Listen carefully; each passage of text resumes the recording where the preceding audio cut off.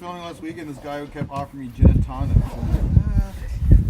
Like, the flying guy shouldn't be drinking. Okay, we have it up. I Up? have to change it to listed though, correct?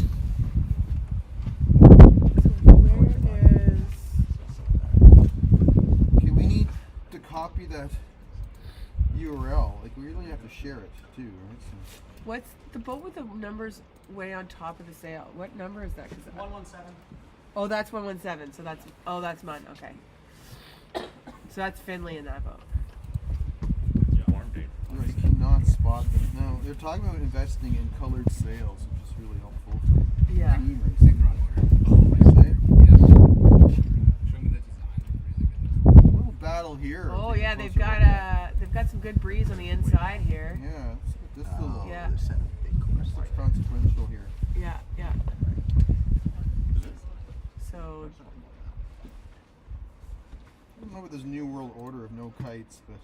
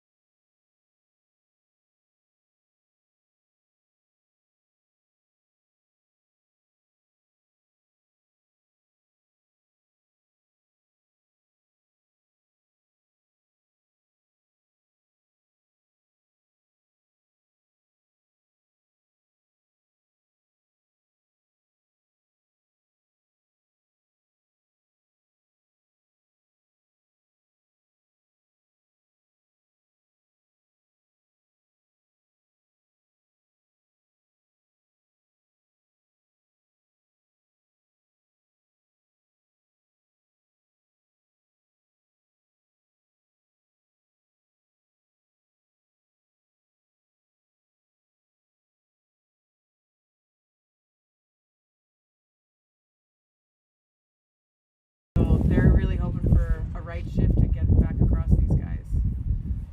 But we're getting some lefties.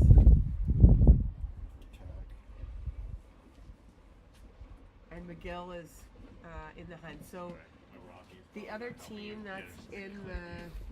Can we have on one of these other screens the results? Or yeah, it's right there, isn't it? got it on the screen. There. Should be there. Ooh, big cross there. Yeah, because Queens, where is Queens? Queens is 7543.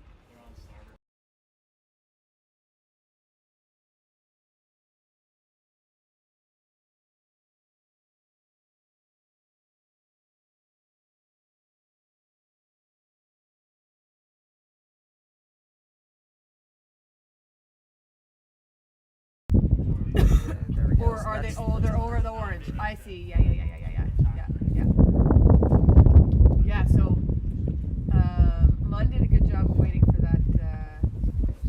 Waiting for the right shift coming back across. Now they're in a really nice spot again.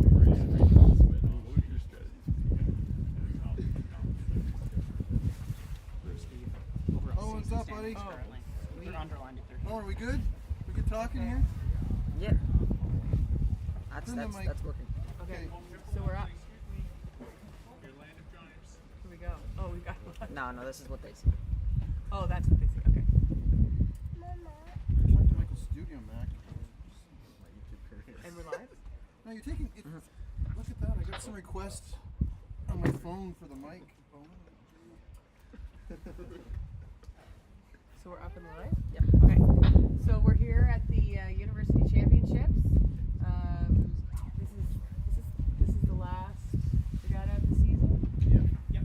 And we've got a tight race for the overall season standings between Queens, Dal, McGill, and U of T.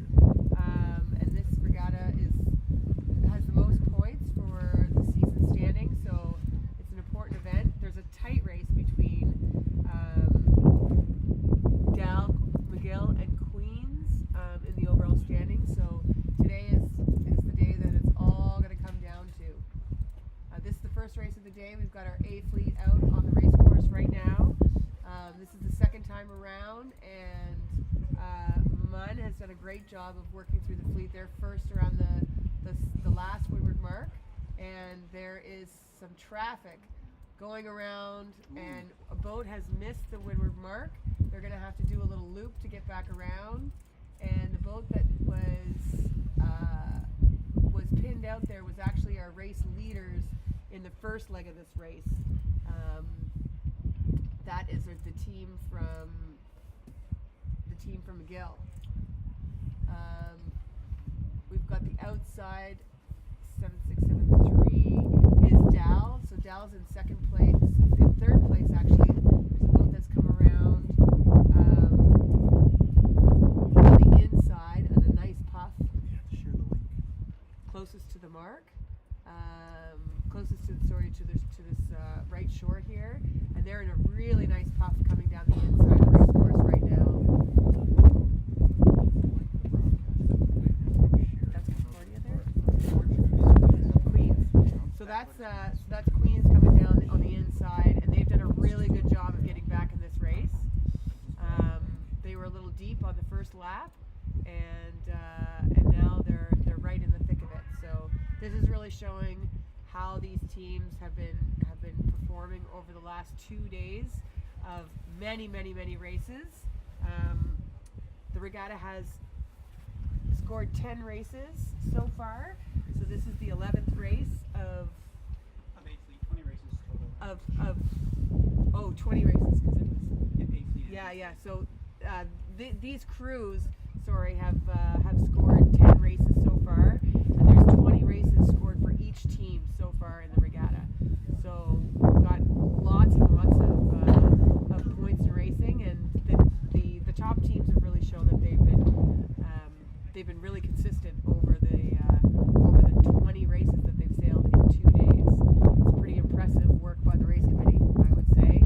So here we go. We've got the Munn team coming around the leeward mark. They've done a really good job getting back in the lead of this race. Finley Nikatsu driving that boat. They came from third all the way to first on the second leg, and they're coming up to the finish line now. So they go around the windward mark, the leeward mark, and the start-finish line is in the middle of the race course. A little bit different than some of the other race courses we see for sailing regattas. A nice way to do it, though. So we're here on the Arm.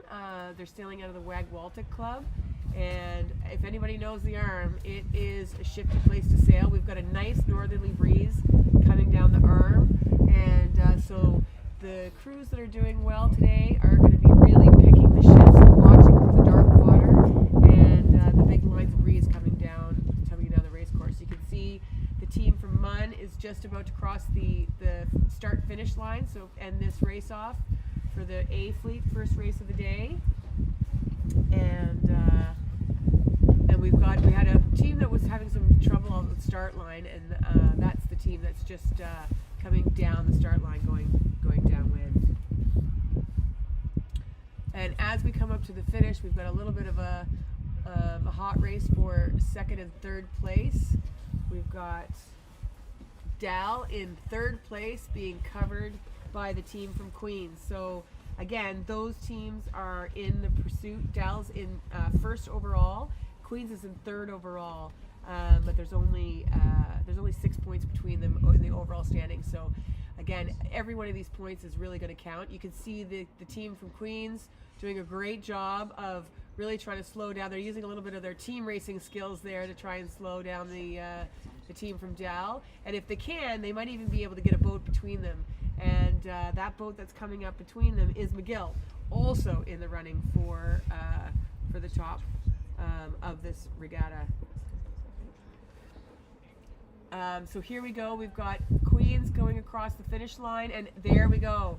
We had Dal ducking the team from McGill. So we've got Queens coming across, then McGill, and then Dal. So the team from Queens was able to put an extra point between them and the regatta leaders. So good work by them.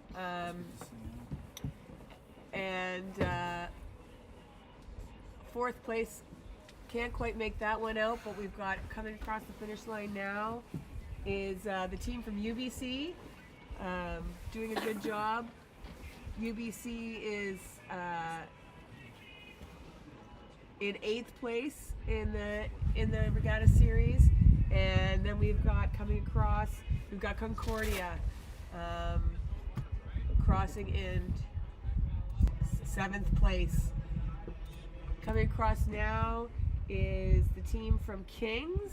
So we have a number of teams from Nova Scotia, the local hosts here. So good representation from the locals at this regatta. And in order to finish off the race, we've got the team from Polytech, I think. They're gonna come across in last place after their trouble with the start line. So the format of this regatta is team sail 2 races, and then we come in and we switch. So each school has brought 2 teams, an A and a B team of crew, and each team sails 2 races. Then they come in and they do a boat switch with their teammates, and then after the boat switch, their B team will sail 2 races, and then they'll actually come in and they'll swap boats with each team. So the whole goal here is to try and make sure that everything is as even as possible between the teams. Boats are supplied by the local clubs, and not every boat can be even, so we try and keep the supplied equipment as fair as possible, so that really at the end of the day it's the sailors' skills that were being tested, and not luck of the draw with whether you get a fast boat or not.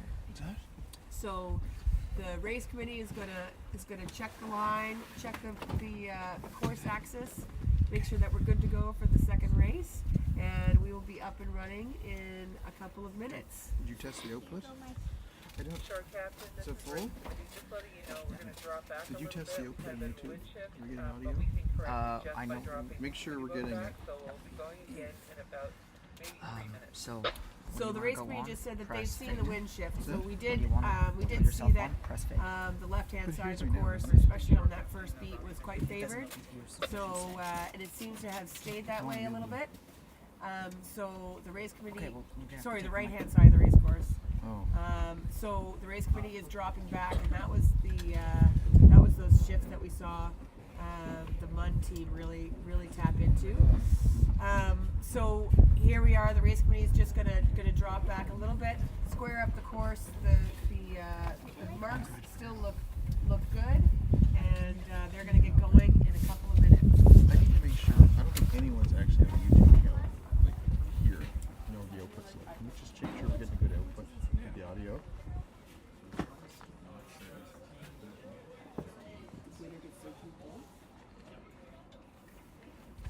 So the winner of this regatta, the winning team, gets 13 points. So in the overall standings, Queens is at 29 points, Dal is at 28, and McGill is at 24, U of T is at 21. So as you can see, it's really all down to the wire for this regatta, Is it? because they are well within that 13 points of each other. U of T, excuse me, U of T is sitting at 101 points, so they would have to have a fantastic day today. I'm not really actually sure. I haven't done the point spread, but With 12 races, they'd have to have a really good day in order to catch the likes of Queens, McGill, and Dal. In this regatta overall, we've got 61 points for Dal. McGill has 64. This is at the start of the day today, and Queens has 67. So easily, any one of those three teams can come away with it, and they are within 5 points of each other in the overall standing. So basically, it's a winner take all day, and This one in. Where's my? and whoever takes away this one will likely win the overall Ready? series. Well, you did a great job. So Lisa, I can join in the broadcast now. Hey, it's Mike here, Flying Fish. Just trying to get a bird in the air, but you'll probably hear me in the mic as well. We'll hop on here in a second. We're flying off a deck here at the Wag Junior Sailing Club. A little farther from the roof. Yeah, we've got this is, not quite stadium seating here, but we do have a really nice view of. And a whistle in 10, 9, 8, 7, 6, Here we go. We're almost inside 1 minute to the start of this race. 1. There we go. So now we're inside 1 minute for the start of this race. Second race for the A fleet. You like At this the- view, Lisa? You get to set the drone here as you like. How's this I look? can't see. Oh, we need to give. She should have a Yeah. screen. Yeah. We have a. No, I don't have it up there. I'll get it. Let's make sure that that's available. Because I need that scorecard too, though. Unfortunately. Just making sure our commentator can actually see the footage from the drone as well. Yeah. We've got some. So here we go. So the boats are coming into the start line. We've got one boat just trying to get on the course side of the start line, or off the course side of the start line. Here we go. 10 seconds to the start. 7, 6, McGill's moving in with a nice aggressive move there at the start at the committee boat. And we've got a little bit of a late pull in by a lot of the boats close to the committee. And Queens had a great start. Nope, 7, 6, 4, 3. There's 2. Dal, our regatta leaders, had a great start by the pin, and they're really pulling out on the rest of the fleet right now. The boat from Munn has some really nice speed coming off the line, and they've done a really good job on the King's boat off the committee line there. But for sure, there's some really nice pressure. Dal is pulling away nicely from Queens, who's directly behind them there. And yeah, there you can see that they're sailing into a left shift, so all the boats are really falling down, and now you can see a lot of the boats are peeling over. They've gotten into that left shift, and now they're coming back across towards the mark. Dal has done a good job of staying on top of their competition here, and they're really going to be in control coming into the mark. There's some nice pressure coming down on that left side of the race course right now, and you can see the boats that got shoved out right are struggling to get back into that group that's trucking across the left-hand side. Can we get her going to the Wacom tablet? So we'll see as the We boats talked about approach drawing the over Wimmer mark. screen. Could she do that? Queens just got a little bit of a shift there, and you could see the boat from Dal actually had to duck behind them. But it'll be interesting to see as they come, will that right shift hold, because Dal's now into that right shift, and they will be starboard tack coming into the line. So will Queens have to duck Dal, or will Dal be able to cross ahead? And so here we go. Queens tacked underneath Dalhousie here, and they will be able to get inside at the windward mark. So we've got rounding order of Queens, and then Dal. Really tight race, and third place we have your U of laptop here, T in the mix for this Yeah, race. it crashes. Nice to see after the last race. Mun behind them, and shortly after that we've got the team of UBC. So a little bit of a mix-up from what we saw in race 1 for some of these boats, and so that you can see that depending on how this race unfolds, that if these other boats, like the boat from U of T and from Mun, can stay in there, then that's going to put some points in between some of these leaders. So as the boats come down to the leeward mark, they've got their jibs winged out opposite of the mainsails, trying to get as much sail area as possible projected towards the wind, sailing downwind with no spinnakers. These tight races, it's pretty much just as fast for them to sail downwind with their jibs up right now, and keep it simple so that it's really tactical sailing. Oh, we've got a boat that's just about tipped here, and there was a puff of wind that came down. Looks like it might have been a little bit of a right shift, so they ended up well by the lee and just went under. That's going to be a cold riding for those boats. So we've got a little bit of a mix-up here.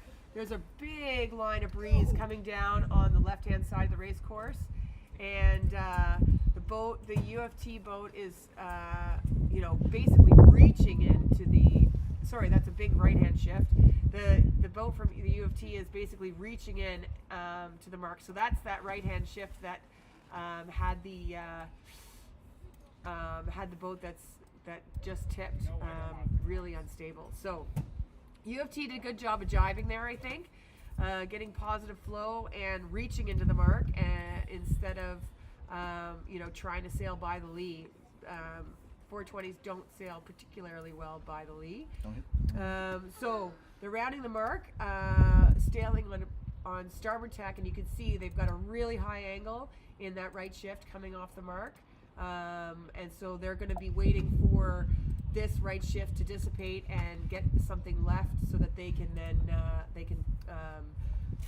stay in phase all the way up the race course. So we've got U of T in the lead, and they've got a nice lead now over the boat from Queens. No, that's Queens in the lead. Sorry. Queens in the lead, and they've got a good lead over. Is it down? 776. So 773. Yeah. Over the boat from Dal, and close behind them is the boat from U of T. And because of this big shift, it's pretty much a track out to wait for something to come in from the left-hand side. So you can see that the boat from U of T is just starting to get knocked. They're coming down. Their sails are luffing a little bit, and they're going to have a really nice position across the top of this fleet right now. You can see this is a really nice shot by our drone. All the boats are pointing basically at their stern, and now they've done a good job of tacking across. Here they go across the shift, and then they're going to be able to have a good position leading back. Now the tricky thing is when you're leading a fleet in this much shift and the puffy conditions, you can see the difference in color on the water. If you get some separation between you and the boats, things can change really dramatically and quickly. So what you really want is to see the boats pointing at you, and to try and what we call herd the sheep and keep everybody close together so that you can have some nice control over the fleets. You can see that U of T is sailing into some really nice breeze right now, and we are getting lots of shifts, and they've done a really good job of tacking on what seems to be another little righty, and it does look, if you can see up the race course, you can see that there's some nice pressure coming down on the left-hand side, and they've done a good job, I think, of trying to protect that side and not letting people get inside them there. So we've got U of T coming up, Queens coming up, leading the fleet, followed closely by Dal, and then that team from U of T.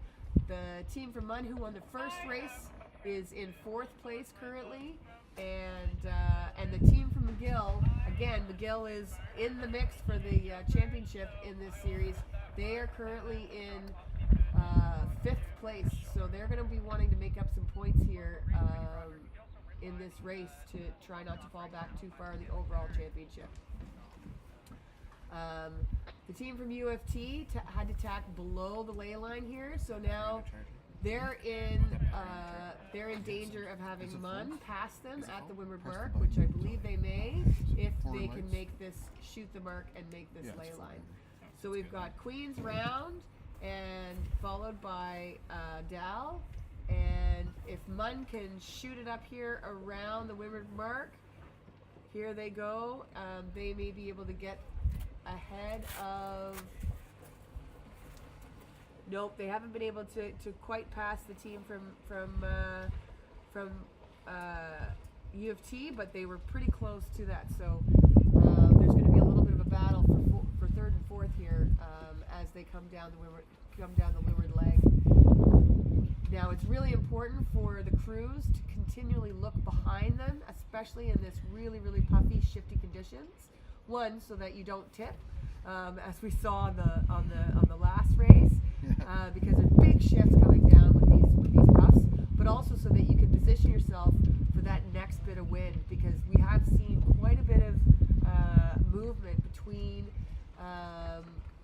movement in the standings on the leeward legs. Sometimes when we have a really steady breeze and white sails, it's not so exciting on the leeward legs, but in this condition, this is ideal for being able to make something happen on the downwind legs. And here's a really nice shot of the team from Queens. They're trying to make everything happen in their boat. They're playing the jib. They're sitting forward, trying to get the boat moving as quickly as possible. They've got their weight split so that they have a little bit of. Here we go with a jive from UFT, and they're going to do the same thing that they did last time, which was quite fast actually in this bigger breeze, and reaching into the to the leeward gate. The team from Dal is looks like they're close on the inside of this shot, but they're there we go. And as we pan out, you can see that there's probably about 4 boat lengths between the two boats, and Queens is going to round with a handy lead again and head out to the left-hand side of the course, picking that left-hand gate. And as a leader, it's nice when you can see the boat following behind you. It makes your decision making quite a bit easier. Whether or not you're going to sail your own race or have to make some decisions to cover. We've got the team from UFT behind, followed closely by Munn, coming into this last final little sprint leg towards the finish. McGill is in a solid 5th place, so that's going to add some points for that team as they work towards solidifying their place in the championships and the overall standings for this season. And we see there's a nice shot of attack as these teams have been sailing 420s, depending on what year they are in their school for years, and or for many regattas over the season. And so they've developed some really good crew work. Really important for the crews to move together like one person across the boat to maximize their speed in and out of their tacks. And here we go. You can see the team from Queens did a really good job. They picked the favorite end of the finish line, and that was a great race for them, start to finish. Really, they did a great job. Team from Dal coming across in a solid 2nd place after winning the start, I would say, and they just were a little bit off.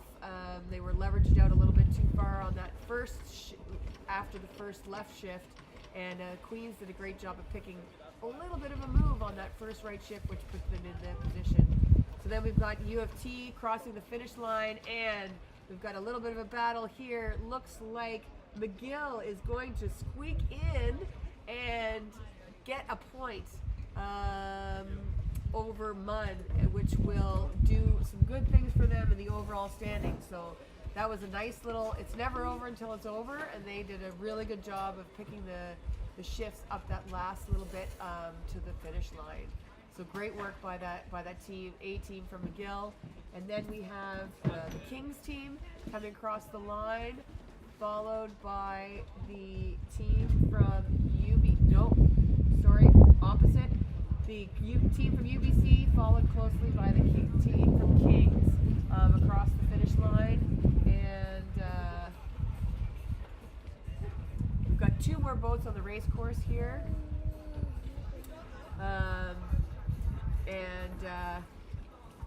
I'm not quite sure. Yeah, here we go. We've got Concordia and then the team from Polytechnic coming up after their unfortunate tip.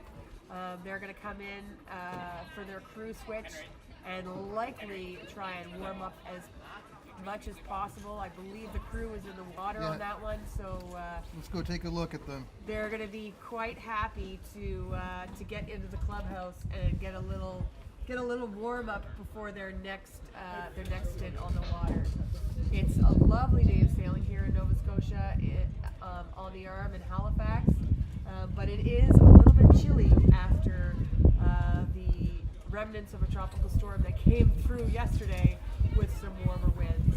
You can see here the team is likely not paying too much attention to their settings, as they were quite far behind after their tip, or maybe there is a little bit of an issue with their outhaul. So the team that they switch with might want to take a look at that as they go into their next round.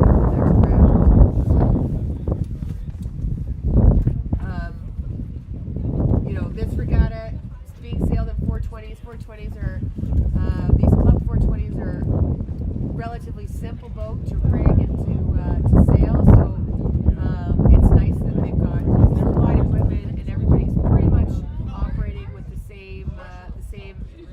same gear. So we can keep it very, very simple and really have the sailors' skill be the thing that's tested out here.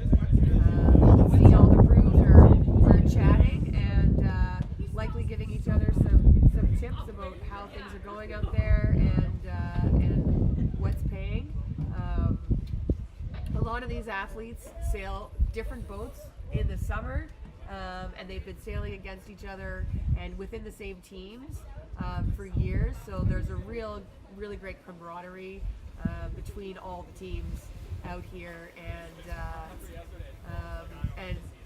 I believe that they really enjoy representing their school and getting out in a totally different environment from some of the sailing that they generally do.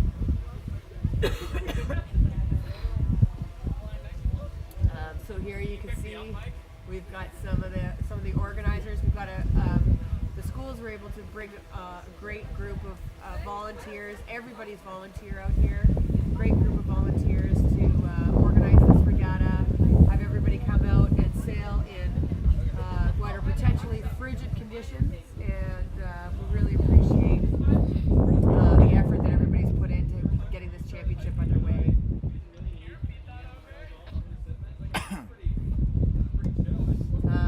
It is pretty exciting that there are 9 teams here in Nova Scotia in mid-November, sailing from all the way across the country. We've got the team from UBC, we've got Polytechnique,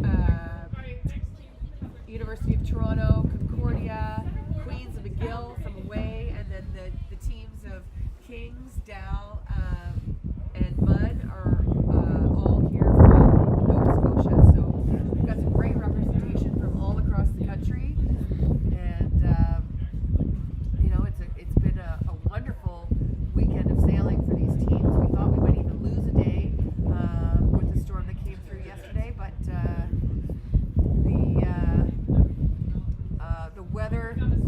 the weather gods were smiling on them, and they were able to get 9 races in yesterday before the rain really started, and it actually pushed quite a bit in the over the night. So they did get some really nice racing in yesterday. The breeze is supposed to die throughout the day today, so we'll see how unstable these conditions will get for these teams as we go. It's pretty glamour sailing out here for the teams, and because we've got a nice, solid 8 to 12 knot, 8 to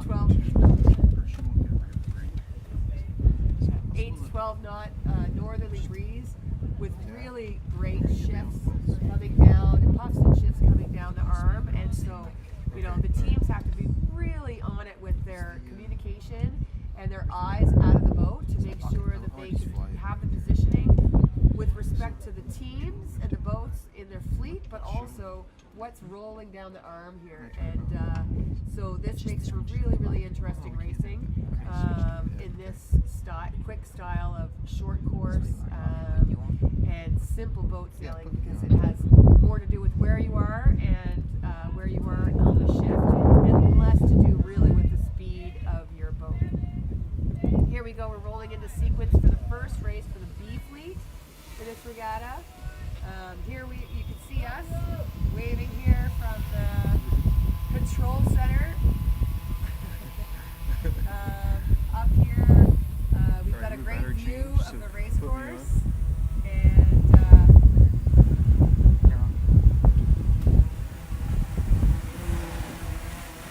Need a battery. And yeah, you can see that we've got a great. Woo. Bugger. Oh. So our technician Mike just caught the drone, and I gotta say that's gonna be quite a skill. He just got a little bit of a nip from the I don't think I've ever seen anybody catch a drone like that. So Don't. We're learning. Yeah, he says don't.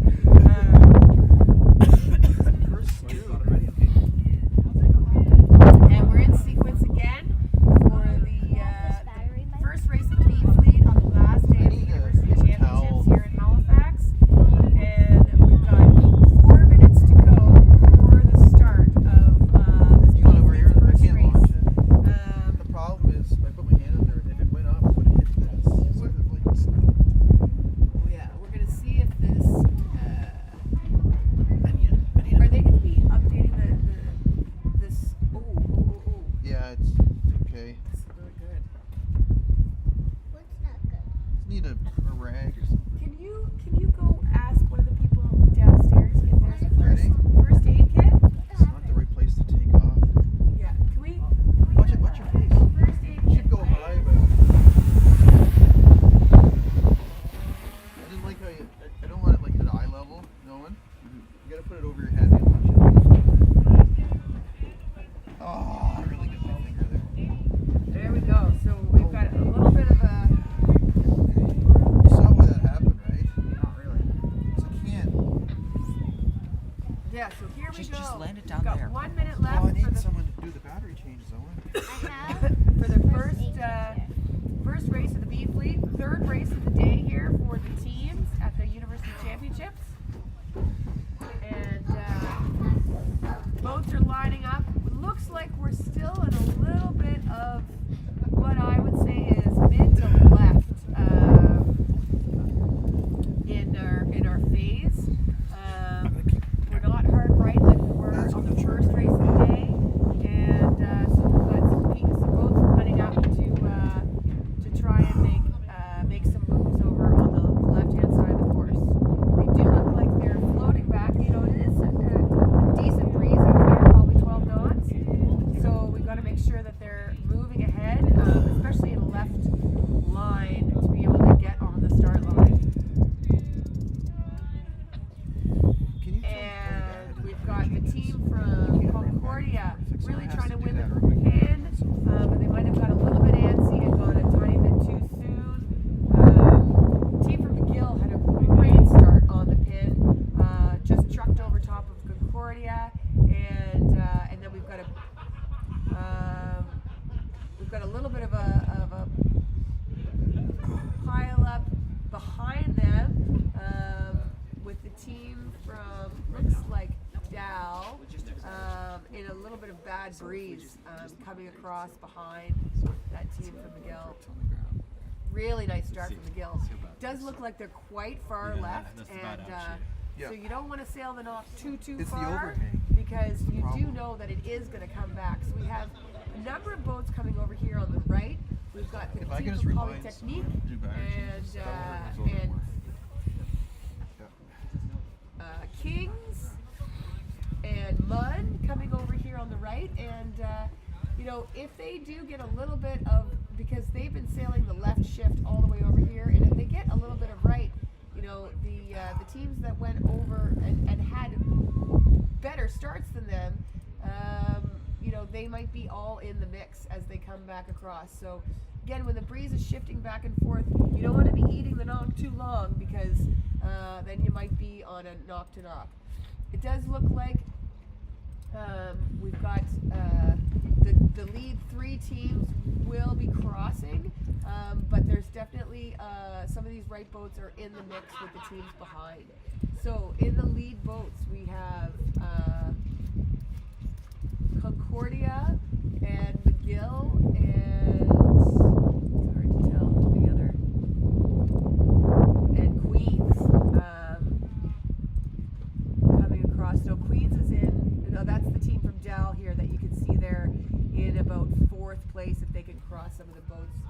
So first boat around is the team from McGill, had that beautiful start at the pin, followed closely by 7543, the team from Queens. Ooh. And then we've got, again, when you have some, here's the team from Munn squeezing it in now. I'm not sure what's going to happen there, but it looks like they may have fouled the team from Polytechnique. We'll see what happens. There is there are protests. There is no on-water jury here, so there would have to be protests if they wanted to protest a move like that. When you have a left-hand race course, you tend to have a lot of boats coming around on the port side of the mark rounding, and it can be dangerous for those port hand boats. So, team from McGill, they are on the course right, so looking downwind, the left-hand side, leading the fleet down the race course, but followed closely by the team from Queens and the team from Concordia.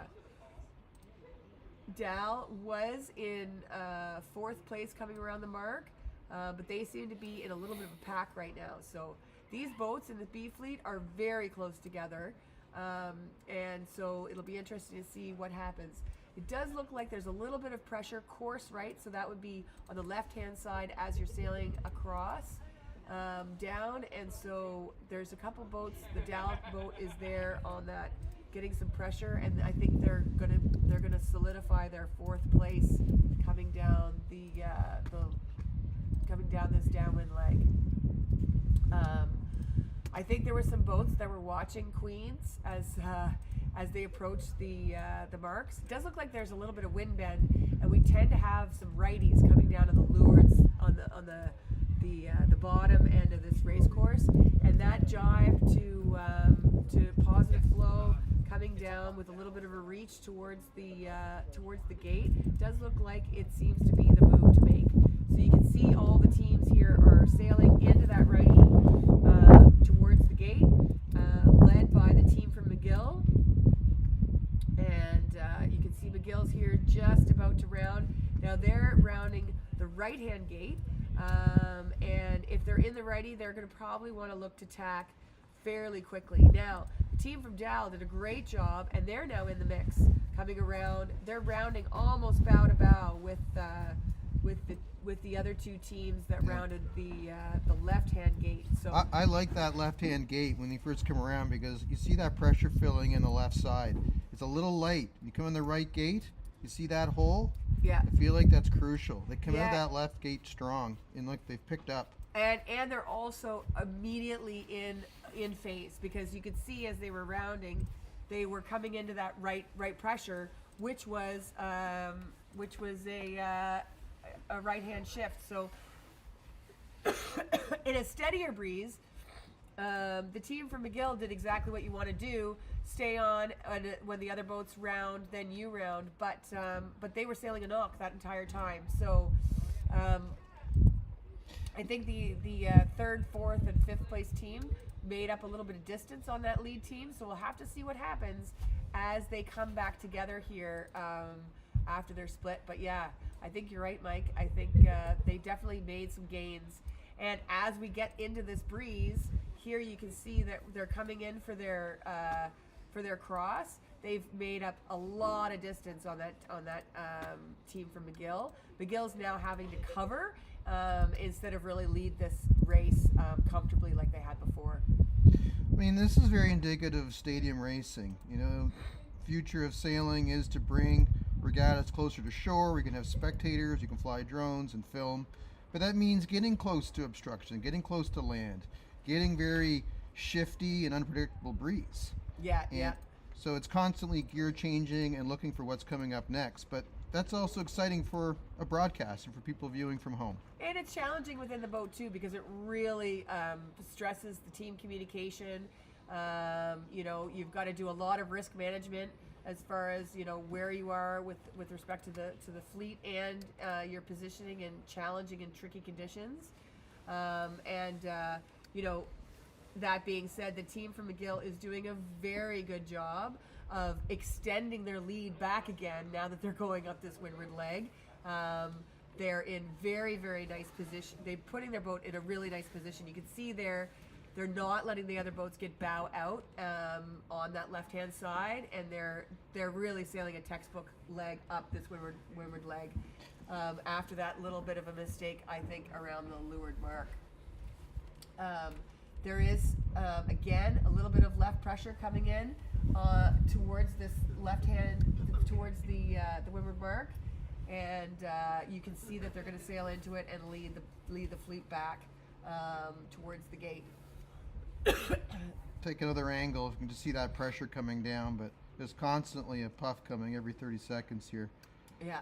So it's that McGill's has legged out a little bit on this windward leg and done a really nice job of solidifying their lead. We'll see what happens on the leeward, you know, as they round. But there's definitely a fight for second, third, and fourth, with the teams really close. We have the team from UFT has gotten in the mix. They are in fourth place, led by the team from Concordia and then from Queens. So again, is that Dow? Or is that Concordia? I'm getting confused by the colors of the jerseys, but yeah, it is Concordia. So Concordia did a good job of attacking underneath the team from Queens there and getting inside, and they will come in to the mark in second place, followed really closely by the team from Dow.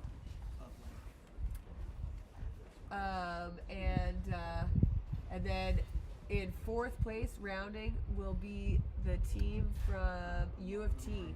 So again, we have a little bit of a mix-up here with the B fleet.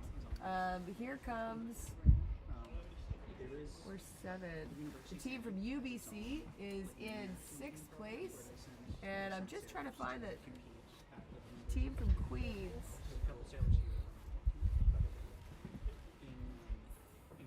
7-3. That's the team from Kings.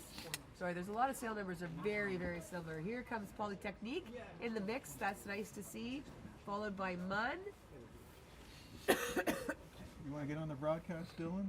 Yeah, the And mic's here's- open here. Perfect. Yeah. Just join in with Lisa, introduce yourself. And here's UBC coming down.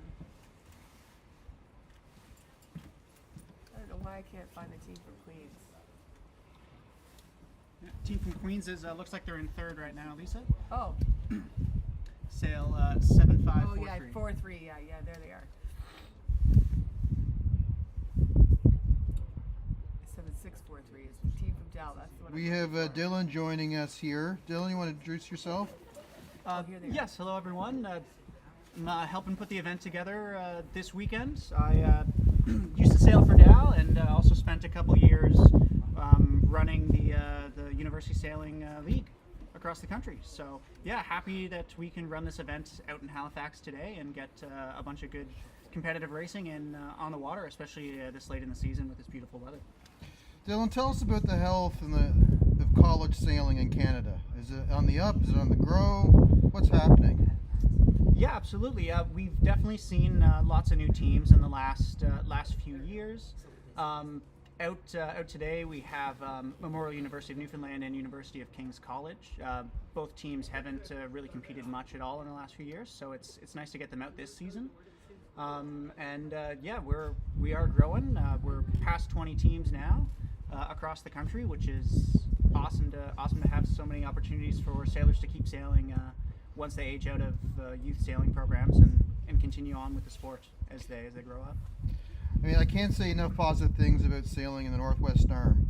We are basically a 5-minute walk from the Dalhousie campus. I mean, we'll do a flyover later. It's late in the season where you see the boats sailing now, the competitors. This is actually a mooring field, but that's all cleared out. So, I mean, what can you tell us about sailing in this venue, Dylan? How is it helping sailing for Dal?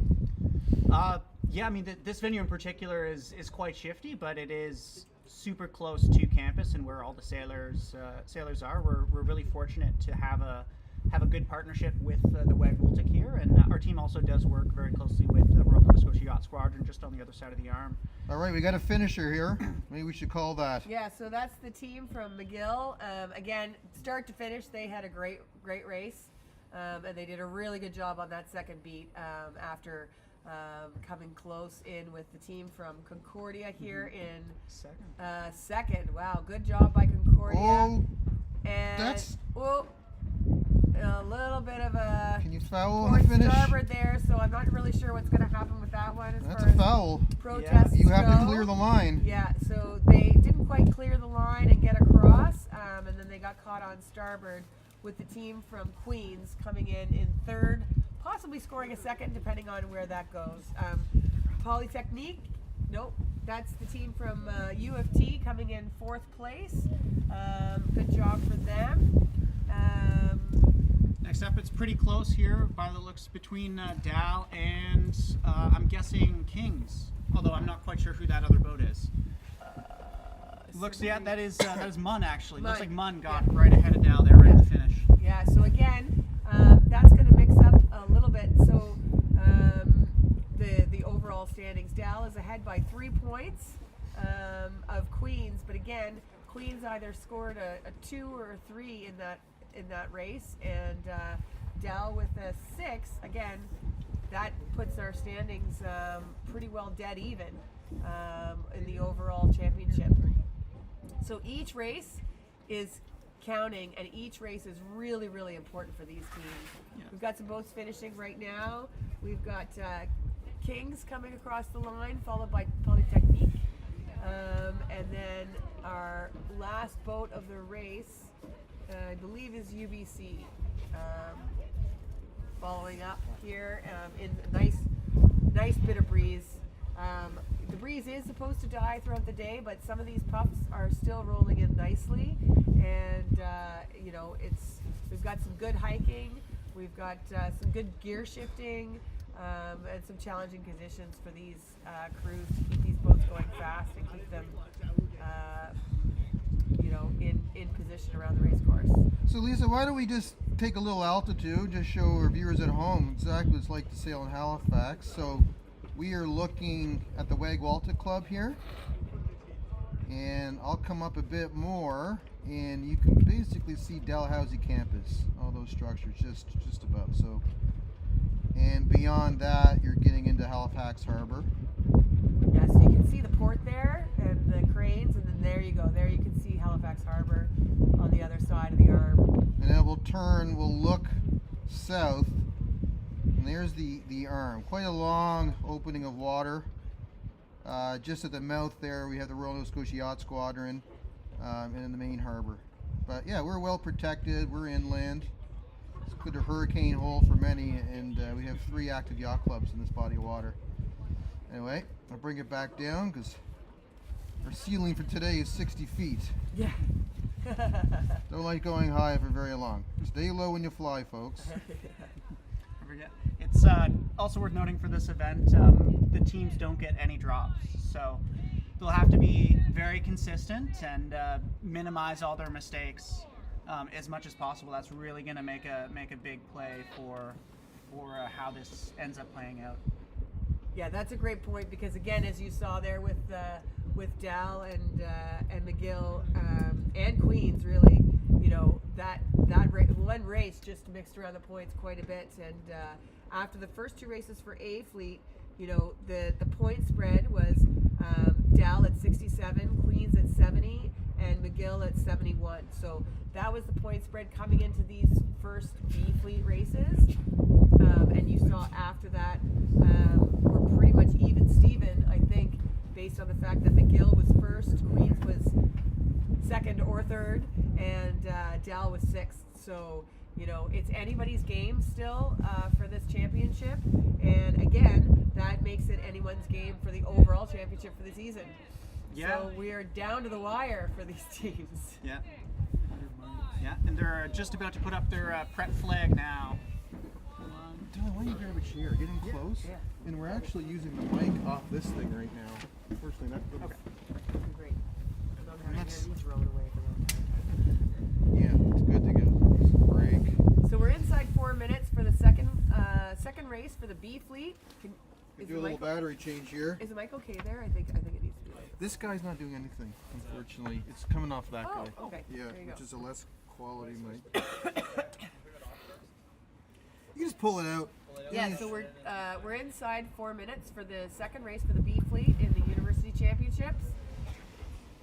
Oh, it's 2 minutes. There Yes, 3 minute starts. Oh, there we go.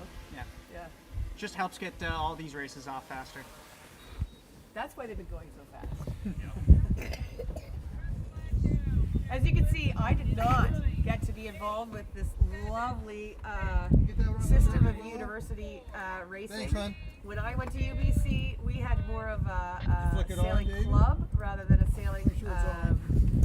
sailing team. You gotta push the And button. that was Hold kind of it. just the start of this whole thing, and it's been pretty exciting to watch it grow over the course of the last basically 15 years across the country. And university racing is is exciting, and it's a great Yeah, it should be on.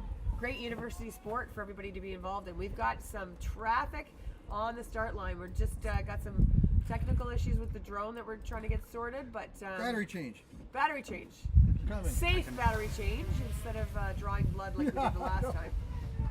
Oh, there's some shouting. So here we go. We're inside 1 minute, and the boats are lined up on the start line. We have a little bit of a looks like the breeze is a little bit more square, but now it's coming back left, and the boats are actually here we go, lined up nicely on the line. Ooh, very, very close to the line. And we've got some yelling. Oh, there's rubbing. Yeah, couple boats looks like they got caught up on the pin end there. Yeah, the boats. There was a little bit of right versus the race last time. We had that left come in, and so it's harder to get across the line when it's a left shift. But what happened here was it was easier to get across, and so all the boats were really still kind of trying to stay behind the line, and that got them all really close together, and that's where we had that traffic issue. So a couple boats that were involved in that little scuffle. We've had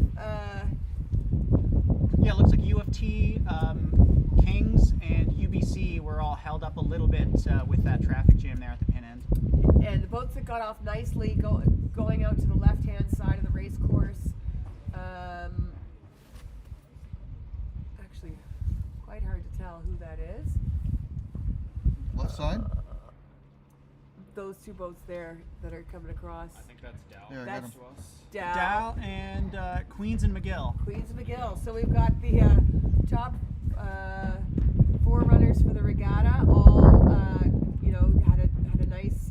Looks like Kings and Yeah, it looks like Yeah, right Queens now is in McGill's leading, Queens shortly behind, and Dow's just about to pass right behind them on starboard right now. Yeah. So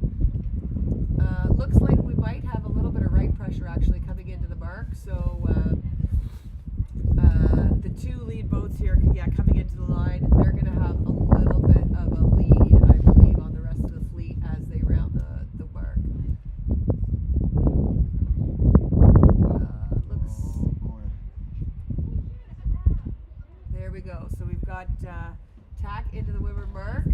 And Looks then like we've- Queens just got inside there, and they are rounding in first. Shortly thereafter, followed by McGill. Dal's rounding in third, and I believe that's Concordia that will be rounding that winner mark in fourth. Looks like Memorial University of Newfoundland rounding in fifth. Bit of yelling on the course. There's Kings.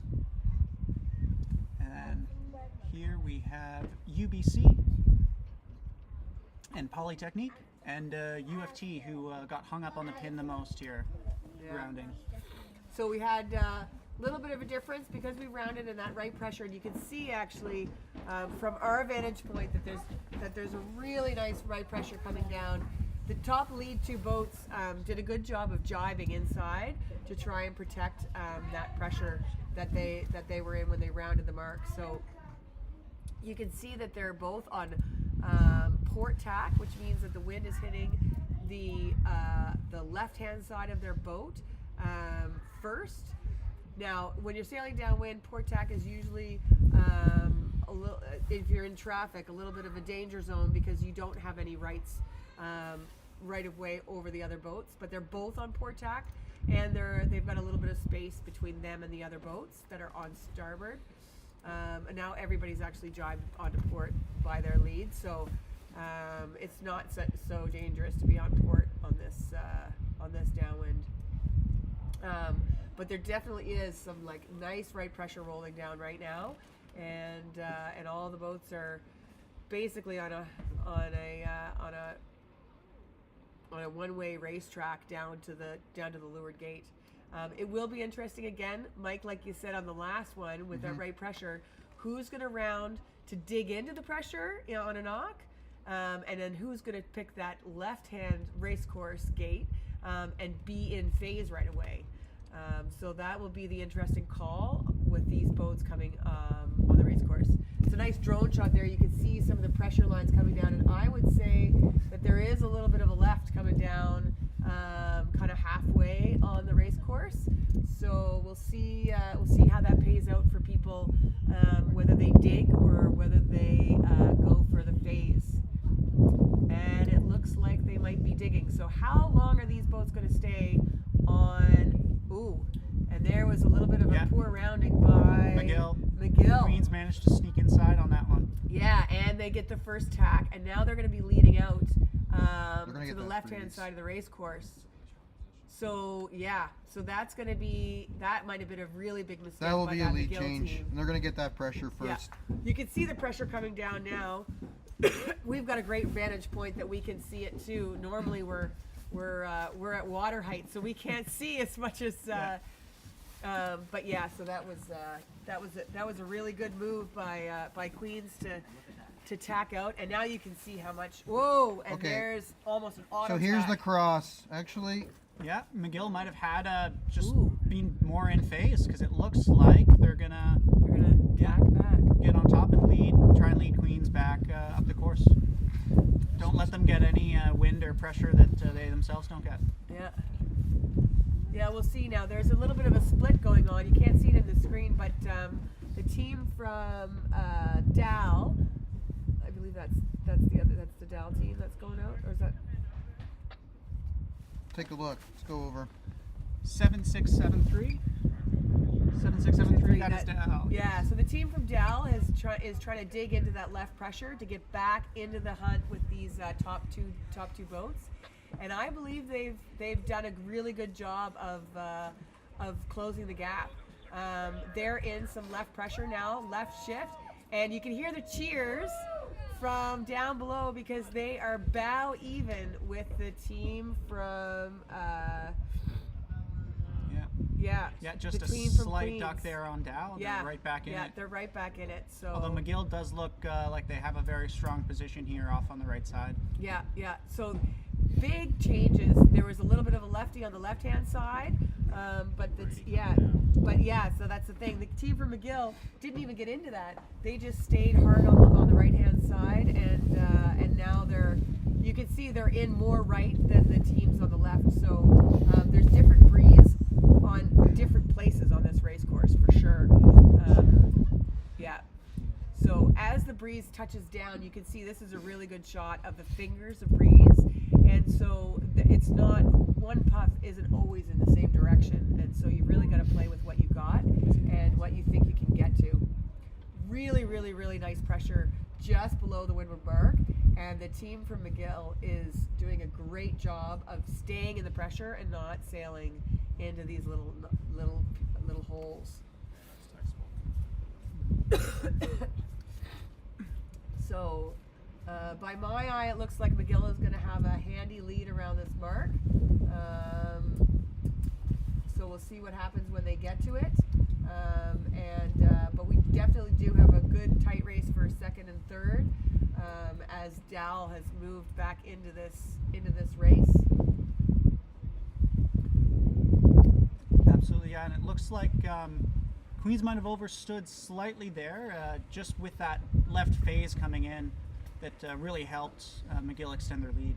Not by that much actually. They're still quite in it. But yeah, McGill rounding first, and Queens looks like they'll be rounding that mark in second. Dal not too far behind. Dal did a little bit of an overstand on the right hand side, it looks like. So it's tough to pick the ley lines when the wind is this shifty, because you don't want to miss them. And also you want to minimize the distance that you can sail. So here they go, the B team coming down for their second race. So after this race, they'll switch boats and crews. So these crews will get a little bit of a break after this race. So we've got the regatta leaders, woo, and the race leaders coming down and 1, 2, 3, a little bit of a gap, and then we've got the team from Munn. That's a good pressure there at the moment too. Munn in fourth, Concordia short behind close behind in fifth, and a nice group of boats here getting to the windward at very well at the same time. There's U of T there rounding, followed by Polytechnique, UBC, and then Kings, all nice and close together.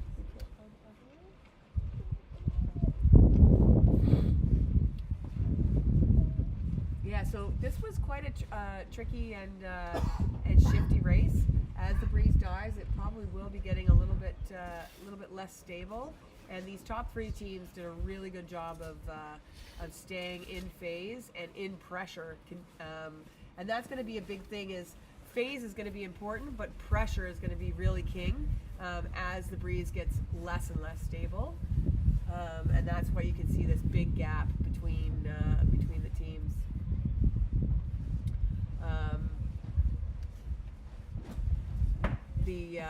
As the teams come downwind, you can see that there's a little bit of jiving going on as well. There's some boats on port and starboard. Again, the breeze is different across the race course for these teams, so they're trying to pick the best jive that they think will give them a little bit of a speed advantage to get some positioning on the boats. Here we go. We've got the top teams coming around. McGill still in second. Let's see if they clean up their rounding from last time, and they did a good job that time. So you can see the team from Queens had to go behind them.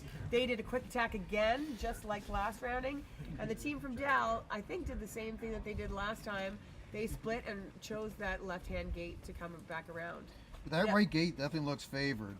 But you just want to get that quick tack around to get to the left side. But it definitely does, and you can see there is a big pressure line coming down the race course, and it looks like it might favor the right-hand side of the course, and but we'll see which boats it gets to first. That pressure is probably going to have a lot of influence on that second group of boats that round. Because it should be on the race course for them as they come up this little sprint to the finish. Mm-hmm. It looks like Queens has gotten some pretty good boat speed here. Might have pulled ahead a bit on McGill. We'll see how they look when they come back together. Yeah, McGill's got the one advantage of being starboard boat, so they're always going to have a boat length advantage on the boat behind them, and it looks like they are going to be able to defend and attack in front of the other boat, in front of the boat from Queens, and Perfect. Yeah, looks like they just got a big knock, but McGill is looks like they're crossing Yeah. now, and yeah, they'll secure another bullet for their team. for their team. So McGill getting right back in it after being in third place coming into today. McGill with a 1 in this race, Queens with a 2, and Dallas going to have their work cut out for them to get this 3. The team from Munn's been having a really good day today. Yep, Munn's been able to work into that righty that came down the race course and make up a ton of distance to Wow. come in 4th. Dal is gonna come in. I think they'll be, yeah, they've crossed Yeah. the team from So Dal- Concordia, and so Dal will get a 5th, and Concordia will get a 6th. Wait, 1, 2, 3, 4. I think subtract Yeah. 1 from those. Yeah, subtract Yeah. 1. That's a 4 and a 5. So again, the points in this regatta are not over yet. We've got a long way to go, and things are shaking up. Here we've got U of T coming across the line now in 6th. That's an actual 6th, and Kings and then we've coming got across in Kings. 7th.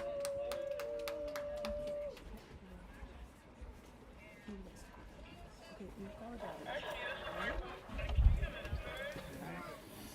Last 2 boats here approaching the line. We have Polytechnique and University of British Columbia. Looks like Polytechnique is going to sneak ahead of the line just with 1 boat length to spare.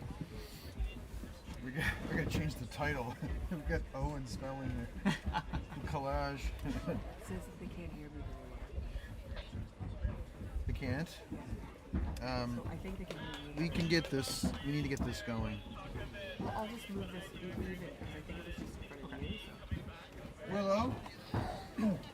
So we we'll should be wait for the using. updated scores, but I think we're going to Where's your have brother Yeah, I think we're still on. I think we're going to have a little bit of a shakeup of the leaderboard for the regatta itself, and that will make the overall season standings a lot more interesting. Yes. So again, to remind everybody who's listening, in the overall season, we've got McGill with 24 points in 3rd place, Dal with 28 points in 2nd place, and Queens in 1st place with 29. So, you know, I'm not sure if McGill can at this point pass down Queens in the overall standings, but they could move up to a 2nd place if they do in fact win this What do you think? regatta. Absolutely, yeah. Can anyone and, do this? And even then, you know, there's. I think Maybe this is the could use the longest mic off running this one. Is this your phone? regatta Yeah. in So, you know how you did Canadian that thing University with connecting Sailing, this the phone? Fleet I Race didn't National do anything. Championship. I'm just- Lots of teams are always very, very proud to just win this one, I know. even if they don't claim the overall season. Yeah, yeah. Could you? It's up to you. Yeah, I mean, this is The road again mic a little bit to more what a lot of these teams are used to The sailing, other thing fleet is, racing, is it possible if they could because drop a lot of results? these athletes and sailors compete in other fleets Anyway. over the sailing I think if we can season, prove audio, that'd be the and best. then they come So- together in their university teams for the university having a pause season. now? And then when they're doing Well, I don't things want like Steve match to stay racing, active. If you or want to sorry, and switch. the team racing, they're we could getting do if this into doesn't new connect is- territory. So is connect you the know, I phone, think they're a little plug bit the more mic in their into the wheelhouse phone. here. Yeah. And so this See if that this works. regatta Good. has a lot of I'm not Yeah. means a lot to entirely them to be familiar able with to that. come out Not- and, not that side. and win it. Okay, I'll let you do that. Absolutely, yeah. And you know, the general hope is just extend the sailing season for everyone, give them opportunities to keep sailing, especially as you know, as they age out of other sailing programs. A lot of sailors here today work as coaches throughout the sailing season, and some of them are still training quite competitively as well. I know we have a Canadian national university sailing team that competes against other university sailors around the world. We have a couple members of that team competing here today. For example, the skipper of the University of Toronto boat here today, and then lots of people on the development team for that as well. That team competed in France last spring and actually won the largest university event there is in the world. So with, I believe, about 50 or 60 teams there. Canada came, we sent 2 teams and they came first and second. Wow. So some really good accomplished sailors here for sure, in the various teams competing. And now was that in the keel boat? Yes, Yeah. that was in keelboats. They were competing in J80s over in Brest, France. Yeah, and Canada has competed in that for quite a number of years and done very well in the international keelboat university champs. Yes, yeah, we do run keelboat events as well for these sailors. The Keelboat National Championship was hosted about a month ago at Royal Canadian Yacht Club. I believe University of Victoria ended up winning first in that event. They're not here today, but they're sitting 5th overall in the season, largely off of that win at Keelboat Nationals. Dal came second at Keelboat Nationals, and Queen's close behind in third. Yeah, and so all of these events that we're talking about go into the overall standings, and so you've got to be, in order to be on top, you've got to have a very dynamic team that's able to do a number of different things on the race course, including team racing, keelboat sailing, fleet racing, small dinghies, and everything. We do match racing as well. There's a match racing national championship will be out in Vancouver in February of all time. So it'll be a little chilly for them. They had to shovel some snow off their boats last year. But it's nice to be able to include the West Coast in the sailing and utilize the reading week that a lot of schools have. Yeah, well, in Vancouver can be anything. It could be 20 degrees in February, or you could have snow. So It's all the pressure for real production. They'll have fun out there for sure. Absolutely. I believe we also have some sailors here today that are heading off to the Youth World Match Racing Championship in Australia in about a month. Oh wow! Yes, that's So exciting. the skipper of U of T's A boat, Richard, is the skipper for that team going off there. I believe they're also taking the skipper from Dal's B boat Oh great! as well. So that's And half their what team there. what boat are they sailing at this? I believe they're in an Elliott 7. Oh, fun! Yes. Yeah, so that will be those are nice, fast, zippy little boats. Yes. Yeah, just like dinghies. Absolutely. Yeah, I know they're looking forward to that and getting out there all the way over to Australia. I know it will be a fun time for them. Great. And so we just before the cameras came to us, we saw the boats again switching up. So we've got the A crews out on the boats, and then they did a boat switch. So we're into our second rotation of boats for the day. Again, to try and keep the equipment as neutral as possible when it comes to the teams and the effect that it has on the regatta standings. So the A fleet is out. We're into this one now. Yes. Next one over. Yeah. We've just got a little bit of a grid here, so we know who we're looking at. This is my son Miles, future sailor, and he's out. We're out watching the racing as well. The breeze is piped up a little bit actually, so we've got some good pressure on the race course. Looks like there's a bit of a left shift in it as well. So see if anyone tries to port tack here on the start. It's a very tight line, so it'd be very difficult to pull off. That's very tight. Yeah, it is a very tight line. Yeah. We saw a couple people get away with it yesterday. And somebody's on the bow of the race committee boat. I believe they pulled it up a little bit before the start of this race. Okay. We didn't hear them over the radio, but the line does look a little bit square for that port, because we did see that there was quite a bit of port bias in the line in the last couple of races. So so we've got some good hiking breeze for the A fleet in their second round. So this is the 5th race of the day in the University Championship, Yeah, the it's last on day of YouTube. the regatta. Just find it YouTube Live, FlyingFish. And we're in the sequence for the A fleet. It's a little bit chilly. You can see my son is wearing his toque, and I've got my winter jacket on. Okay. It's day here on the arm, but it is Oh, a and we little need bit chilly. drone footage. And these teams are thankful probably that there's some good wind, so they're working hard and generating some good heat for their racing. Perfect. We're coming up on 1 minute before the start. There you can see the start line, and we've got the boat from. In sequence, yeah. Yep, we are in sequence. That's Mud. We We've have a got timer. we've got the boat from Memorial.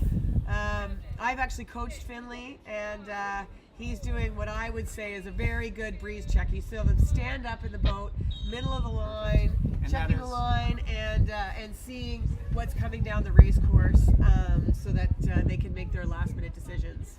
And we are within 1 minute to start here on this third race for A Fleet today. Yeah. You can see the boat from Queens. There is 7673. Now they're going to have to come around because they didn't have any room to get inside in that at the race committee boat. I also wouldn't be surprised, Lisa. It looks like they're lining up with Dal there. I wouldn't be surprised if they're keeping a close tab on them today, just given how tight they are in the overall season standing, just 1 point apart.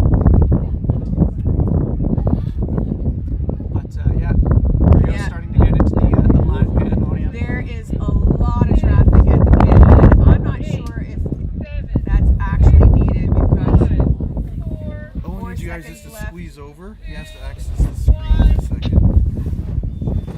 So we have 2 boats that were over the line, basically. 2 boats that were over the line, basically almost within like the last 30 seconds. That Munn had a great, Munn had a great start. A little bit high on the port hand side, but they've got a really nice position. And it does look like the individual recall is still up on the flag there. Oh, and it's Dal. Dal's heading back to the line there. So that is going to be costly. I wonder if Queens had any influence on that. Queens did not have a great start, but if it was indeed that Dal was over, We're just hearing over the radio now. It was Memorial that was over the line. earlier. that's why their start looks so good. Ooh, that was a close cross. So if it wasn't Dal, that's a little bit of a costly decision to go back.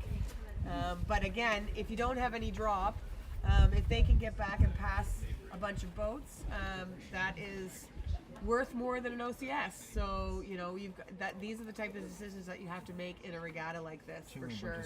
So Munn, there you can see 1414 was in fact over the line early, so they will score the fleet points +1 for this race. So they will be feeling like they have a great race, but unfortunately they will be over early. We've got the team from Queens coming into some really nice pressure here on the right-hand side of the race course. And so after not a great start, they'll be right back in it. Oh shoot.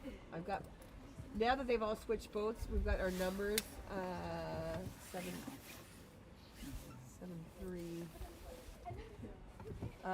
So actually that's the boat from Queens coming in and crossing and doing a duck on the boat from Munn, right? Second place is McGill. McGill, right? And then it looks like we have Kings and Queens approaching the Windward at the same time. Looks like Queens is just ahead of them, and we'll be rounding there in third. Yeah, so great work by Queens, especially if they were able to affect that start from Dal, and they're right back in the race. They didn't have a great start, but they're third place and really not far behind the team from Munn. And again, these teams, they don't know it yet, but they're scoring 1 and a 2 instead of a 2 and a 3 because of the OCS. That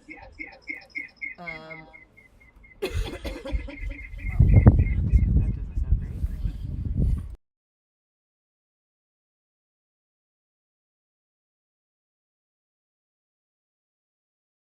Okay. Yeah. We're still muted? No. We're good. So we've got a little bit of a gap for the first 4 teams. here, and in third place we have the team from Kings, and Queens is in second. Sorry, I'm getting confused because MUN has been OCS. So the scoring places right now is McGill in first, Queens in second, and Kings in third. And then there's a gap to the boats at the back. Now, Dal, after going back, they have been able to get right to the back of this backpack, and if they can make a move and get in front of this backpack, it won't be quite so bad for their overall score. It is lightening up a little bit, so again, we're seeing that instability that we're going to see throughout the day. The whole race course right now is in a lull compared to the piping breeze that we saw at the beginning of the race. We do see some pressure coming down, but not nearly as much as we saw at the beginning of the race. So it is going to be a little bit unstable for this second beat. And if teams are able to get a little bit of leverage, they could make some big moves on this second beat. Absolutely, yeah. We've seen lots of that so far this event, especially with this venue being a little shiftier. There's always lots of passing lanes and passing opportunities for teams to get right back in the fray. If you are leading, you have to play really smart and try and decide how to keep that leverage and prevent any boats from getting opportunities that you don't. Yeah, so we've got MUN just went around the left-hand side gate, and here we have the boat from McGill, followed closely by Kings, and then not far behind them. Oh, sorry, that's Kings there. So we had a little bit of a pass there by the boat from Queens. So we've got McGill, Queens, and then Kings coming around the leeward gate. Again, quite light, but it does look like there's some really nice pressure over on that left-hand side of the race course. And so the teams are trying to leg their way out there. We saw a tack and then a really quick tack back by the boat from Queens, and that was a smart move. They weren't in very good breeze. They were behind, being covered by another boat, but they clearly wanted to get over to that left-hand side of the race course. So again, MUN has no awareness that they were over early, and they are sailing a really good race. It's really too bad for those guys because they're doing a great job of positioning themselves and being in front as they make their way up this second beat of the race. Yeah, and just watching them sail upwind here, we can get an idea of how unstable it is. Seeing lots of changes in the course of the boats here across the fleet as those shifts come down. Yeah, so MUN's making a tough decision, but I think a good one of trying to get as close as they can. The McGill got in some really nice right pressure there, and the team from MUN tried to get as close as they could and actually get their nose into that pressure before they tacked. And McGill went back out again, and it does look like they're going to get their nose into another bit of pressure before they get to the leeward mark, the windward mark. So we'll see how that works out for them as they approach the line. The ley line. It does look again like they were able to get in the pressure, but ever-changing race course. Now MUN's in a little bit of a lefty, and they're back in the lead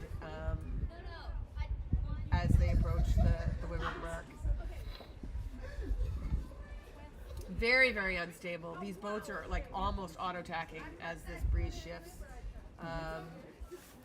Now, again, we talked about the boat from Dow trying to get back in the race after going back for an over early, and it does look like they're in the mix.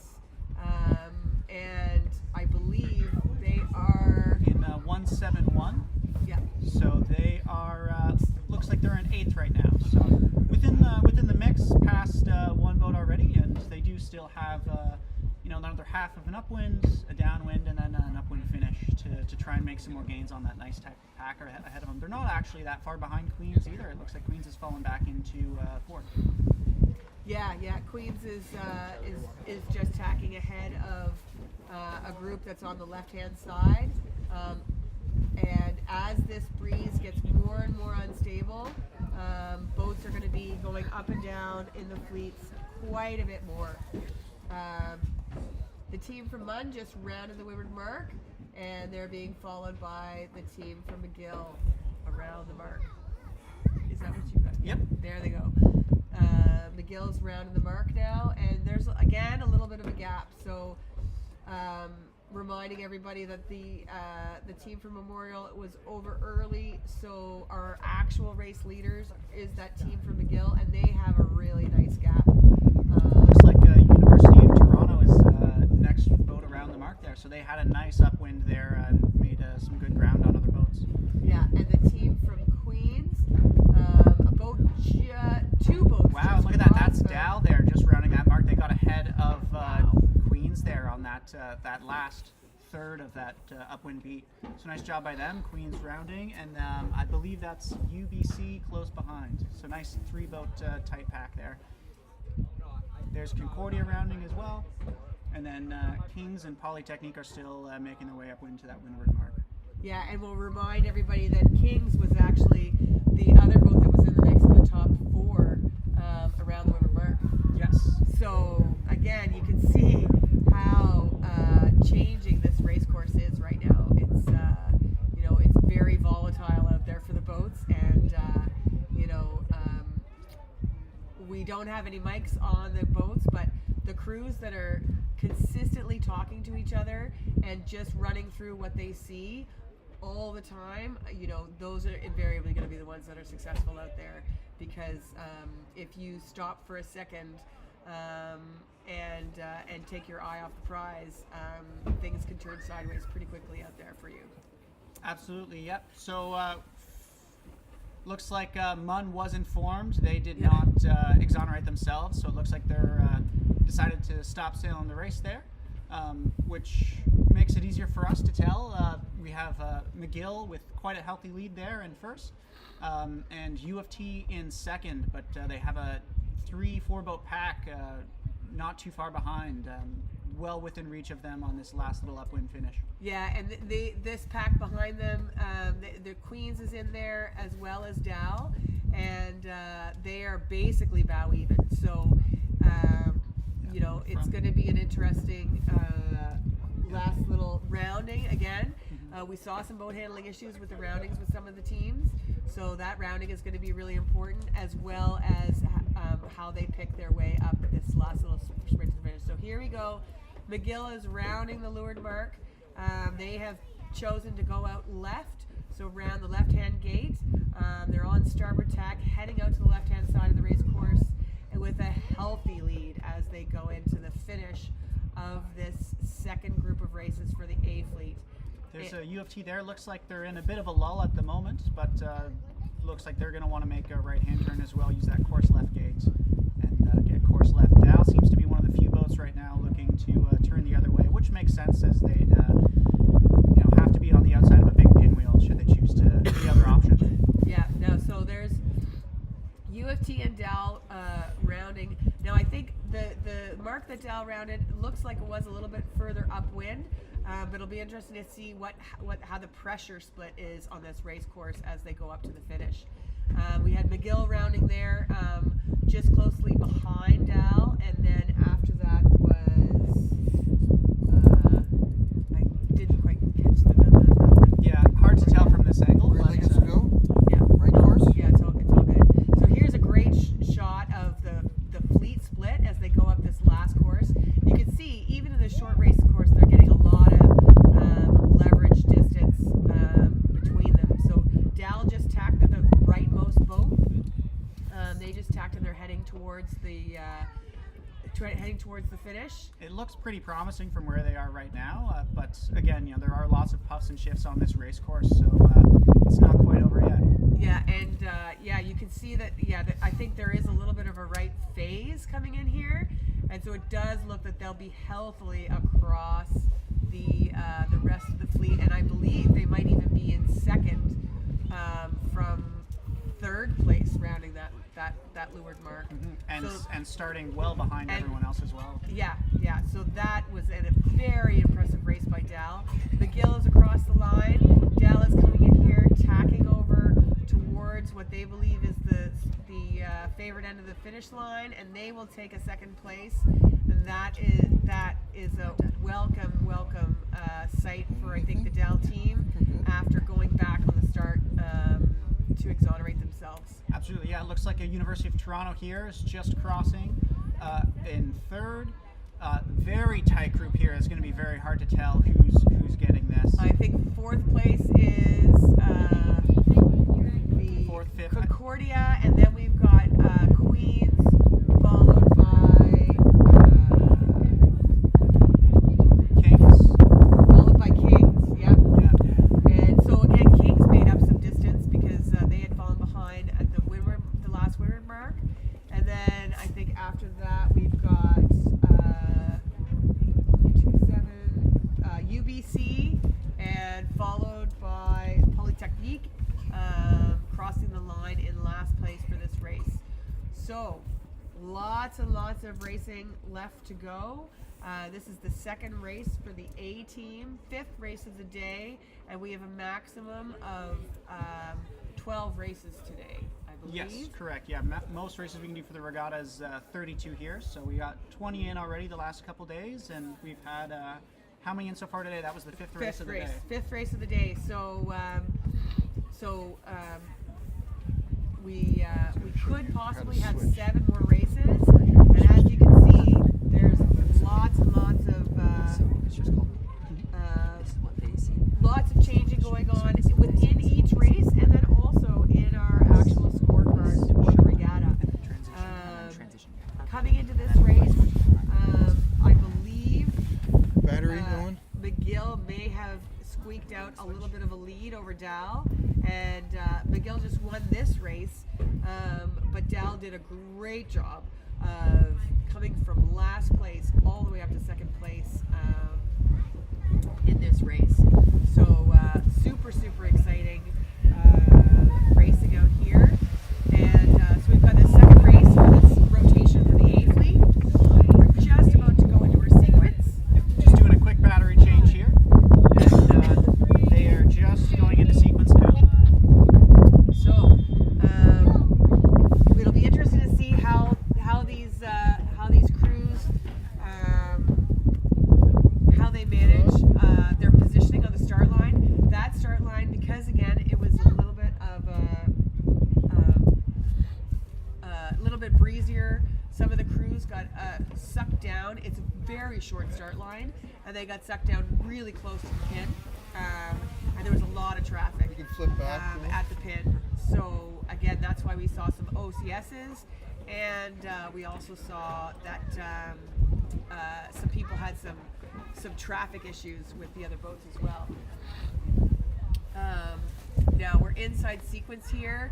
The boats are going to be checking the breeze upwind, and again trying to figure out what the favor is on the start line, but also what's that first thing that's going to affect their positioning on the actual race course itself.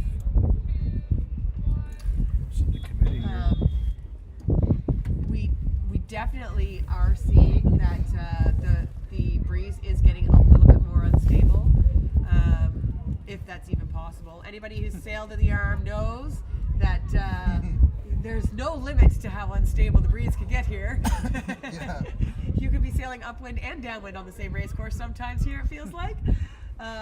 So again, it's challenging. This kind of northwesterly breeze is actually really nice at the lower end of the Arm, close to Armdale Yacht Club and the Wag, and this is pretty well the ideal breeze for this for the last day of racing here. It's pretty gorgeous sailing. Yeah, absolutely. Yeah, we can't really get much better wind than this up here in the Arm.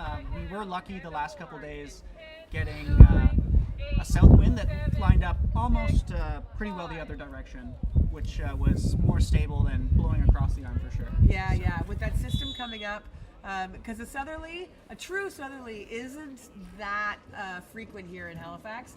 We get a lot of southwesterlies, as everybody knows, from our sea breeze, and when we're this far up the arm, that tends to come over the hill, and it can be really unstable here. But a true southerly is actually really nice, and so the sailors were lucky. Yes, it brought some rain, but it brought some good conditions for sailing this far up the arm.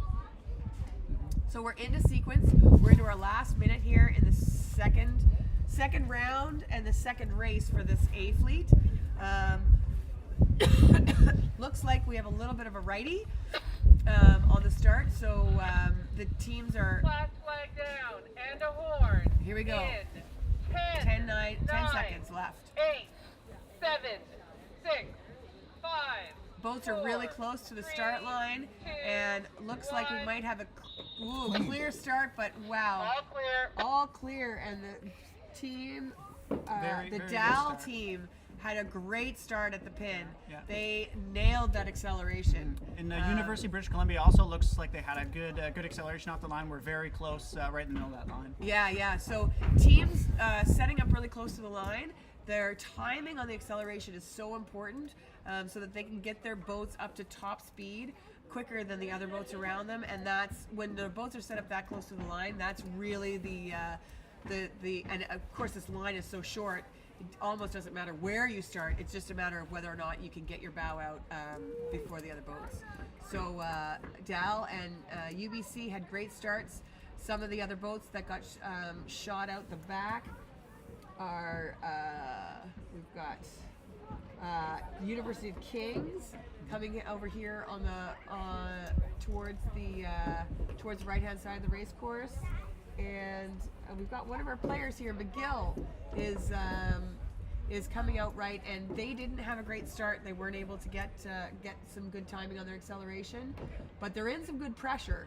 So again, if you're coming in on the starboard tack ley line, you do have starboard tack advantage, especially when there's this many boats coming in from the port, because there's a lot of boats coming in on port. So.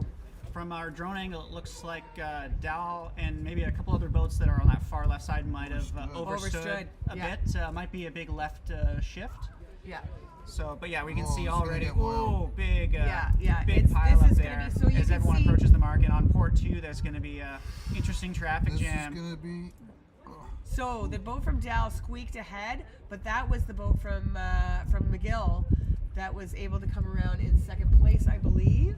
Yes, yeah, hard to tell from here. Very high traffic rounding, and it just goes to show that if you are going to play aside, stay inside, stay towards the middle of the course, and don't go far out to that one side of the course or another, because you that was risk that those big shifts setting you back. So that was Munn that came in second place, followed by U of T and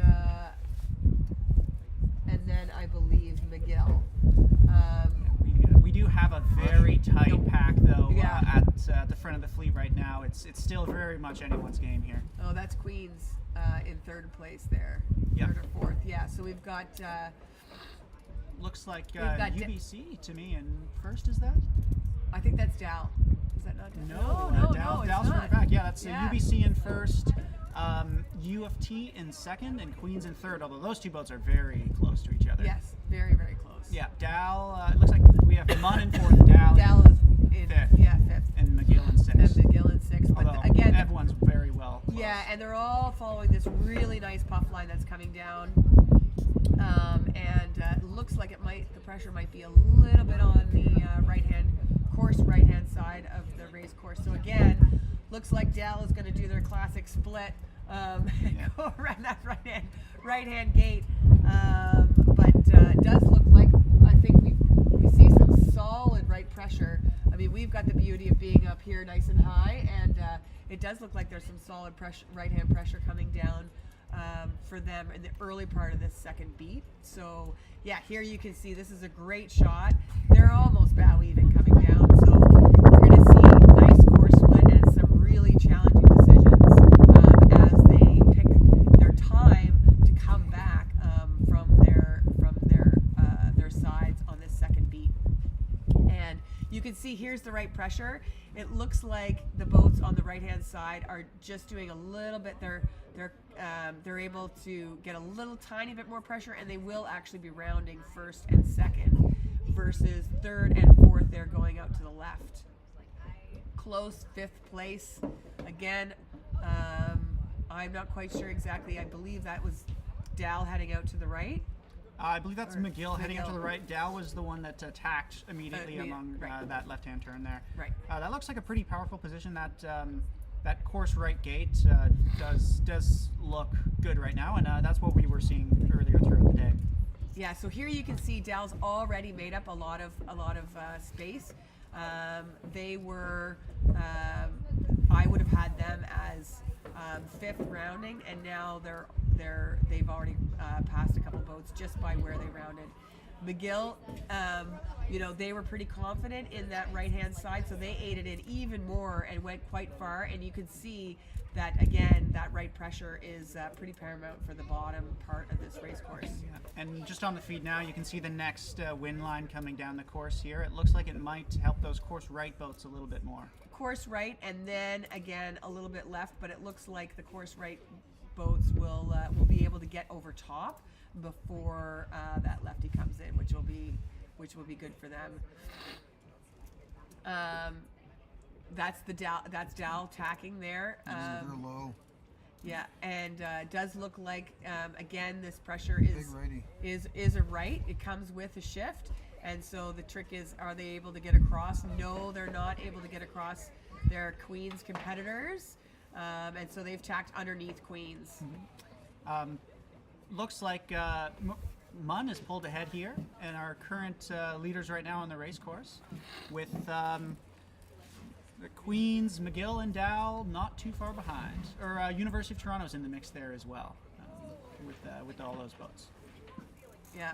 So again, that team from Munn doing a really good job up those second beats of not getting too much leverage and having options. I think one of the big things on a race course like this that's so unstable is, you can have high confidence in one side or the other, but once you get over there, you've got to take whatever you get. And if you can keep your options open and you give yourself a little bit of room to tack either way, you're always able to make some gains on a shift. So you can see Munn here a little bit lower than some of the boats on the left in their positioning, but again, we can see that we've got a little bit of pressure coming down here, and it does look a little bit like it's a lefty, but we'll see what happens when they actually get to the beat, to the windward mark. Another slight mix-up there. Dow and University of Toronto did manage to pull ahead of Queens, although Queens is going out to that top left side. They might be seeing something else up there, so we'll see how everyone does getting to this windward mark. Yeah, so there's Munn tacking on the ley line. They gave themselves a little bit of extra play there, which I don't think was a bad thing, because it does look like it might be a little bit of a left shift coming in. We had Dal crossing ahead, but I believe that might be a pass because they crossed over a boat that was already on the ley line. So they might would have wanted to lead them back to keep that position. So we've got Munn around, and then we've got U of T followed basically bow even by Dow going around. And Queens short behind. And then Queens short behind. And that's McGill there getting to the windward as well. Right to about now. Yeah, so there you see McGill tacking and rounding. Again, they were our race leaders going around the windward mark? Or maybe they had that. We might have had that backwards. Their pennies Yeah. are similar to Munn's Munn's. pennies as Yeah, well. yeah, which solid makes red. a little bit more sense. So McGill's going to be trying to make up a couple points here, because again, I believe after that last race they would have been regatta leaders. It's not over until it's over out here, and the point spreads, hopefully we'll get an update after this race, and because the point spreads are going to be very, very tight. We see we've just got Polytechnique. Was that 2-7 or 4-7? That's 4-7. That 27? That's 27. So that's UBC rounding there in second last place, and oh, no, I think your feed's a little bit. Yeah, it's a bit of a delay. Delay here, yeah. Yeah. This is So the there's Polytechnique rounding just now that you can see in the last place boat.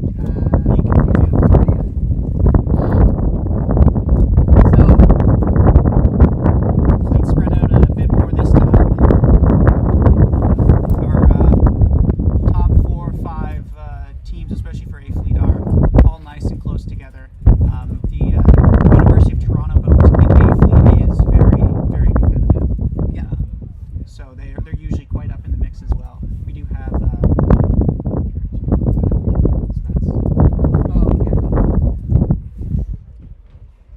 So you have teams. Oh, this is A Fleet scores. Just A Fleet, yeah. Okay. So yeah, just within A Fleet, University of Toronto boat is actually second within their fleet. But once you add all the scores together, their team as a whole drops back to fourth. Fourth. Yeah. So, yeah, great. So here we've got teams rounding the leeward mark. They like that right. I think they think that there's a little bit more right pressure. They seem to be a little bit wound up and a little bit of a lefty. And who was that right just? gate. Who is that just tacked out there? That was Queens that took that course right gate and went Attacked. straight into attack. I think they might have done that to try and cover Dow. They're Regatta quite rivals. close, yeah, quite close in the standings. So yeah, it looks like Dow's taking a duck there on Queens, but they're both very close here. Yeah, against and one there they another. go into attack. And now I think that was a duck and a pass by Dow. They're the right-hand boat, and it doesn't actually look like they're quite on the lay line for the finish line. You can see that the finish boat. So it's going to be interesting to see if they are on the lay line and they get wound up. But I think Dow's now got them. So again, even though these boats are small, tacking is a little bit costly sometimes.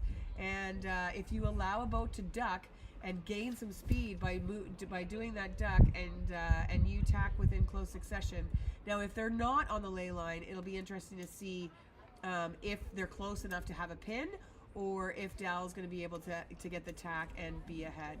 So it looks like University of Toronto was able to cross ahead there at the very end. Looks like they're coming into the line in a pretty good race. position. Yeah, nice race by them.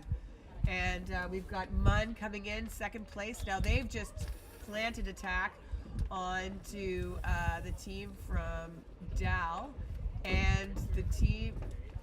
Am I right here? Yeah, and the team from Queens. Now it all Very tight finish It all here. comes down to which side of the line is favored. That was very tight. It's very hard for us to call here. No, that could have gone very well either way between Queens and Dow. Yeah, and the team from Munn doing a little bit of a shake up there, and getting in the mix and affecting the other boats by planning attack on them.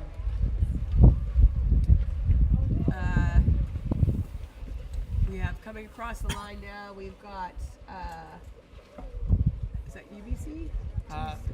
7327. Yeah, that's Yep. the team from UBC coming across the line now in 7th place. And then we've got a little bit of a battle for 8th. No, that would have been 6th for 7th and 8th. Between King's College and 4-7 is Polytechnique. And I believe King's just got it, and here comes Polytechnique crossing the line ahead of our trailing boat, Concordia. So the A fleet here is going to come into the dock for a team switch.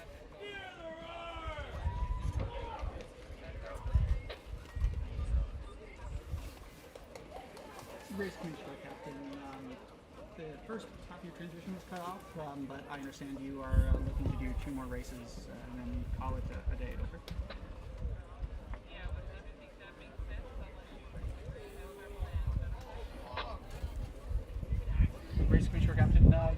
Sounds good to me. Over. So we just got a transmission from the race committee. We've got some tight travel schedules from some of our teams, Yes. Especially the team from UBC. So the race committee and the organizers here did such a good job of getting so many races in the first 2 days that we're able to have, we had 20 races coming into today, so they've decided that we're going to do 2 more races. So we're going to let the B fleet do their full series here, and then they're going to call it a day and award the Canadian Championship fleet racing to the winning team. So hopefully we'll get an update for the scores going into these last 2 races for B fleet. And if we do that, Switch to you, Dylan. we'll just know. You did? Good. We'll know exactly what's going on, and we'll be able to call this. We'll be able to call these last 2 races into the championship. So the B fleet crews are getting in their boats, getting ready to go, getting some last minute tips and tricks from the A fleeters that just went out there, and now we'll see how they go. If we look at the B fleet scores over the whole weekend, Queens, McGill, and Dal, those are the top B fleet crews, and by a good margin as well. So Concordia, Polytechnique, followed by Kings. Oh, Kings. Yes. Right. King's College, and so the B fleet is the top 3 teams in the regatta are the top 3 teams in B fleet. So this racing should be pretty tight between them, and will have a big influence on the overall scores for the regatta.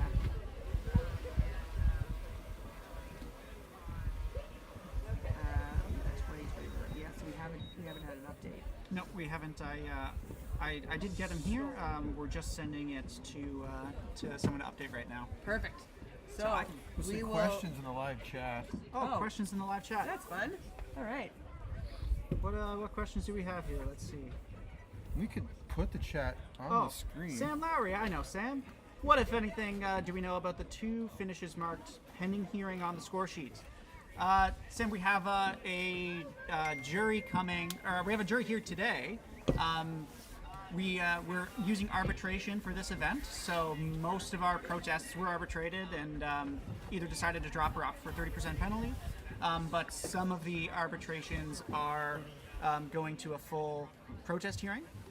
We have Judy Lugar today with us, so she's very well qualified. I believe judge. she's an international. Yes, yeah, I believe so. international jury, yeah. International jury. She's also 470 world champion. Yes. And Canadian Sailing Hall of Fame. So Yep. I know lots of people are excited to see her today, and I know the jury we had lined up was eager to wait for today to use her and really see her breadth of experience. So those two on the scores marked pending hearing, we're going to hear them as soon as the teams get off the water today with our panel of judges. Yeah, and so that's an interesting point, and it's You get the drone feed going? this regattas like this allow for new and upcoming officials, and especially students who are interested in getting into officiating. Gives them an opportunity to work with someone like Judy, and learn from her, and again, because this regatta moves across the country, we get some great learning for everybody involved, not just the sailors, but people who are looking to get into RC work and officiating.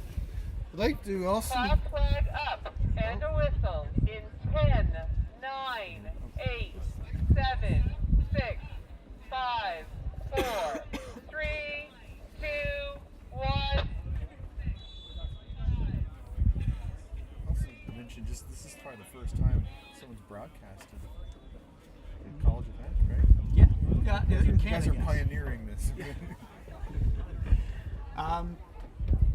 Yeah, so we're that's the they're in sequence right now for B Fleet's second last race of the day, and it looks like they're just putting in the scores now for some of the races earlier today. So we'll wait to see those as they get added up. I think that just needs to be updated. Yeah, we haven't had the total. So here we are. So we've got 2 more races to decide this championship, and it sounds like a couple of pending protests, and we'll have to see whether or not those will affect the championship scores, or whether they'll be a little bit further down the results list. Yeah, there's a good chance they might affect the championship scores, as it is our 2 of our top teams here do have hearings still pending. Right. So, Okay. and again, especially with no drops, it does mean those will very likely come into play. So I'm very glad we have Judy with us today to help with that. Yeah, because you definitely want to make sure that, especially when it's a Canadian championship like this, that you feel like it's been fair and well heard. So we're just about into the final minute for this start sequence. The second last race of the University Championships. Again, it looks like an unstable first beat. These first beats are kind of. Flag down and it's down. We're coming into their last minute. These first beats are about half the distance of the second beat, because the start-finish line is in the middle of the race course, essentially. You're positioning off the start and being able to have that all-important acceleration is really important when it comes to getting your boat around the first windward mark in good position. And one of the reasons why there's been so much movement in the second beats, because the second beat is essentially twice as long as the first beat. Okay, so we're into our final minute. Again, these boats are getting really aggressive on the line. They're sitting almost directly on the line. You can see them bow out right now. We've got Toss flag down and it's down. U of T is sitting quite high on the line. 8, And 7, 6, here we 5, go. 4, This is a great shot of the acceleration. 1. And we should have an all clear line. All clear. Yeah. And again, you can see how important acceleration is. You might think that a boat's sitting a little bit bow out, but if they can't get their boat going, they're not going to see the benefit of that positioning. So boats that have great starts we've got University of Polytechnique is over there out at the left-hand side. They had a lovely start. You can see that Munn. Is that Munn? Yeah. Munn is over here on the right-hand side. They had to tack out, and they didn't have the greatest start, but they've got some nice clear air. In your feed there, you can see that there's, I believe it might be Queens, that's just above University of Polytechnique. They've got a nice position going out on the left-hand side. So there you can see, Got our drone footage following Polytechnique there. Like you were saying, way out on the left side.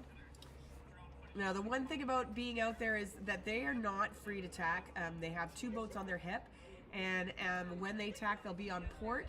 So they're basically stuck sailing over as far as they need to. Now you can see that everybody's tacking all at once, because it does look like they might be overstood, and that is going to be something that the boats below them were trying to do so that they could make up and have a better position around the first leeward mark. So again, you might look good, but it's that all important having options. And The team from Mun, again, has done a great job of sailing up and just having options in the middle of the race course. Absolutely, yeah. And this is both A and B boats today from Mun have had a really strong day. So yeah, we expect to see Mun climb up in the standings here as well. Yeah. So that should be good for them. They are pretty tight in the standings. We're just the board's being updated live now for everyone following along. So here you go. You can see Mun is sneaking around the Wimmer mark just ahead of the boats that went out left. We've got close behind them. Is that Queens rounding? It's Mun, Queens, and then Dow. Okay, Mun, Queens, and Dow, and Polytechnique, followed by hard to tell on that one. I think U of T. yeah. So the McGill boat, I believe, has had a little bit of a challenging first beat. So again, that's going to be really important in our overall standings. They are a team that has been very consistent in this B fleet, so they definitely have the skill to work their way back up in the fleet as this race unfolds. So we've got, now the boats are, as you can see here in this drone shot, really close as far as, their positioning, so there's lots of things that can happen. They're in a little bit of a light patch right now, again, so the crews are going to be looking back and the skippers to find where is that breeze going to be coming down the race course and how do we leverage over to it to make sure that we've got positioning going around the leeward mark into the most amount of breeze. Mun is working towards the right hand side of the race course, and to my eye that looks probably like the right move. If you look up past the leeward mark, it does actually look like there's a little bit more breeze on the right. So a lot of the boats are really close to us here at the WAG. It makes for great viewing for us, and you can see them all coming down through the start finish line right now as they make their way in this second half of the leeward leg.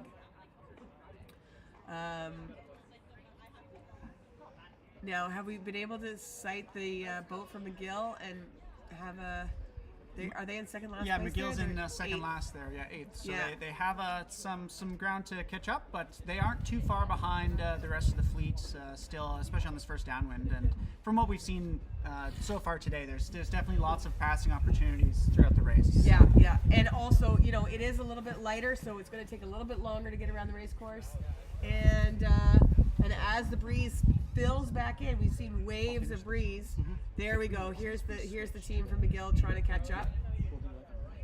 And as the breeze fills back in, anyone who gets leverage towards that new breeze is going to make hay.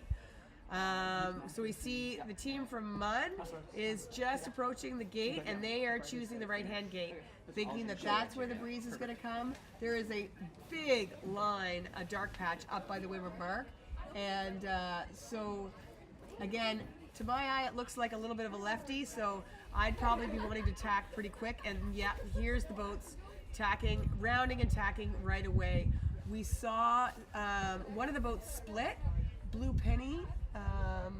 That looks like maybe the team from Queens. Yeah. Now they did a nice job of splitting and rounding the other gate when Mun rounded, and so they've got a little bit of leverage here out to the left. So we'll see what happens with the shifts. Queens is tacking and coming back at Mun early. Left side's getting the pressure first. Yeah, I think that they might have wanted to wait a little bit longer before they did that.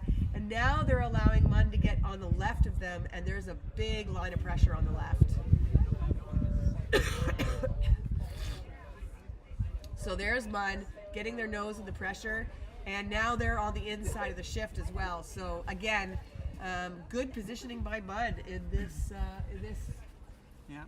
Actually, In that this looks regatta. like potential port starboard here. They're going to make it across. Yeah, Mun just squeaks across, but I think that's Dow there, close behind. Or Yes, that's Dal. Yeah. Yeah, so we've got Dal and Queens, not surprising, going out together to the left-hand side. They're in some really nice pressure. Mun is coming out again to the right. They're still in pressure, and they look like they're a little bit down. So there is a little bit of right in that pressure line that was on the left-hand side of the race course, funnily enough.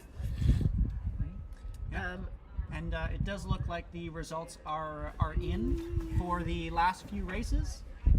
McGill is now sitting in first with 79 points, Dal in second with 83, and Queens 1 point behind with 84. So very tight. That's still anyone's game, especially that 1 point separation between Dal and Queens. Yeah, and then if we look at the season standings, with McGill in third place, a win here would really help their season standings, especially against Queens if they finish in third place. Yeah, absolutely. Yeah. So here we have now. Here comes the fruition of that left hand pressure. We've got Queens. Looks like they're in the lead, coming out of the left, followed by Dal, who's a little bit further right than them, and U of T and Concordia have made some nice gains, digging into the right, and the team from Newfoundland, they did leverage pretty hard over here to the right, and that seems to have cost them the lead of this race.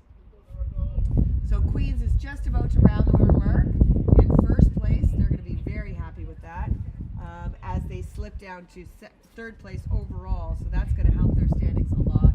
Followed closely by Dal. So this is a fight to the finish for these two teams. And I'm just trying to find McGill here, so that McGill still quite far back here. Yeah. Judy, 7-5-4-3. So it looks like they're in they're in eighth place. So again,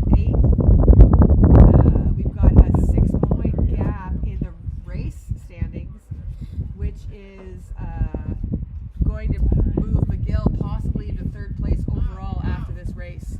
So every point is gonna count for this McGill team. So they're going to be battling it out hard for every single point. I believe they just actually picked up one. So let's see how they go, and if they can get this boat to duck. Yes, they do.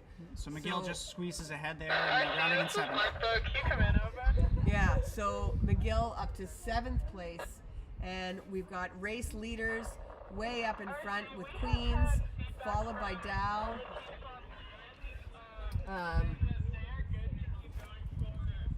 Polytechnique and Concordia in 4th and 5th.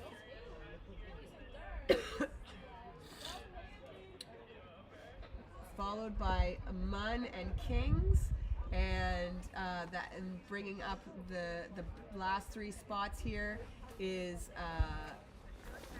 McGill, Concordia, and UBC.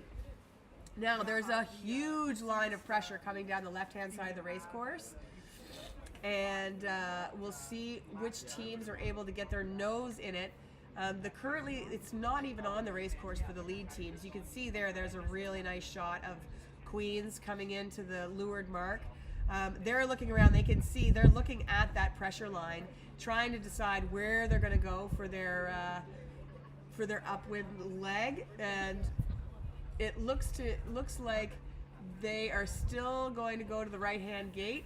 It tends to be the one that's furthest upwind, but I wouldn't be surprised if they're going to do a quick tack after this gate. There you can see that there's pressure coming up the race course, and Queen's just rounding now. So we'll see if they're gonna do that quick tack to get their nose into that pressure that's rolling down the race course. It's a nice bit of breeze, and that's going to compress the fleet from the back to the front. So it's going to give McGill a little bit of an opportunity to maybe get closer and pass some of these boats on this last little sprint to the finish. You can see McGill did a good job there. Queens did a good job there. They tacked into what they thought was more pressure, but then Dal didn't tack, so they did a really quick tack back to stay in between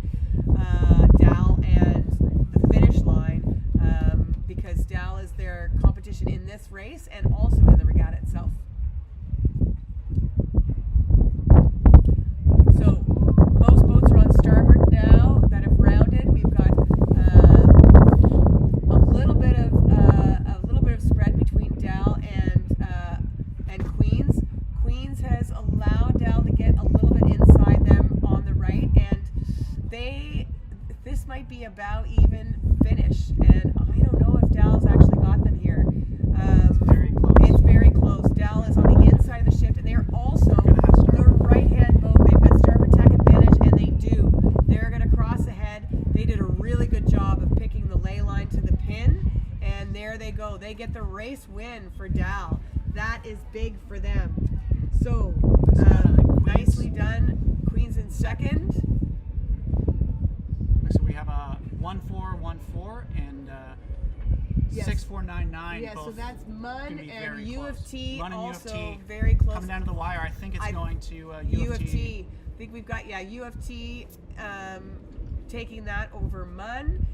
Again, Mun had that costly second beat where they leveraged out to the right. And let's see how McGill finishes here. That's Yeah. also going to have a big effect. So here we've got Polytechnique coming in 5th place, and here comes McGill, and I believe they're still in.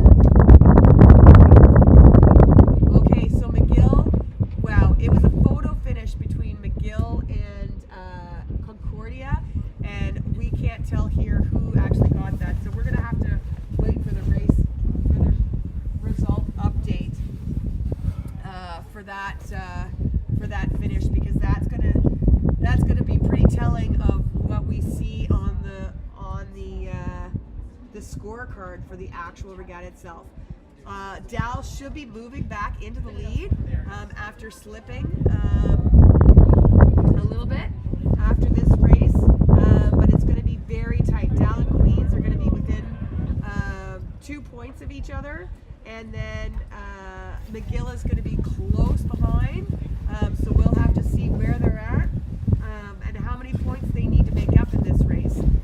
Now, this is the last race. We're coming into the last race of this regatta. Correction there to that. Sounds like everyone wants to keep racing. So race committee is going to try and do 4 more as long as they can Switch get to them off you before guys.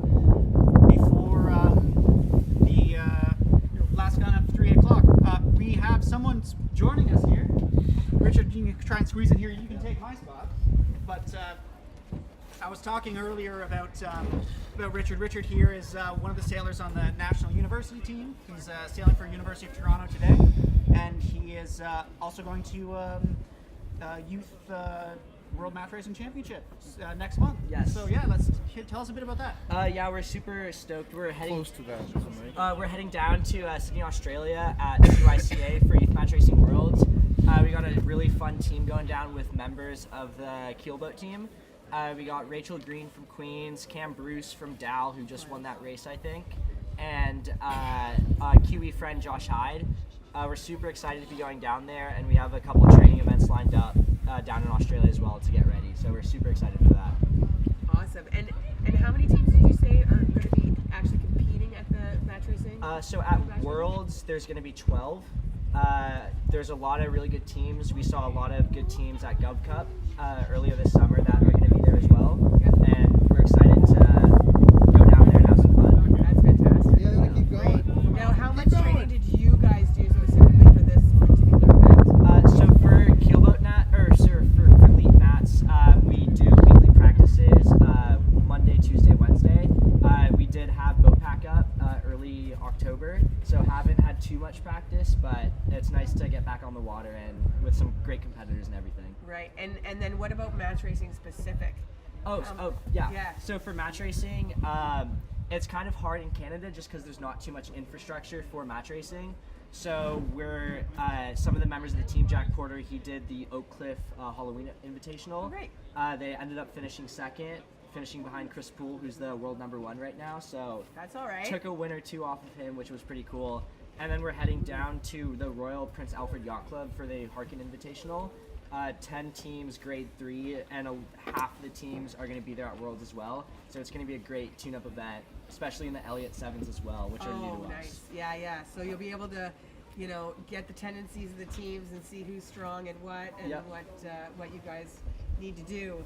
Match racing is a little bit of a head game too, Yeah. so you can, play your poker face and figure out what people are doing. Skipper versus skipper, boat work versus boat work. It's really, really fun. Yeah, cool.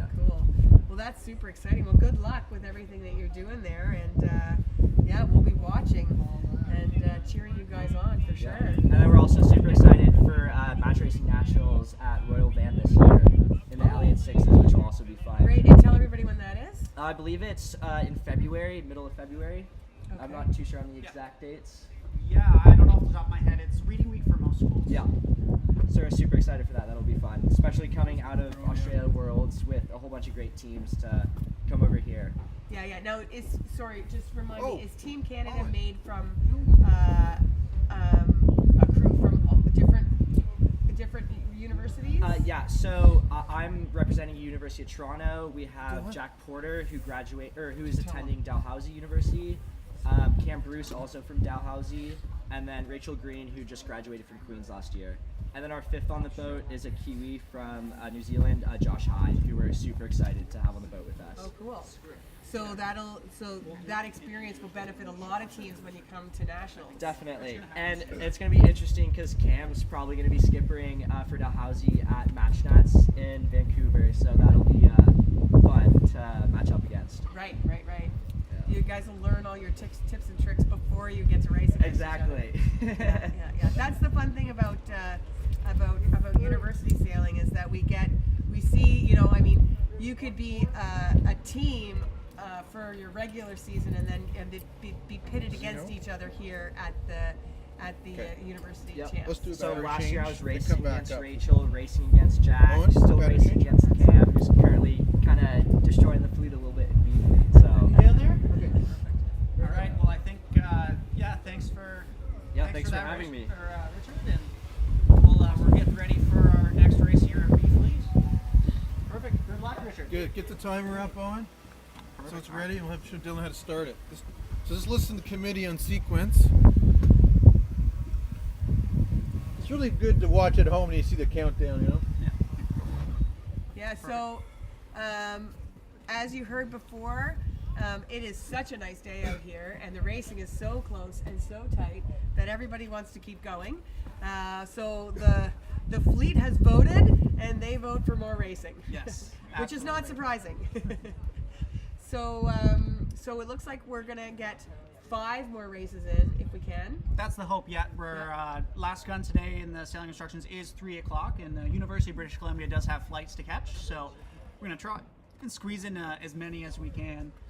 Worst case scenario, we don't get 1 or 2, but the more the merrier, and especially when the weather's so beautiful, and it is the last event of the year for pretty well everyone. So I think they're all reluctant to give it up. Yeah, there's sun is in the sky, and there's not a cloud I can see. So, you couldn't, mid-November, you couldn't have asked for a better day to sail here in Nova Scotia. So what did you drown?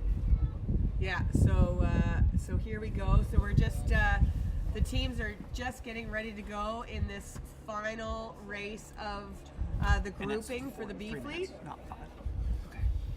Make sure I got a good audible. We're gonna move our mic over here so you guys can hear us. And so we're gonna get ready into sequence. Sure, Jerome, we will. Also, one of the sailors complained that you were a little close. Sorry about this. I have been trying to do a good countdown. If you weren't getting there, just let me know.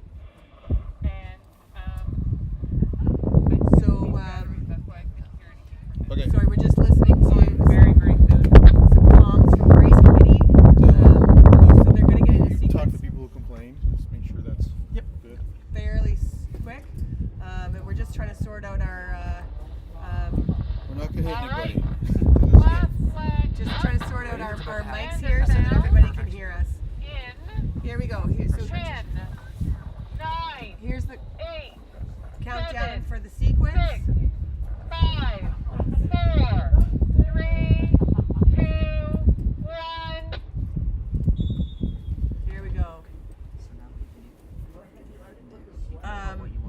breeze is back up on the race course. We've got we've got these waves of pressure coming in. As the breeze dies throughout the day, we're still going to see some nice pressure coming in, followed by periods of lighter and more unstable breeze.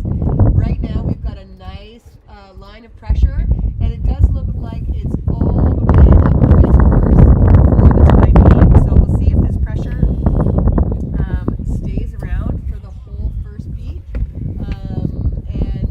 but we probably will see some more variability as the race goes on.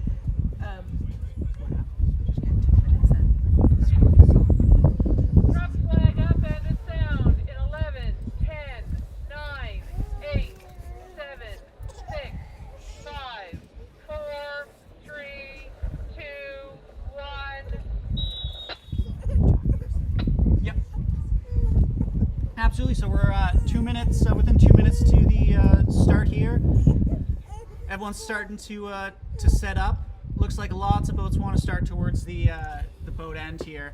They did shift the line slightly, so that seems to signify that the wind's gone a little bit further right from where they were set up previously. So we'll see if that holds for this start. But yeah, lots of boats trying to start at the race committee. So here we are, 1:20 to go. See, hard to see with that sun in our eyes exactly who is who here, but I can see Queens there. Looks like they have the most room to accelerate. Mun's right above them. The boats are doing a great job of holding their position at the committee boat, and so we'll see. It looks like they're still very happy to be close to the committee boat. They have a minute to go, so there will be some slip down towards the pin. Again, the line is not very long, so it's much more important to have bow out and a good acceleration rather than your leverage from one side to the other. I would say if you want to continue and not tack. Again, if you don't want to be pinned out on the left, you might want to start a little bit closer to the middle of the fleet to be able to have some options. Dal here is tacked in and closer to the committee, so that you can see that boat is close to the committee. In 10, 9, 8, And Here's some yelling all the way over from here, so 4, lots of interesting action there from the boats. But 1. so Kings had a solid start there at the pin. pin. And over early. That over may, early, so that's that likely may have been Kings. Kings. Yeah, they were the closest to the line. So, and yeah, there they go. They're going back now. Yeah. So very close. If they were over, they were within a foot. Yeah, just barely. Yeah. So that's Queen. That's McGill there. That is the furthest left boat, having a decent start, and closest to the So there you can see McGill there, but there's a bunch of boats that are quite bow even and a little bit of a right shift. So the boats that started higher on the line do look better right now. But if it fades into a lefty, McGill's going to start to look better and better. Mm-hmm. So we'll see how they go as they continue left. McGill got a little bit antsy there, and they're attacking early. Yeah. They were close to the ley line, so I think they just didn't want to overstand, especially if it does wind left. But again, look at this line of boats on starboard tack, and they are going to have Queens, to duck. Big duck by McGill. Yeah. And Dal is, they've tacked out and are going back out right. Now, it does look like there's some left pressure coming down here. So that move by McGill, I think, was a really nice one. It was a good time, and I think the boats that they ducked are now overstood. Yeah, absolutely. Yeah, and again, we see once more. It looks like the top three boats here are Dal, Queens, and McGill. So lots of competition between the two of them for sure. I think U of T might be also sitting in a pretty good spot as well. Yeah, so here's a little bit more left pressure coming down for these boats. And again, I really like, there's McGill is really winding up as they come into the mark. And they did a good job of getting out of a spot that they could have been really pinned to the left-hand side of the race course. But yeah, that left shift, like you were saying there, Lisa, yeah, it definitely looks like it benefited those boats that were a little further left. Yeah. Because a few boats there managed to climb up into the mix. That's So there's McGill. grounding. They just big pile up. yeah. So they did a really good job. A little bit of contact there between Munn and Contact the mark. U of T, and Yeah. yeah, Munn also hits the mark there. So Yeah. I'm sure we'll probably see a spin here in a moment for that. Yeah. So they were trying to sneak in there. Yeah, they might just be trying to clear themselves out of the way before they spin. Yeah, there they go. Spinning now. Yeah. Sweet. All right. Most boats on the downwind now. As per usual on this first downwind, still quite tight between everyone. So very important to keep eyes back. Keep an eye out for those shifts and those puffs. Yeah, it looks like there's a little bit of right pressure coming down on the downwind. So we've got U of T on the inside here, and they've got some good mow on coming down over top of, I think that's Queens on the outside of them. Yes. And those two boats are following behind McGill, who is in first, leading down this wind. This Fourth and fifth, it looks like UBC and Dow lined up pretty well bow to bow. Yeah, and then we've got Munn on the inside of that is that yeah Yep. of that second group. But we'll see what happens after this race, if there's any protests with Munn there. They did do a spin to exonerate themselves, although they should have probably done two there, one for the mark, one for Yeah. the Yeah. collision. So We don't know what was said out there, so we'll see if somebody was going to protest or not. But yeah, it did look a little bit suspect, their move into that mark and whether or not there was contact. So they're approaching the gate. There's a big line of pressure at the windward mark. So if the crews are looking back, they're going to be looking for that. It does, to my eye, look like it's a left pressure. So let's see where they round and what line of pressure they want to lead back to. So you might see here, yeah, you're going to see a left-hand rounding by McGill. And if boats are rounding the right-hand gate, which I believe U of T is, I would likely think that they were going to be tacking pretty quick after these marks. Dow is also splitting with Queens going the other way. So let's see what happens here. The boats are sailing up to quite a large line of pressure, and there you can see McGill, and it does look left. McGill's wound up as well as Queens, and Dow and U of T are just getting in that line of pressure now. So the left-hand boats have tacked over again to lead back out, and we've got everybody on starboard tack heading out more towards the left-hand side of the race course. It is tight racing here between the top 5 boats. McGill is still in the lead. They are leading out to the left. They're in a nice position right now. We've got U of T and Dow a little bit to the right of the line of McGill and Queens. And the breeze does look like, as it fades, it is winding a little bit right. But I wouldn't be surprised if we see a left shift before these boats tack back. Yeah. There goes McGill. We did just hear from the race management team that they are looking to big duck. So this right shift seems to be staying, and McGill got antsy on the left and is trying to get back out to the right. Yeah, then UFT went on top of them as well, so they have.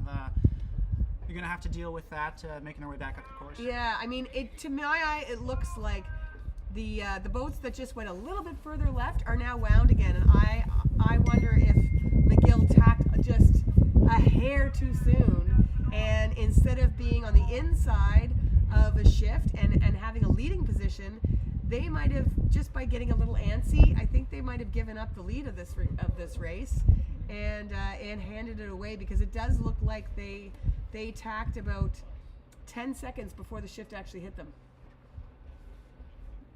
So Dal is now leading this race on the inside of this left shift, followed in their line by Queens, and then we've got to the right of them UFT and McGill. Now McGill is getting antsy again and tacking back. So it just seems like this B team from McGill is trying to make things happen and maybe not stick with it quite so much. Again, once you start to get out of phase, it almost is like it goes from bad to worse, because sometimes you get in the mentality of you're trying to make up for things that were lost instead of really trying to stick with what's actually happening in the moment, resetting and just going, okay, are we in phase, and let's just try and stay in phase as much as we can. Yep, absolutely, and with that, as the boats approach the windward, there's a nice puff there, but it looks like Queens has snuck inside, so as long as they can shoot the mark, yep, they are. Queens will be rounding in first with Dow very close behind. Yeah, so here we go, Queens, then Dow, and then we should have UFT there. UFT after that, and then we've got... there's McGill in fourth. They got a little something on that top left there. Yeah, so McGill coming in fourth.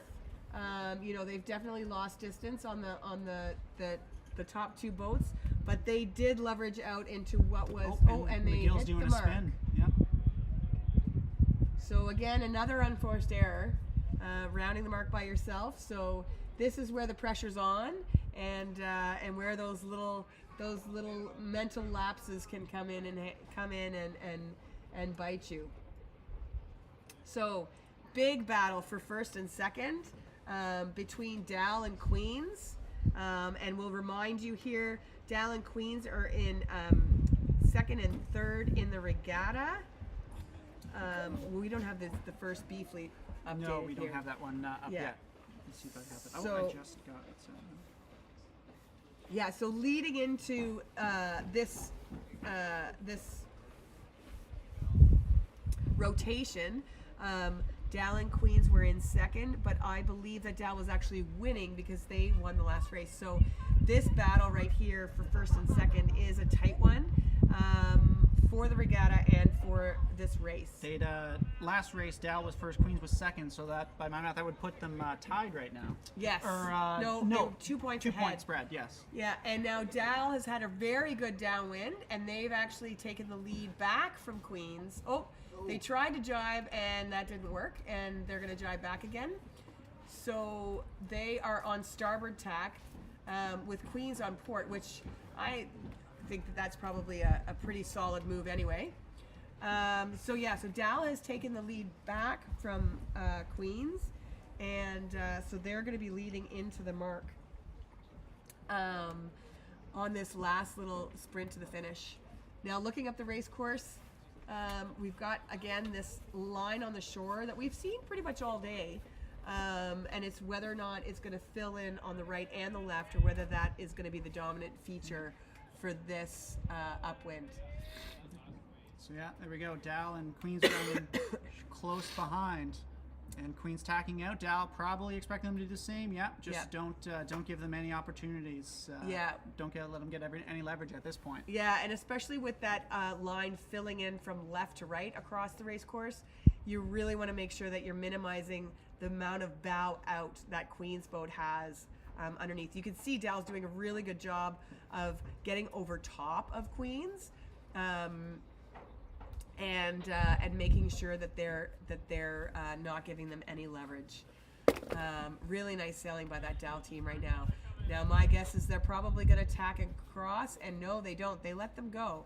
So they are confident in what they see over there on the left, and they're splitting with that Queens team and giving them a little bit of room to move on the right-hand side of the race course.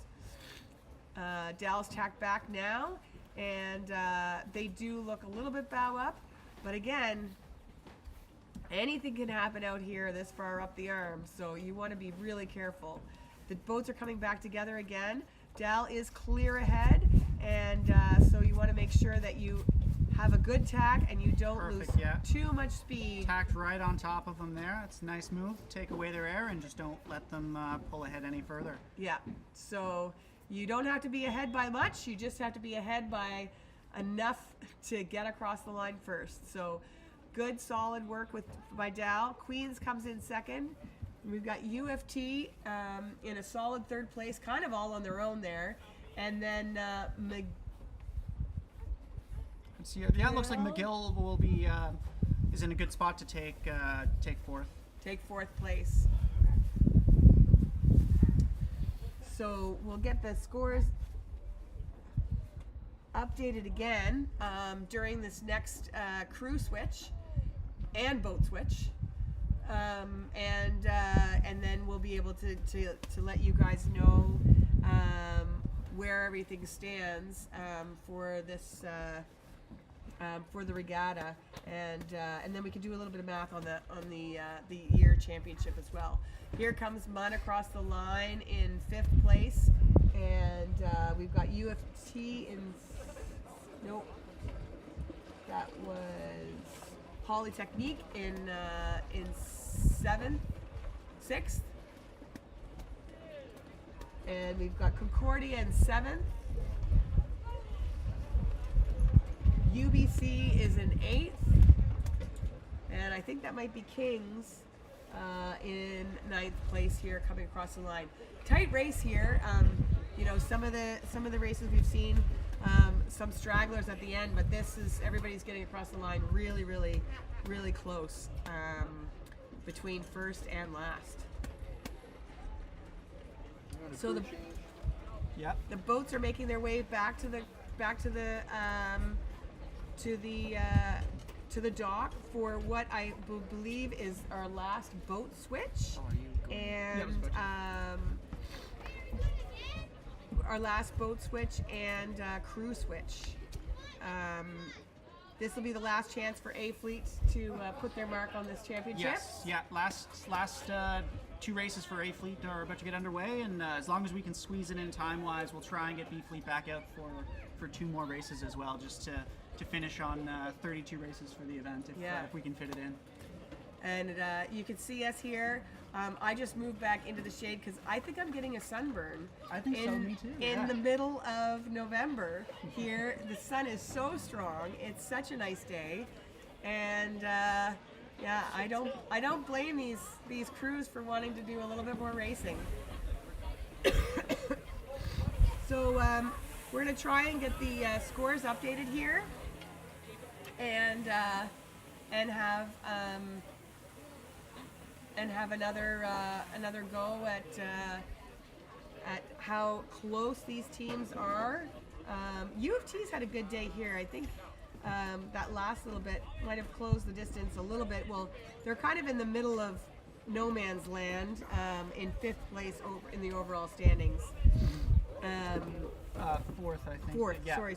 Yeah. But 4th. their A Fleet boat has been very competitive so far this event. Their A Fleet boat is sitting in 2nd overall within its respective fleets. Yeah, and their B Fleet boat, I think, did a better job than that last rotation. So yes, that should help them as well. Yeah, so I think they'll be happy and quite a bit more comfortable holding that 4th place position over the rest of the boats.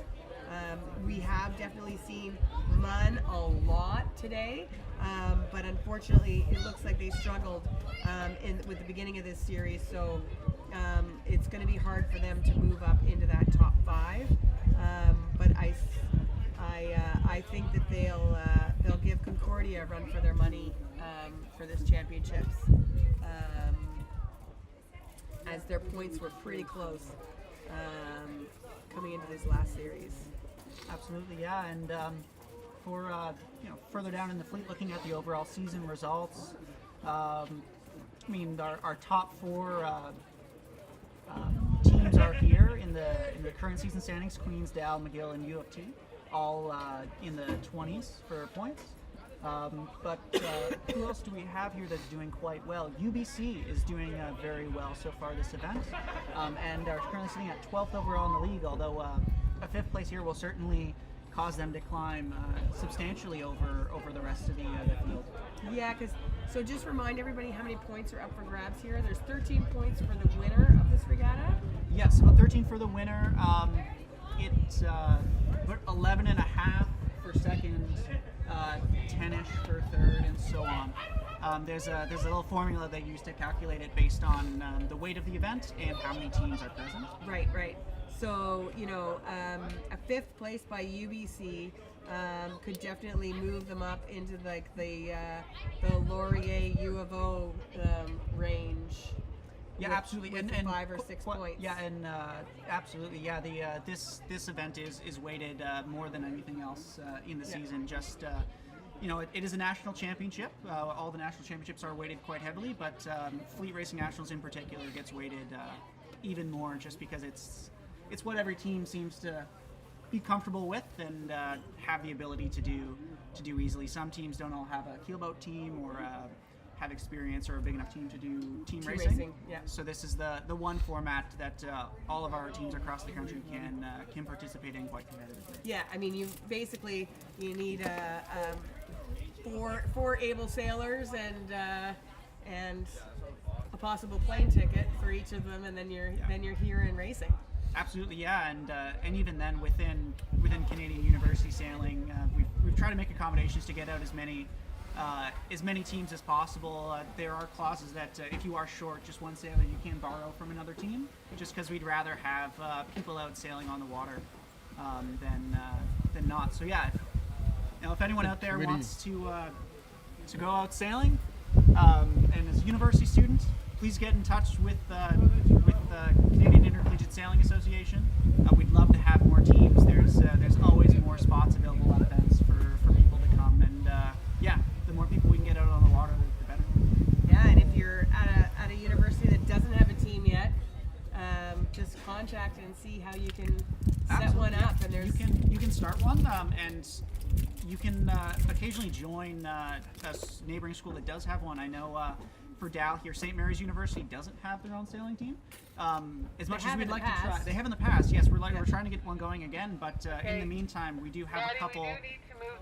We do have a couple SMU sailers on the Dalhousie sailing team, just trying to keep them engaged while we try and build up the capacity for SMU to have their own team, which we would love to see again. Yeah, great. Yeah, and I mean that's the thing. We got to thank all of the volunteers. These teams are volunteer run by the students, and some of them have coaching, some of them don't. Some of them have volunteer coaching. And they put in a lot of work over the year while being students to have these teams, to get them running, to compete on the international stage and well. And so it's a really great thing, and it's a lot of good experience for these students as well. Absolutely, yes. We yeah. And future students, right, Hannah? There's lots of training goes into it, especially for the top teams here. I think Dal, I know, has training 5 days a week, and then a fitness session on one of the 6 days, so they only get 1 day off for their team. I know Queens has a similar schedule of training, most of the week, more than half the week, and I'm sure McGill is the same as well. Just doing every little thing they can to get more competitive and have a better shot at winning. Especially at events like this, we're considering a lot of teams do get increased funding when they win over the overall season or big national championships like this, which just helps them grow their own program even more. So they do get very invested in stuff like this. And what's the varsity status of sailing in Canada? Yeah, so no teams in Canada are considered full varsity. And that kind of boils down to the way collegiate sport is structured in Canada. There's no rule preventing anyone from being, but full varsity teams in Canadian universities typically do draw in at least ticket sales or something for the school, which incentivizes the school to support them further. As much as we'd love to be able to sell tickets for people to come watch, we're not quite at that spot yet with sailing. So, pretty well most teams in the league are considered tier 1 competitive clubs, or they may call them varsity clubs, which sounds varsity, but it's a tier JV. Yeah. Yeah, exactly.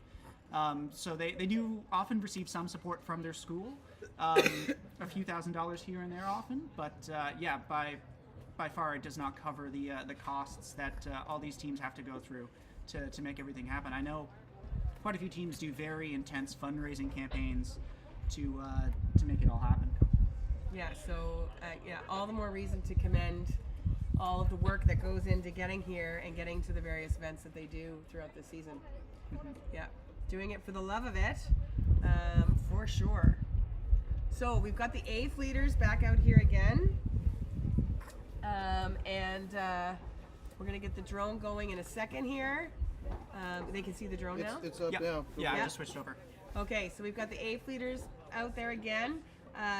This is their last rotation again. Do we have the results? I sent them Okay.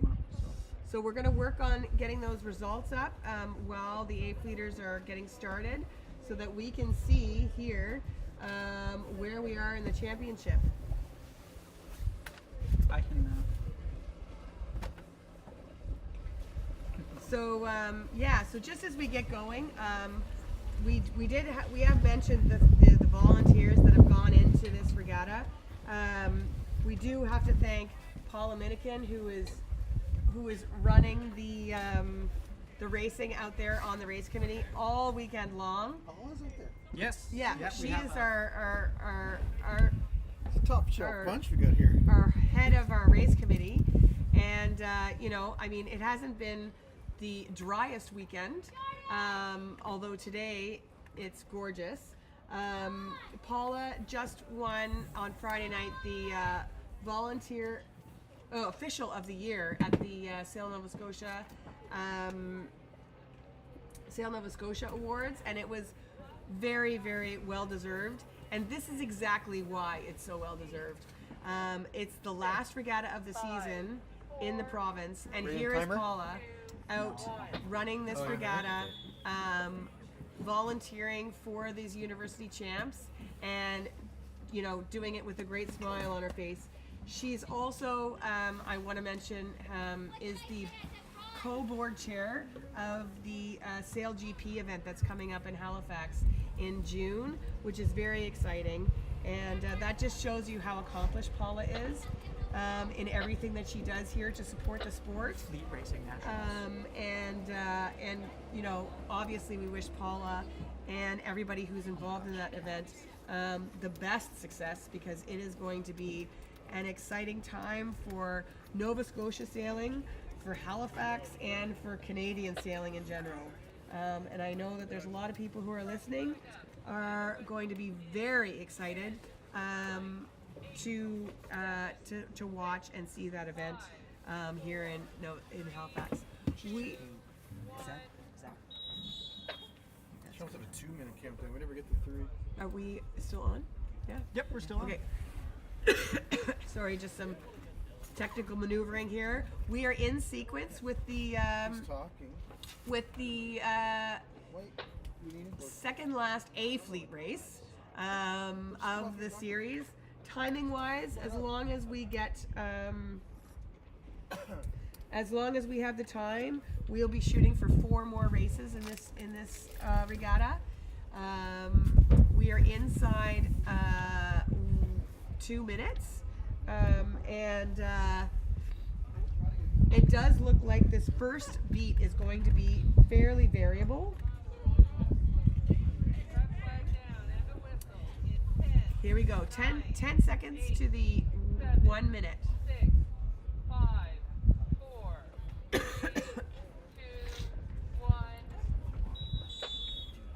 we've got teams looking up the race course, and because it is variable, they're going to be looking up and taking every opportunity as long as possible to see where the pressure is going to be on the race course, because it is substantially lighter right now than it has been for a lot of the races.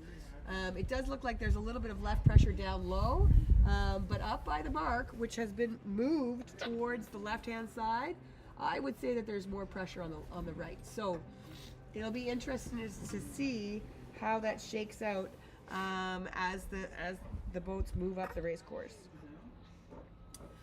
Boats are lining up. They looks like the committee, 9, 8, 7, and we're inside. 5, 4, Oh, we've got. 2, 1. I'm not on camera. All No. clear. Just to make sure. Yeah. So here we are at the start of Light. the penultimate race, A Fleet race, and I've got to establish who is in what. U of T had a great start at the pin, followed by, I believe that's UBC over there. U of T and UBC, really nice starts at the pin, and then we've got coming out over here. McGill is one of the boats that's a little bit deeper, coming out over here to the right. There you go. You can see in your feed the boats on the left, led by U of T and UBC. But again, we mentioned that there was a little look of some right pressure, so we'll see if the boats that didn't get as great starts are able to get across. Looks like that right pressure might have faded, and the left boats are looking not too bad.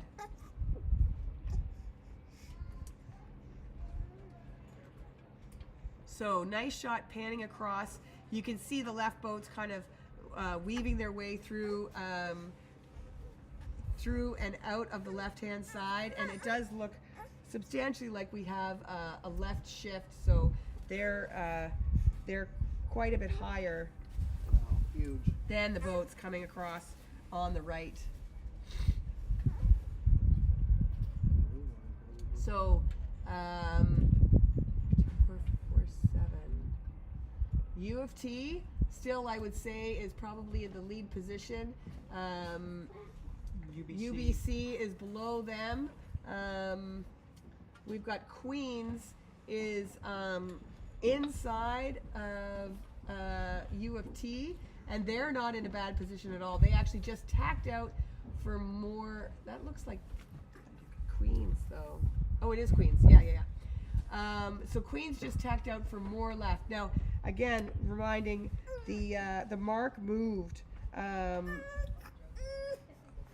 quite a bit to the left, so it's quite a bit more square than it has been. There's more distance that these boats can sail to the left. I'm gonna just All good.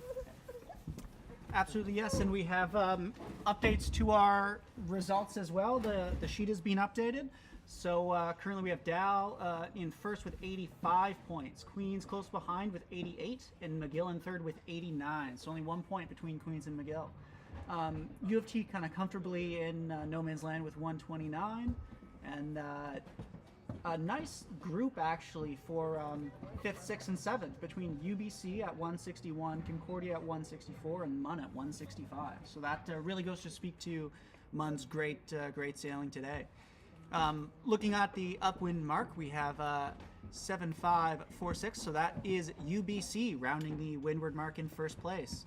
They are by far came the farthest way to get here today, all the way from Vancouver, the other coast. There's Dal rounding in second, and it looks like U of T is just shooting the mark there, and will get around in third.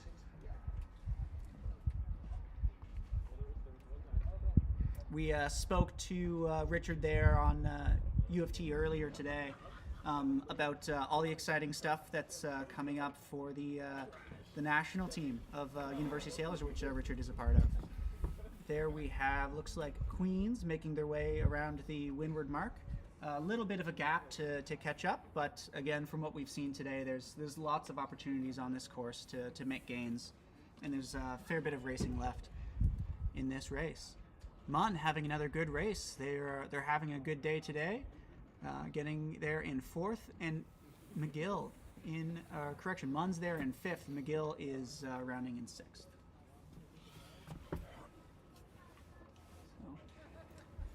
So it's nice to see a nice mix of male and female competitors across the race course. I think currently dominating A fleet, we do have the Dal boat is first overall within A fleet at least. They're 2 first-year sailors, both women from Bermuda. Go to school at Dalhousie, so they're able to join the team there, and yeah, they've shaken up the league quite a bit this year with their skill, and I know I can only imagine Dal is looking forward to having them on their roster for another 3 years. I can't.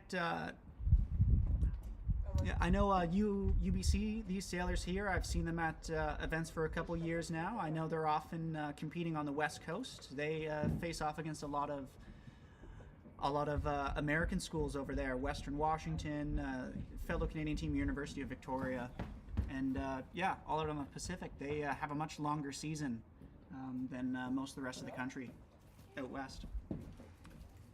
Looking across the course here, it's a little lighter, but there are some wind lines. It looks like University of Toronto might just be a few feet ahead of Dalhousie on that downwind, but again, lots of race left.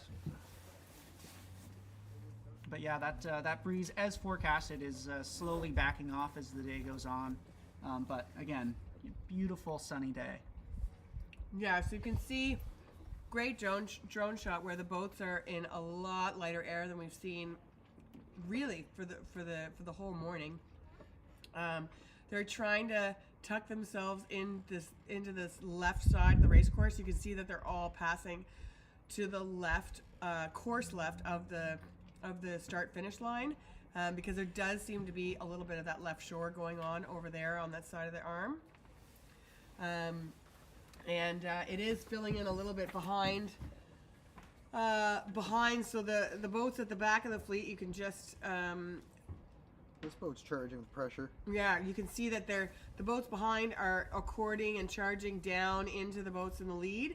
That's the tricky part about sailing downwind, is the breeze fills in for the back boats first. So you can see that even in this shot right here, that the boats from behind are coming from behind, and so now they've got this wall of boats that are almost bow even coming down into the mark.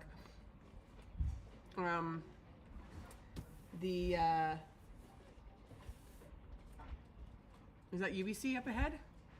Yes. In first? Yeah, so the UBC boat has a substantial lead. Here they are rounding that leeward mark, heading upwind, and they're, oh yeah, that'll help. We just got given some visors so that we can see into this breeze. There we go.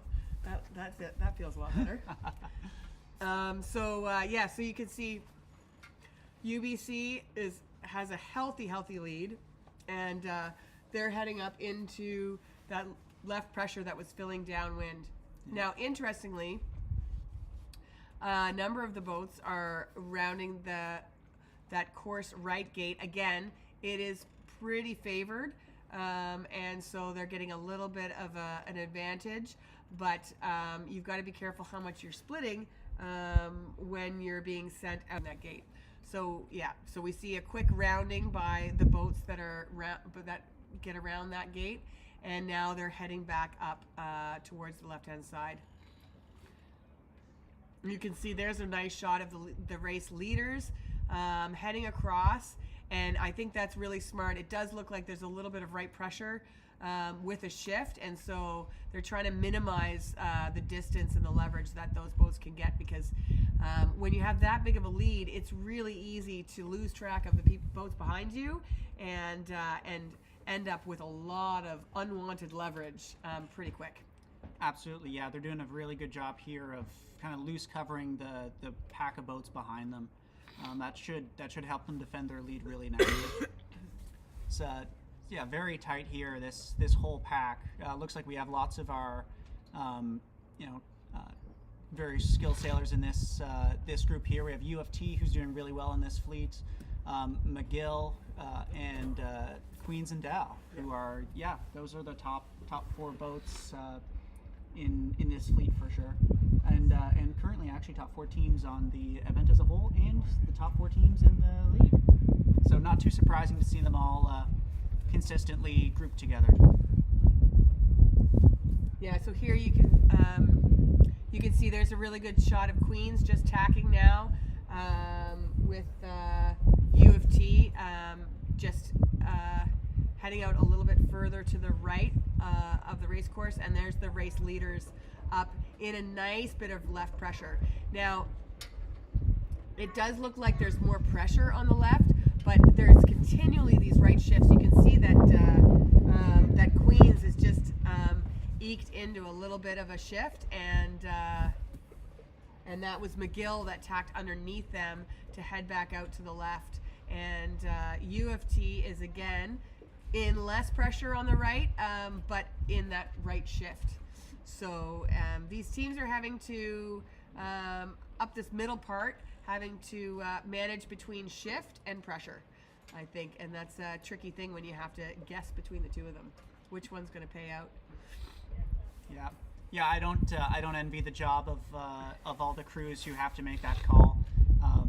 It's never an easy decision to make, especially in the arm here. Yeah. So here's Dal going for a quick duck on U of T, trying to make up some points here because they do have a couple of boats between them and their nearest competitors. And when you only have 3 points to give up in the championships, you don't want to be knocked off the top spot. Yeah. So so Dal is going to be hoping that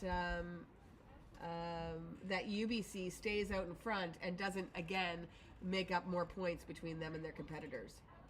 Yeah, absolutely. And I think this is the 4th Fleet Racing Nationals I've been present at, and by far this is the closest one on the scoreboard.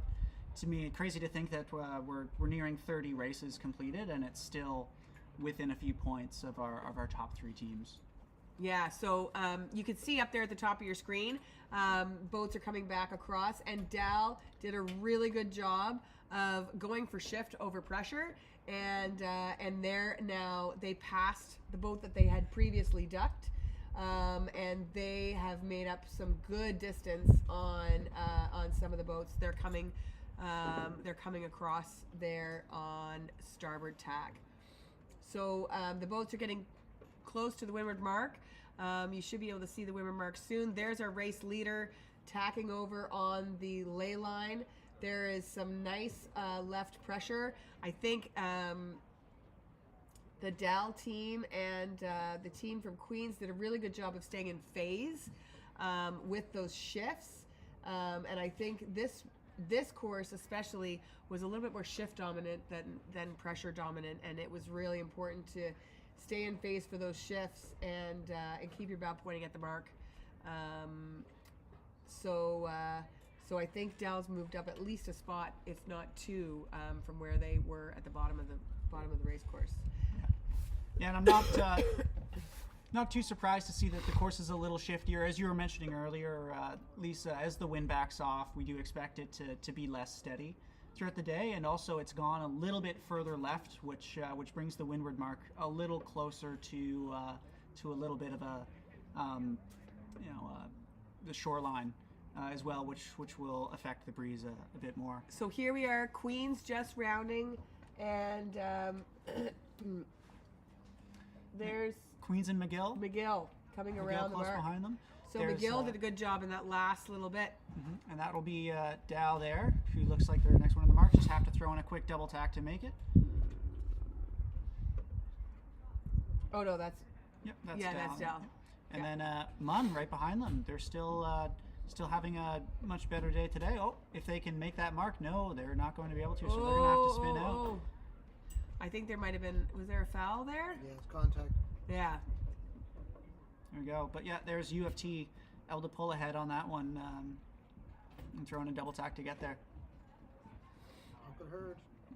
Yeah, and that's it seems like it's really lightening up at the windward mark, so that was pretty costly for Munn to have to do a spin in what seems to be the lightest breeze we've had all day. The race leader is extending well away from the rest of the fleet, and they're going to be hoping that that they're in actually following a little bit of pressure down the race course, whereas a lot of the fleet is rounding in lighter pressure. So in a dying breeze, sometimes you have this this case where you can actually round in decent pressure and follow that down the race course, while other sailors are sailing up into less pressure, and you can get that extension, and the rich get richer, as they say. So that seems to be what's happening here for comfortable lead for the UBC team, and we have a battle for second place between McGill and Queens for sure. They're basically bow even. Here they are, and they're also on different jibes. No, they've now jibed again, so they're actually on the same jibe. They're on different jibes. Yeah. So yeah, so and if they start closing, you'll be wanting to if you're the team from Queens, you'll be wanting to make sure that you're not going to be fouling the McGill crew here.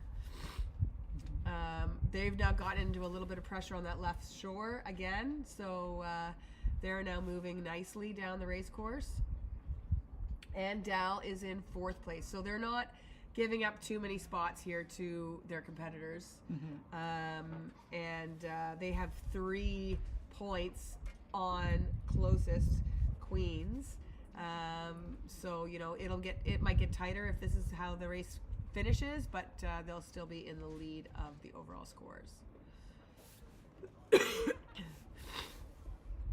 A nice shot here up the arm.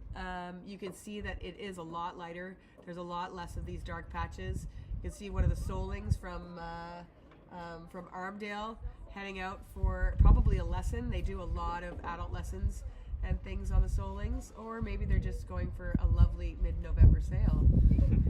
Yeah, looks like our 2nd and 3rd place boats getting a much nicer pressure now. They are accelerating nicely towards that mark. McGill has pulled ahead, and they're also inside boat. Looks like they're both trying to line up for that right-hand turn. So, as we've seen throughout the day, we do believe that gate is slightly favored. Although the shift left will negate that a bit. Yeah. So Queens has now headed up, and they're reaching over to the right-hand gate. So they're going to be doing a split here, and so we'll see how this pans out for the teams as they make their way up to the sprint for the finish.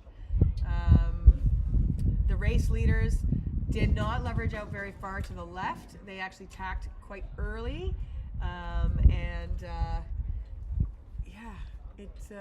this is going to be an interesting finish, I think, between Queens and McGill.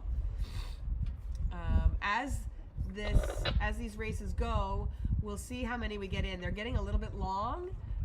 We've got about half the breeze we had at the beginning of the day, and so whether or not the race committee will shorten up the races, or because we'll be getting down to the wire on time, I think, for if we keep these long races. Absolutely, yeah. And again, with that dying breeze, it looks like first place is well secured for University of British Columbia here as they approach the finish line. Queens and McGill, it looks like Queens gained significantly there, splitting and getting closer towards that right-hand shoreline. Yeah, I think your indicator would have been the race leaders. They really didn't like leveraging out to that left, and they did quite an early tack. And so that might have been your indicator that things looked like they were really fading on that lower left. But well done, and now Queens does a textbook job of tacking in front of McGill to solidify that position and make sure that they don't give them any room to breathe and get across the line ahead. Yeah, so here's a nice shot of the distance that these boats are getting, even on this short little sprint to the finish, because it is getting so variable. You're getting the boats separated quite a bit. So Queens did a great job making up a ton of time on McGill on that last little sprint to the finish. And here comes McGill across the line ahead of Dal. Dal was just too far behind to close the distance. They did close some, but not enough to get the point on McGill. Not sure what's beeping. That's no battery. Oh, our drone's getting low on battery, so hopefully it'll be up for the rest of this finish. Here comes Dal across the line, followed by U of T. So U of T had a little bit of a struggle in the second half of that race, but they still have a solid 5th place. And that's Kings there. Looks like they're pretty well set up to cross in 6th. Kings, followed by, looks like Munn after their tragic spin at the Windward Mark.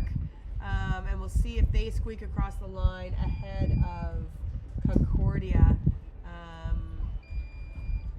They have a starboard tech advantage here on this cross, and they're actually going to give that up to try and stay bow out. So there they go across the line, and they might have missed that'll be a photo finish between those two boats. Nice little shoot to the finish by Concordia, so we'll see in the standings if that allowed them to finish ahead of Munn.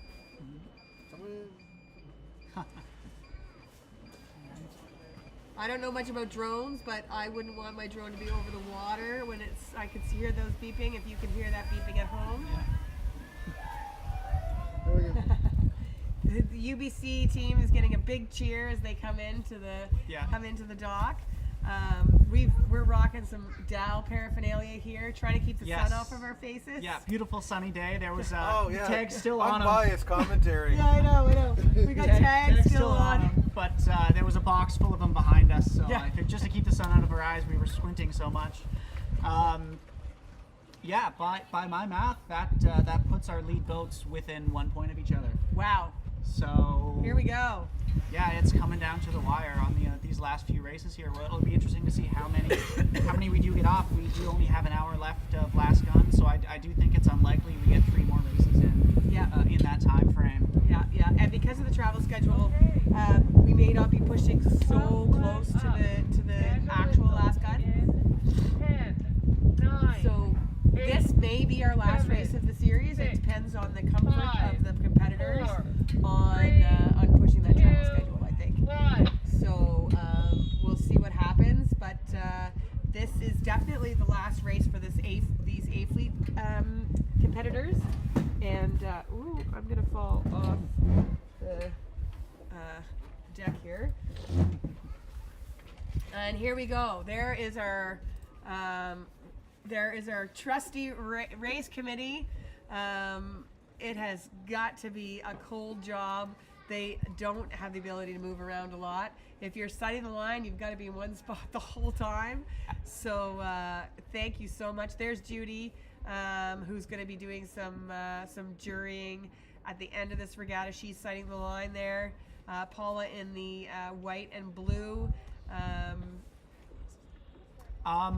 We have two extra sailors from University of British Columbia as well. They sent 8 sailors all the way across the country to have a few spares, and just to make sure there wasn't any impression of bias here, we made sure not to put any Dal students out on that boat. So thank you very much to UBC for coming all this way and ending up helping us out a lot in getting this event off. I spoke to them yesterday. I know they said they learned lots about how to run races from the great team we have on race committee. Yeah, so again, it's there's lots of learning all around, and people are getting to experience some things that they may not have regularly experienced. So, and you know, we're always in need of some really good officials in Canada, and any experience we can give people to feel comfortable on those race committee boats is really important. So great work out there, and we are in Prep sequence. flag down and a whistle in 10 seconds 9, to our 1 minute. 7, 6, 5, 4, 3, 2, 1. And this will be our final race for our A fleeters, leading into potentially more racing for our B fleeters. The race course is still long. We have a little bit more breeze at the start line currently for the sailors, but it does look light and variable up by the windward mark. So again, this is going to be a longer race in time. Same distance that we have been racing, but much longer race in time than we have seen earlier today. The boats are lining up. Dal is setting up for a committee boat start. They really like that. We've got the Concordia boat down at the pin. Toss flag down and a whistle. And they're 10, looking to 9, protect the fleet 8, at this point. 7, 6. And let's see if it 5, happens. No, I think 4, they pulled the 3, trigger a little early. 2, 1. And they're going to be All clear. ducking and potentially having to attack in that hole. So port tack approach can be costly. If you nail it, you look like a rock star and a genius. But it can be really costly if you miss it. So we've got the U of T out there furthest to the left, but a little bit lower. Definitely, we've got that right shift again. Maybe not as much pressure, but it does look like the boats on the right are doing really well. Leading out of the right is where's 7-6? UBC again, doing a fantastic job. This A Fleet UBC boat. They are our leaders there. You can see, and they have a really nice position on that right hand group coming out from the committee. Yeah, and we have the scores in from the last race here, and it's still neck and neck at the top there. We have Dow with 89 points, Queens in second, 1 point behind with 90 points. It's really going to come down to the last few races here of the event. And McGill as well, 92 points. They're 4 points off of first place as well, and that's well within what can happen within one race. So yeah, it'll be interesting to see how these last few races pan out for who's where in the podium. Yeah, and I do actually believe that McGill has had a good start here, and they're kind of in the top of that right group. Now, because the race course is a longer by distance, the boats do get more leverage. They do sail wider. They can sail a wider distance across the race course. So there is a little bit more gains to be made from the boats that get out to the sides if they make the right choice. Yeah, absolutely. Just seeing a big shift now on the course. Lots of boats. I saw them get a big knock and just instantly tack right over. Very common to see that kind of stuff in the arm, and it's just goes to show, how quick and on your toes you need to be to really take advantage of these situations in the arm. Yeah. We also just saw a very close tack there by McGill. They might have been trying to cover, looks like Queens, but I don't think they kind of rushed it a little bit, and I think Queens definitely has their bow out now, although they are preventing them from tacking. Yeah. So I think they might. Well, they just had. Yeah, they might be on the lay line. Yeah.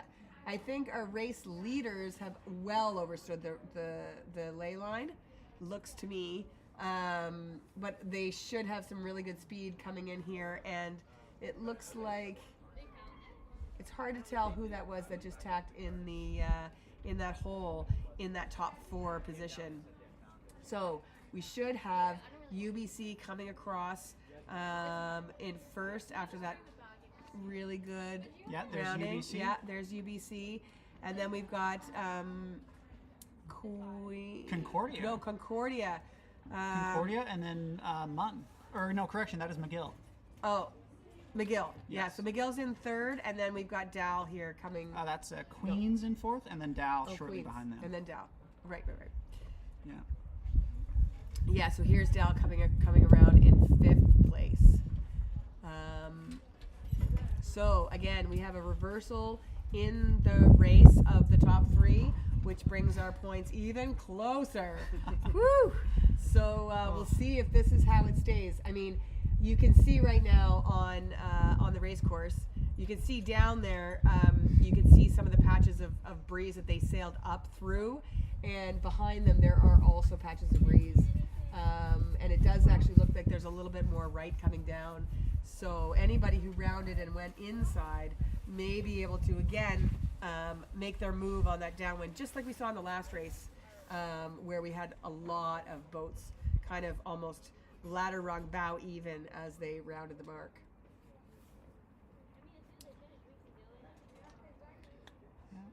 UBC is having a great rotation. First on the last race, and they're leading this race again as well. So they've locked into something. Maybe they're just more comfortable in this light breeze.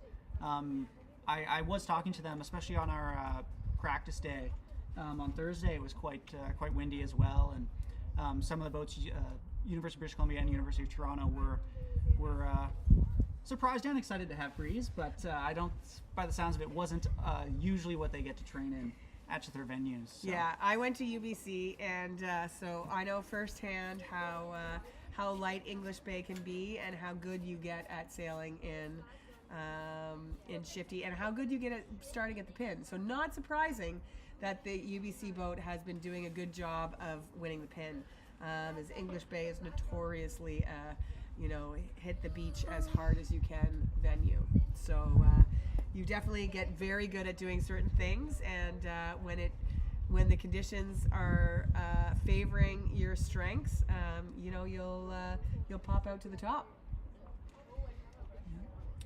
Still a very close race here. Yeah, so we saw UBC just jibe there. They're trying to reach in underneath the fleet, because the fleet is kind of surging towards them in that little bit of right pressure that we said was coming down the race course.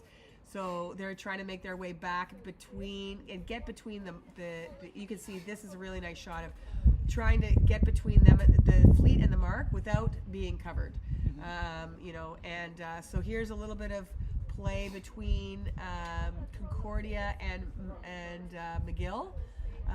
It looks like McGill is trying to get inside for that right-hand rounding, and they don't want to sail too much distance because they don't want to lose too much on the two boats behind them, which are their actual competitors.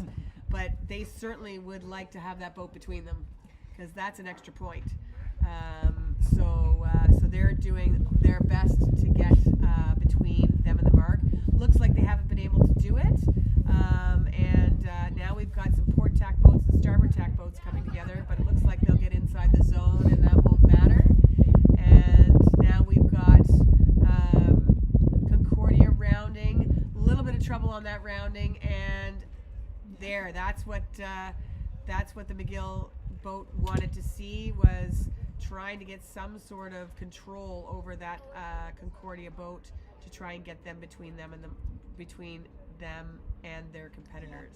Yeah, and we saw a similar thing play out there between Dal and Queens. They were jockeying for position, and Dal managed to get overlap at that mark room and that 3-ball neck circle, and round inside of Queens, and just pull off a pass just like that right at the mark. Yeah, so Dal's now in potentially, I don't know, it's really tight though, because we've got some distance between these boats. So we have UBC furthest out left there. You can see they're getting into some nice pressure, but again, it's pressure versus shift, because we've got the McGill and Dal boat. And look at that, looking at the screen, so sitting many in of those right. boats, 5 of those boats look very close Yeah. up on those imaginary ladder rungs there. So. Yeah. So you can see the furthest right boat in that lead pack is McGill, and they look pretty dialed up, and they look like they're in a nice spot. You can see the UBC boat is just crossing their line right now, and so it'll be interesting to see what happens when these boats decide to tack. That looked like a little bit of an early tack from Queens, getting a little nervous. They didn't feel very comfortable in that low position, so they tacked out, going out right. The boat that just tacked from the left there, I believe, was Dal. They are the furthest left boat, and Dal's 1-4-1. for one. Oh, Yeah, that's so the- they're furthest right. Yeah, they're furthest left, and but you can see that there's that right shift, and McGill has done a really good job of getting across their competitors, and getting into what they're hoping is going to be a little bit of left coming into the mark.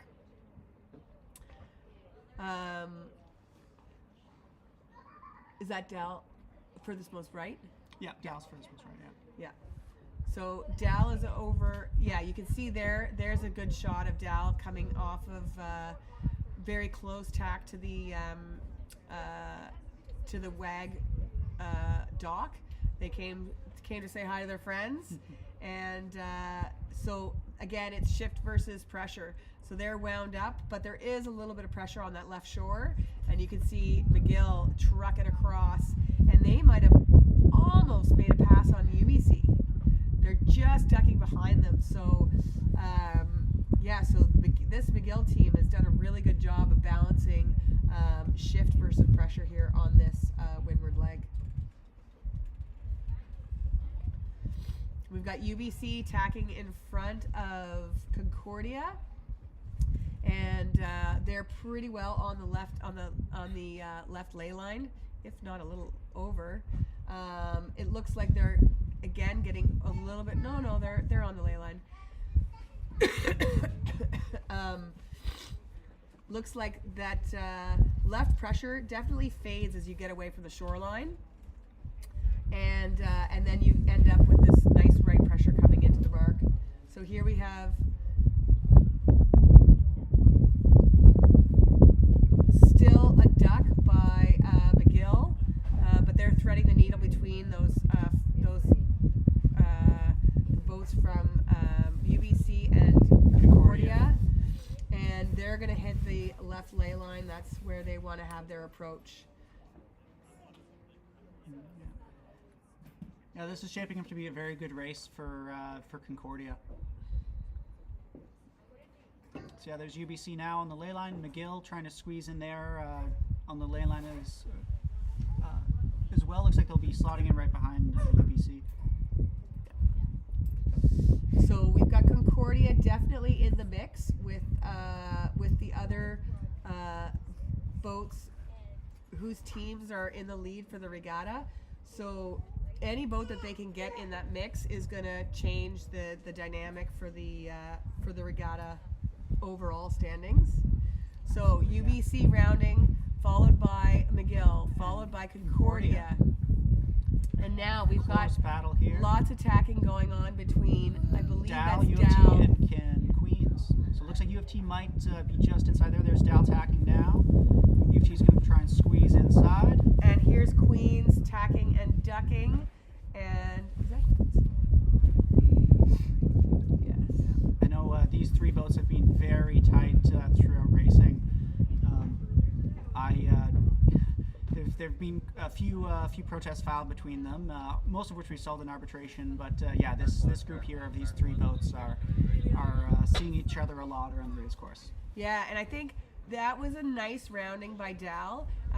They rounded really hard and tight on the stern of U of T, and they got it inside, and it does look like there is a little bit of right pressure. And in doing that, they really gave U of T no option but to go to the left of them, and so they may have made a pass here for those ever important points. So just little tiny moves like that can make all the difference. And you can see right now that they're definitely in that right pressure. All of the boats are on port tack.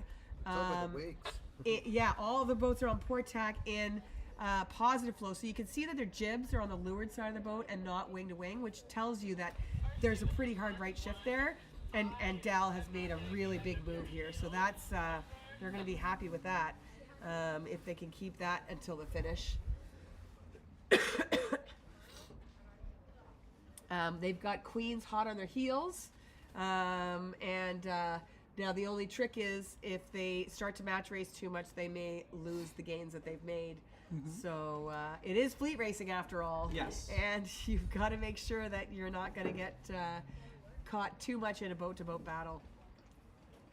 Yeah, there's definitely lots of tension. I mean, our top 3 teams this year are very often top 3 teams across the league and have been fighting it out for years now. So yeah, lots of these sailors see each other for a while and battle it out.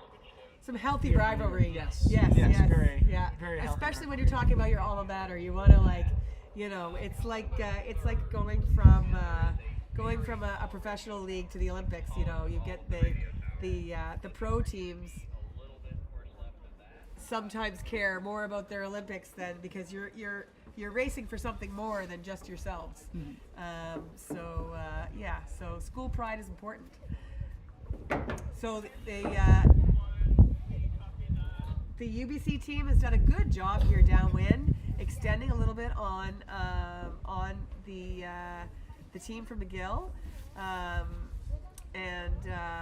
looks like Queens might have gotten inside Dal here. The drone's been following them there. Yeah. So if they can keep that for the rounding, that might allow Queens to get the pass in the end. But looks like both boats are going to have to bear off at some point to get back down in there. Yeah, there goes Queens now jibing over.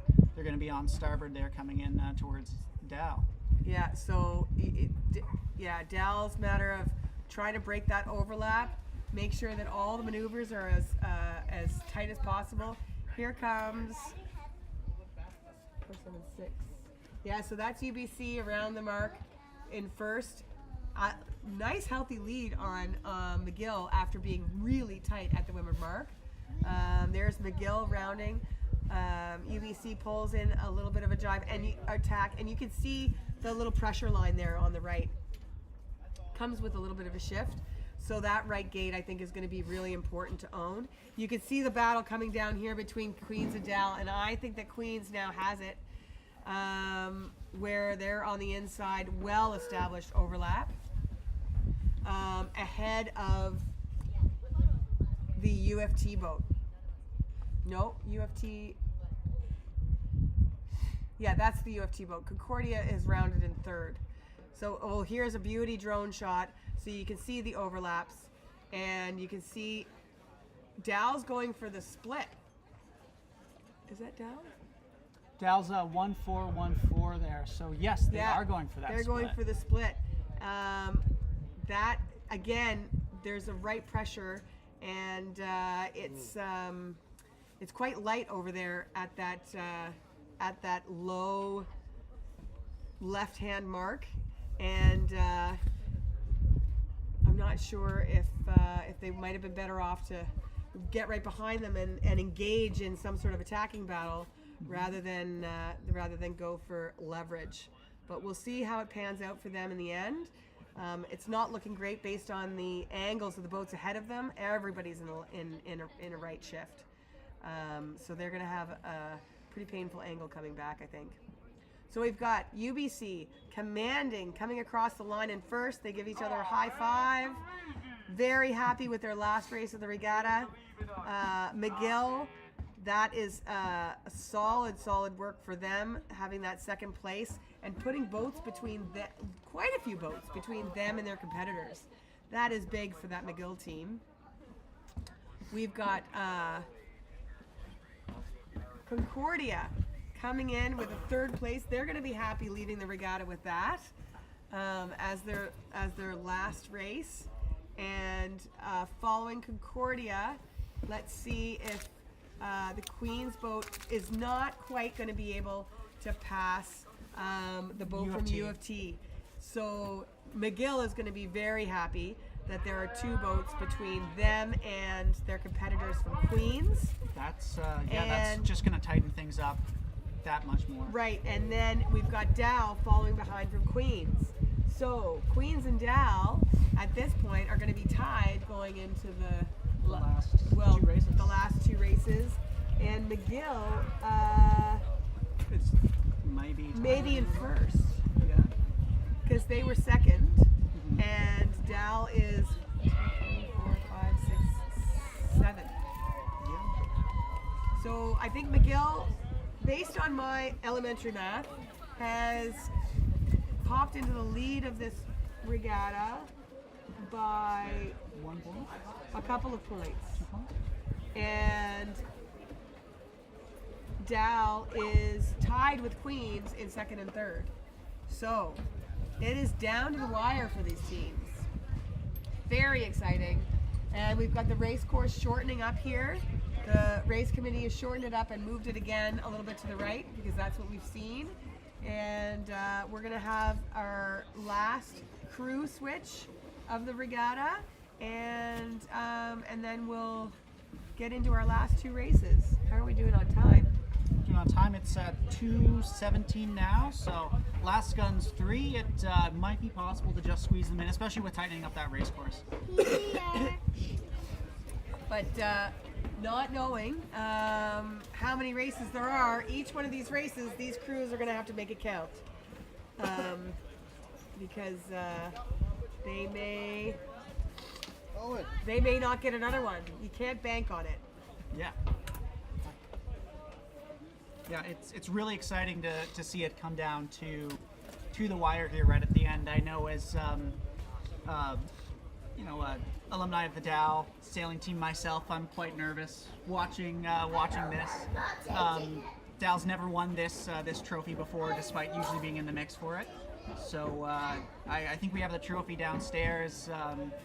The current trophy that we've had for the last 15, 20 years for Fleet Racing Nationals is just alternating between Queens and McGill. All right, so there you go. So if Dell can pull it off, it would be a new leader, a new winner of this trophy. And just to remind everybody about the overall season standings, basically, if between Dell and Queens, whoever wins this championship will win the season pretty well. Yes, yeah, it might, if it gets close enough, it might come down to how the teams place at Match Racing Nationals. Oh, as that okay. event although February, different calendar year, it's still part of the school year, so it does get counted. But yeah, it starts to get, it is very close between the 2 teams. I know Queens and Dow faced each other just a few weeks ago at Team Racing National Championship in Kingston. So Queens hosted that one, and I believe McGill came 3rd, and it went to the finals between Queens and Dow, and best of 3. Queens won the first one, Dow won the second one, and then Queens ended up with the overall regatta win on the very last race. Right. So long season and all the points count. Is it on? Race committee. So we are getting. Oh, here you go. No. We're just getting an update from the race committee. They have shortened the course. Race committee short And, captain Roger, thanks for the heads up. It still is looking like it's we're going to be sailing in this dying breeze for sure. We're getting puffs, but nothing above kind of the 10 knot range into the 12, almost to 15 that we saw at the beginning of the day. And so the teams are really going to have to be keeping their eye on that shift versus pressure, and it is definitely much more costly to be not pointing your bow at the mark, and when the pressure is variable, then they've got to make the decision of when they're actually in the pressure and when to tack.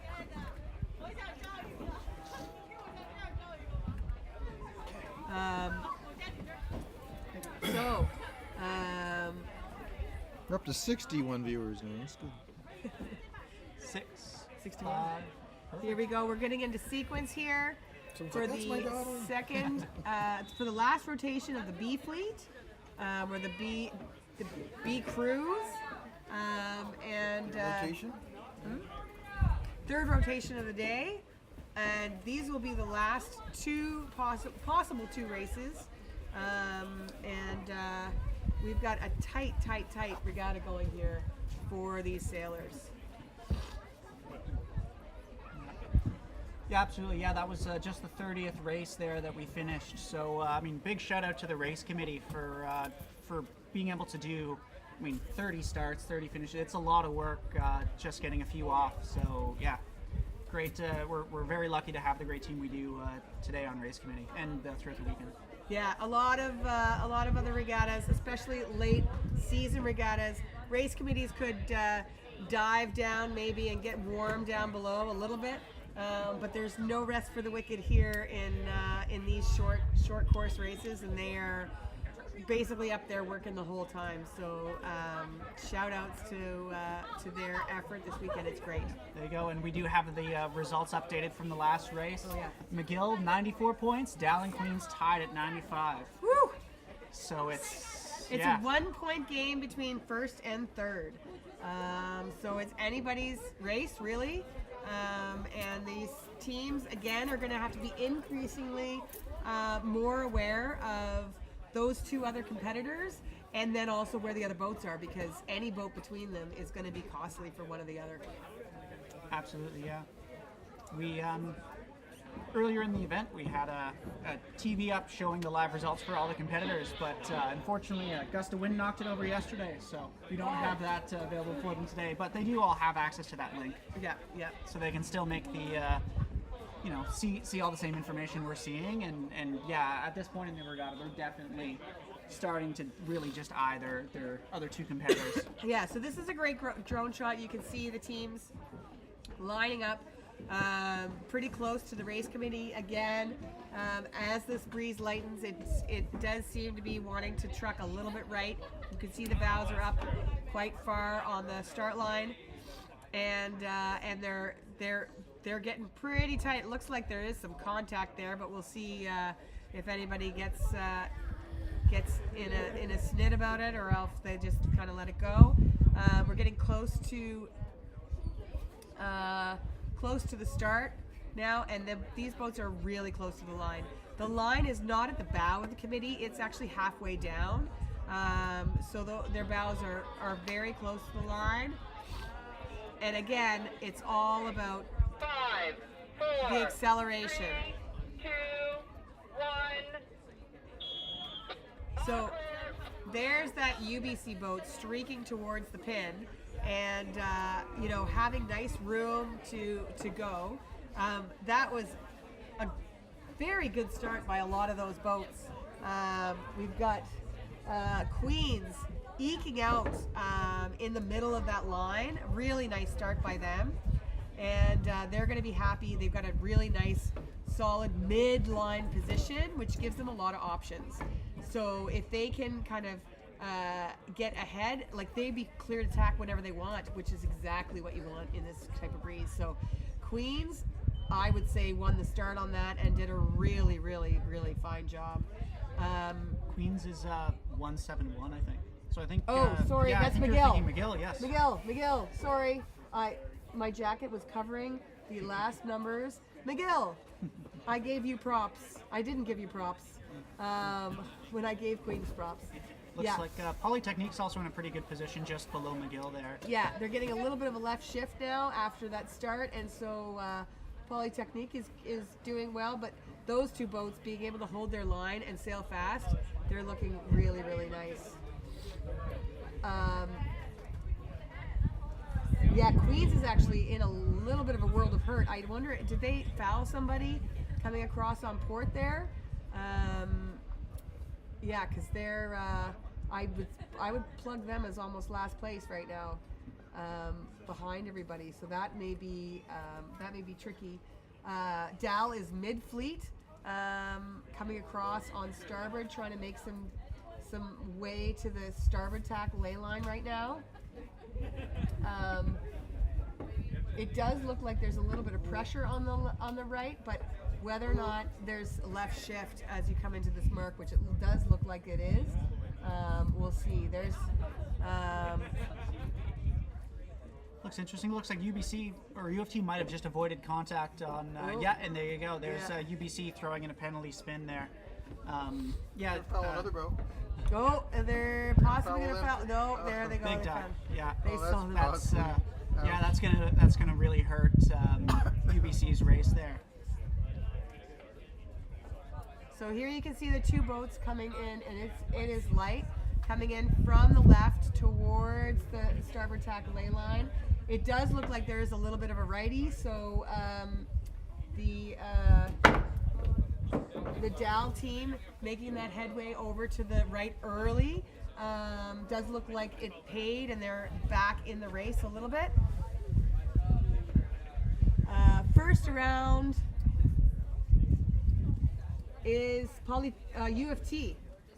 UFT. No, that is Polytechnique, Is it and then Polytechnique, McGill, Munn, and then I believe Dow. Yes. So another Okay. good race for Munn, and a very good first beat for Polytechnique as well. They're I mean, just goes to show that it is, you know, really could go either way. Polytechnique, I think, is a little deeper in the standings right now, but yeah, everyone's still capable of getting around this course very, very well. Yeah, and nice to end on good notes as well. You know, improve over the week, and lots of learning, especially if they're younger and newer crews. So Dal will be happy with that. We've got behind them Concordia, and 70 viewers now. and then I believe who was that just jived? Just jibed as Kings. So in the blue pennies. Yeah. Yeah. But yeah, So definitely. McGill is right behind Dal. Right behind. It's hard to see. I think McGill's right ahead there on our screen here. McGill's off to the right, although they're kind of stopped, and Dow's off to the left. Yeah.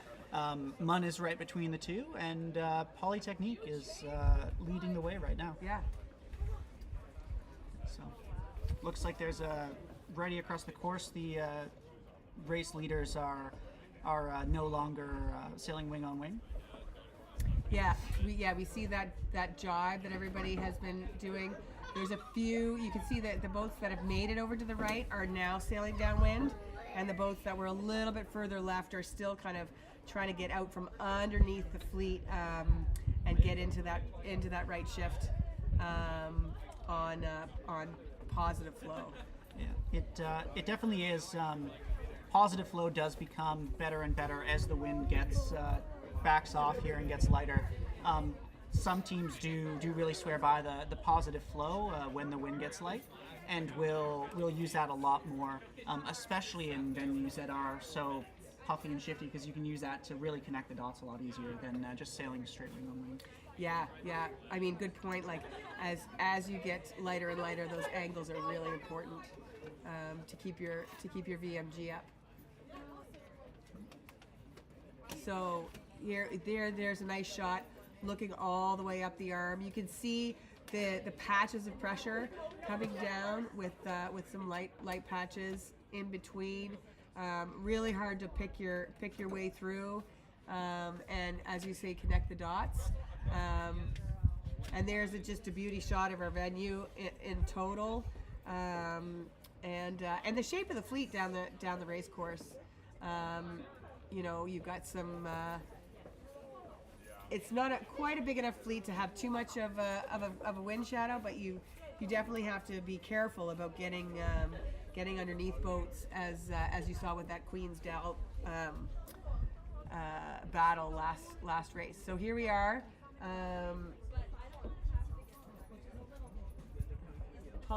Polytechnique, that's first. Yep, Polytechnique still rounding in first. There's Yeah. McGill rounding in second. Yeah, McGill. So they're going to be really happy with that second place rounding. There's Munn rounding in third, and Dow rounding in fourth.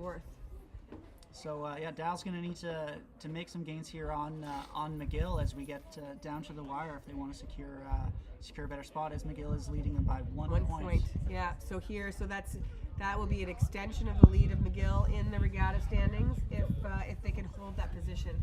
But still another full lap to go. So lots can happen yet. Yeah. So.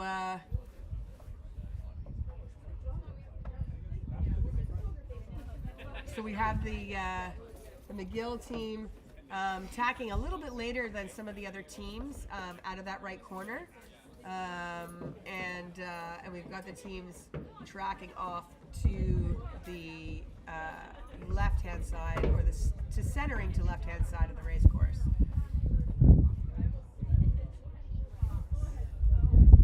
So Queens is in a nice little position here.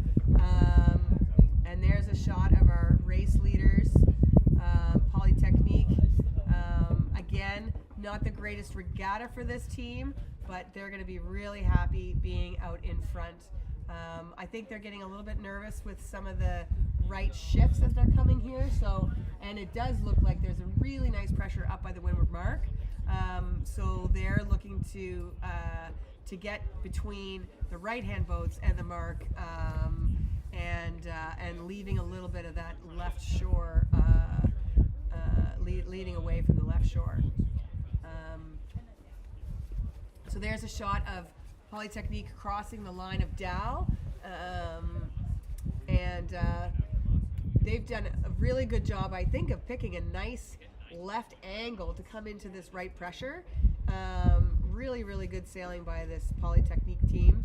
And they've extended their lead a lot with that one move and the timing of that one move. Absolutely, yeah. And from what I can tell, the boats that ended up going left did make substantial gains on the boat that went right. Dow rounded in fourth, and right now it looks like they're quite far behind everyone else. Yeah, after playing that course right side. Yeah, I think sailing a knock across the fleet in this condition is death, because you're going to be invariably sailing a knock back at some point. So I think you've really, really, really got to try to stay in phase and be careful about digging too much, especially when you're going against the grain.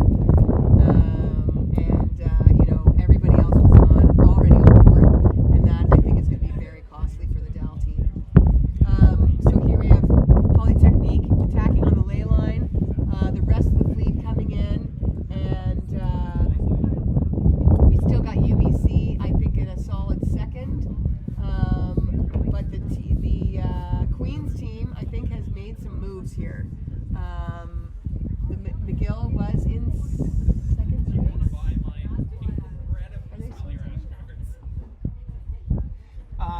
Yeah, hard to tell from this angle. I think that is McGill there in second. So yeah, I'd say it's Polly, McGill, yeah. And then maybe Queens in third. And yeah, it looks like Dow right now is sitting in eighth. Although they might be able to make some slight gains here right at the top of the course. Yeah, so here's, yeah, thank you, Jerome. That is indeed McGill in second place, and Dal is third behind, and McGill rounding now. That's going to work really well for them, staying ahead of those two close competitors, Dal and Queens. There's Queens rounding close behind, although they do have a little bit of a gap to make up. Followed by Concordia.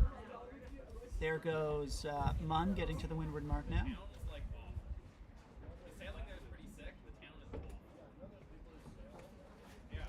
And Kings, the blue pennies. I think Jack there, the skipper of Kings, is wearing a sailor's captain hat. Just important to have fun and enjoy it. There it is.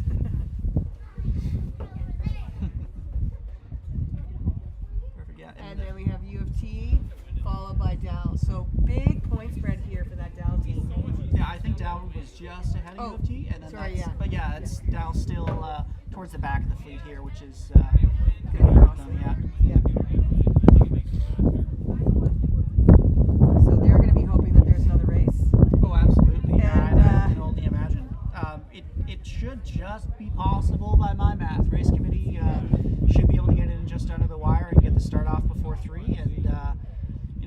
mean we'll have lots to do on our end to get all the boats back, get awards in, and send UBC on their way. They have flights to catch At 5, at 5:30. Yeah. So they're gonna have to skedaddle. Yeah, so But- here we are coming in. Polytechnique is still leading this race. They're going to feel really good about that. And, and they've got a nice buffer, and they also sailed a very, very good second beat. So if they just keep their heads about and do what they've been doing, they should have no problem winning this race and putting up a nice number 1 on their scoreboard, which I'm not sure they actually have yet. So this might be their team's first race win, which is just nice to have and nice to go home with a bullet for once. Absolutely, yeah. I know the crew on Polytechnique. She's a bit more of an older student, I think, in her 30s, but yeah, she's still able to get out racing and enjoy the sport. And yeah, she's good sailor, been around for a while, and yeah, avid member of the Polytechnique team. Yeah, so then behind Polytechnique we have McGill, followed closely by Queens.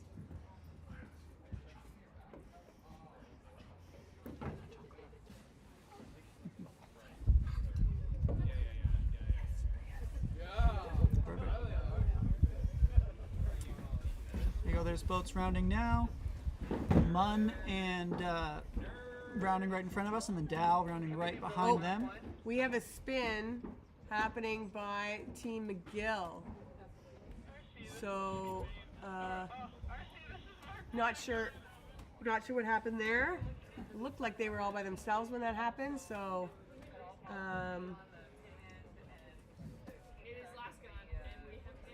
be interesting to see. So here's Polytechnique coming in for the race win. First race win for this school's team of the regatta. They'll be happy about that, and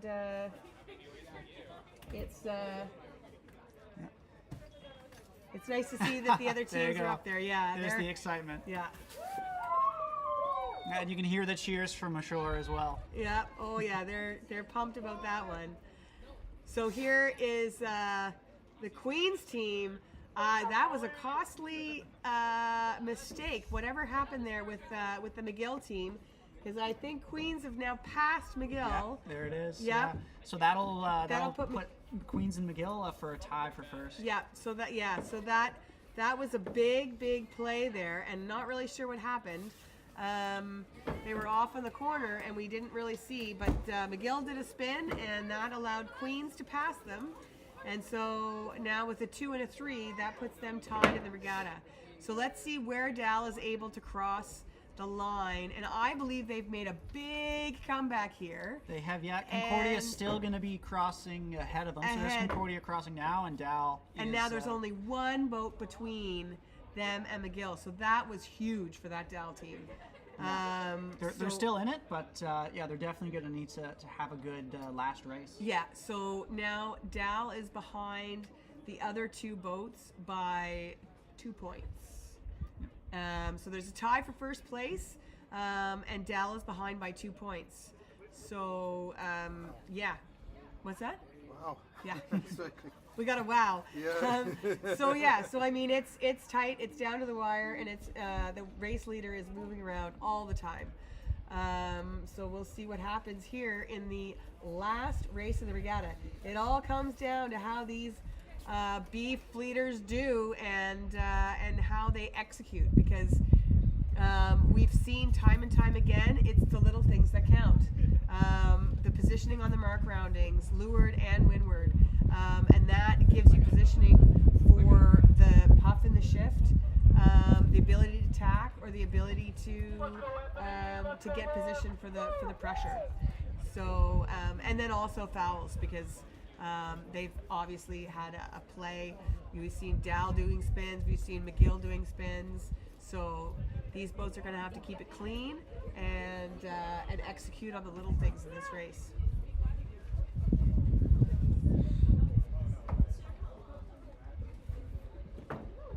So we're just about to get into sequence for for the last race of this series. It's the last race and the, correct me if I'm wrong, the 25th? The last race will be the 32nd Oh, the race 32nd of the whole race. event. Yes. Yeah. The 32nd race of this series over a 3-day weekend for these sailors at the Canadian Fleet Racing Championships, the University Fleet Racing Championships.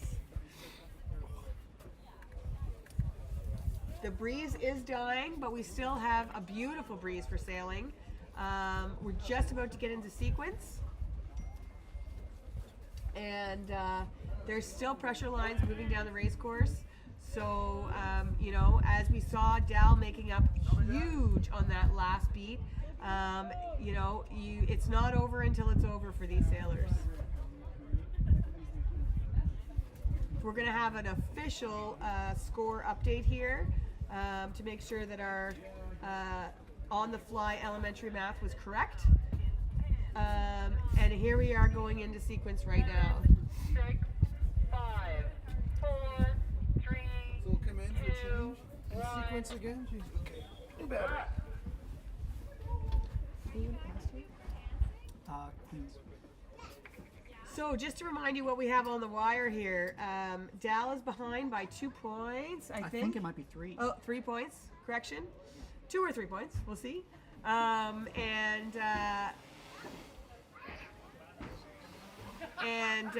they have never won the University Fleet Racing Championships, despite being one of the top 3 teams year over year. So they are very motivated to win this. Queens was the returning champions of this regatta, and McGill is a longtime champions of this regatta. So these top 3 teams have a lot on the line here, and they all have a lot of skin in the game for trying to win this regatta. No, Nicoll wanted. Absolutely, and apologize for the interruption in the broadcast. Race committee's getting races out so quickly that we do have we're waiting on a battery here. Yeah. So Yeah, here goes. they're doing a quick swap. We're about to be back out there to catch the very last are you start of watching this it? Yeah? regatta. So just to give you an update on points, we have McGill in first place based on number of firsts. I haven't. we haven't I done that haven't yet. looked at that. Yeah. So McGill and Queens are tied with 97 points. We're not sure who's getting winning better. the tiebreaker, but we can do that. It looks by my eye like it's McGill, but You know- it could be that could be false. I got 32 columns to count Yeah, here. there's 32 races. It's not a normal situation here. Then so McGill and Queens are tied with 97 points. Dal is behind by 100 with 100 points. So behind by 3. And as we saw in this last race, it is not unthinkable that any of the teams out here can be in the hunt between these boats. And so it's definitely not a match race by any stretch of the imagination. And these boats are going to have their work cut out for them for sure. There's a little bit of pressure up right here. Yes, yeah, there is. They should have nice win for this last start. We did just do a calculation on number of firsts. McGill has 8 firsts, Queens has 4.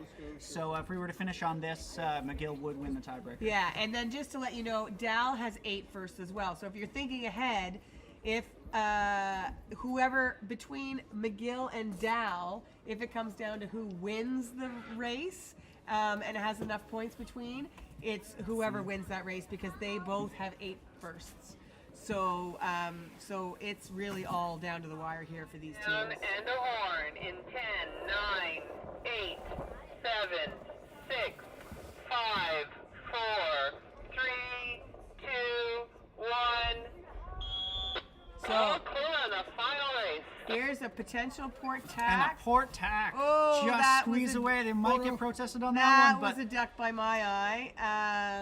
but yeah, there's so- UFT just squeezed out a port tack there. Potentially, we'll see if McGill protests them for Yeah. that. It was very tight. I can see McGill looking and kind of hailing, so I think that they're going for it. But you can see, based on this lovely drone footage, how much you can make getting right into phase right away on that port tack. So Dal did a really good job of starting above the fleet in what seemed to be a port line, but able to tack quickly, and they're right behind and eking out from the other boats that are heading over here to the right. We have below them Kings, and McGill went for a really good pin end start, but again, they're the last boat to be able to tack, and now they're not looking great coming into this mark. And let's find Queens. Queens is just to windward 117, yeah. of that group of boats on port tack. So we'll see how the starboard tack advantage makes it out for Dal as they come into the mark. It doesn't look like this port is fading, so you know, McGill might look okay coming in here at the mark, and we'll just have to see how it all shakes out. There you go. Boats tacking over probably for the ley line there. Dal's forcing Concordia to tack, and Queens is crossed right Dal. through, and right on top of Dal. Yeah. So again, if Dal can hold that lane, that could be a pass for Dal, because it does look like Queens is over the ley line. So here we go. We got a really good shot of the boats right now. We've got was that U of T shooting up to make the mark. We've got some people with some pretty thin ley lines. There's Concordia tacking out and ducking to get across the line.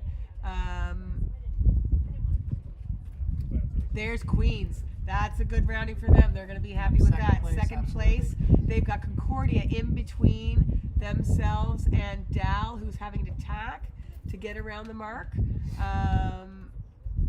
No, that's not Dal. Dal's had to tack that's early. McGill That's rounding McGill now. there. Munn seems to have squeezed in between them.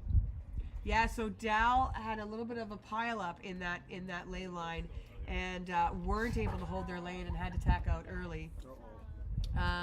So they've got their work cut out for them again in this race. It does look like there's quite a bit of pressure coming down the right-hand side of the race course. So any boats that look back and yeah. That was very close. Reminder, there is those boats do angle in, so it is possible there was no contact there. They But, looked okay. They looked okay. Yeah. So any boats that did a nice dive around this mark and were able to solidify their inside position might be looking pretty down this this downwind leg. And one of those boats is that's the U of T boat there, and it looks like they've actually sailed across the ladder rung a little bit on McGill, who I think have now passed and they're in the lead. It's pretty tight between those two boats, between McGill and U of T. And then we've got another ladder rung going behind them, and that looks like Kings, and I think it might be a Concordia there. Yep. And then behind them, Dal is stuck on the outside of Munn. So so they're on the left-hand side of this whole truck. Where did Queens end up? I think Queens is neck and neck right now with U of T. Oh, Queens is yeah. Yeah, and then Concordia and McGill, And are McGill. neck and neck for third and fourth. Yeah. Again, lots of race left still. Yeah, so there you can see the battle with Dal and Munn. Looks like Dal might be forced to go to the left-hand gate, and so we'll see how that works out. The left-hand gate has been invariably downwind. U of T is choosing the right-hand gate, and Queens is rounded the left-hand gate. Same thing, we've got Concordia rounding the right-hand gate, and McGill around that left-hand gate.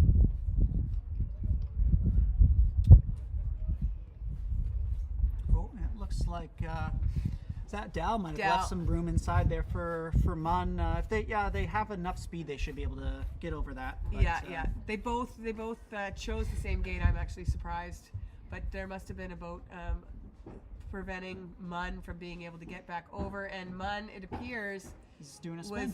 has fouled the boat from Dal, so they're going to be out of that race to get boats between each other.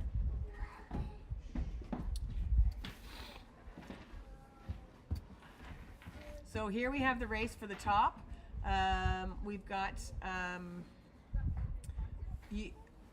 the Queen's boat coming across furthest left.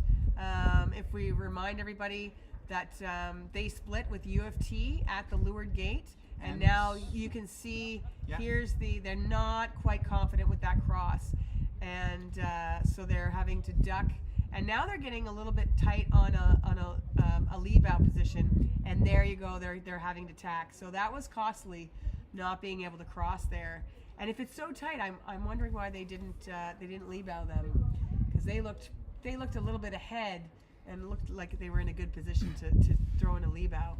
Absolutely, yeah. I know the rivalry for Ontario between U of T and Queens is quite big. So I know those sailors have seen each other a while, and I know there's definitely some mind games that goes on between them, both on and off the water. And these sailors obviously know that it's all down to the wire, and the points are so tight. And sometimes your decision making can get pretty tight too at that point. And it's when you know that all the weight is on your decision, sometimes it's hard to make a decision. And that may have happened there, because they did look a little bit like deer in headlights for that cross. So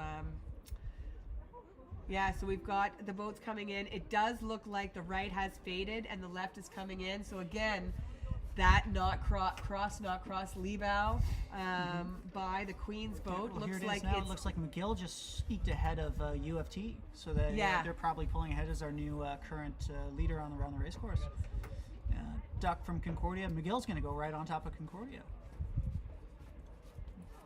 They might just be trying to keep Dal and Queens behind them, knowing they're the best competitors. Actually, they might be on the ley line too, looking at the drone footage. Yeah. I mean, they've got a really nice line to the mark. Yeah. It's very good for McGill. They're definitely strong finisher here. At the beginning of the day, they started in third, but making it hard for everyone else here to get around the course. That actually 171 is Queens, who looks like they overstood a little bit, but they're definitely still in the fray there for the top spot. And those two teams are tied. Yeah.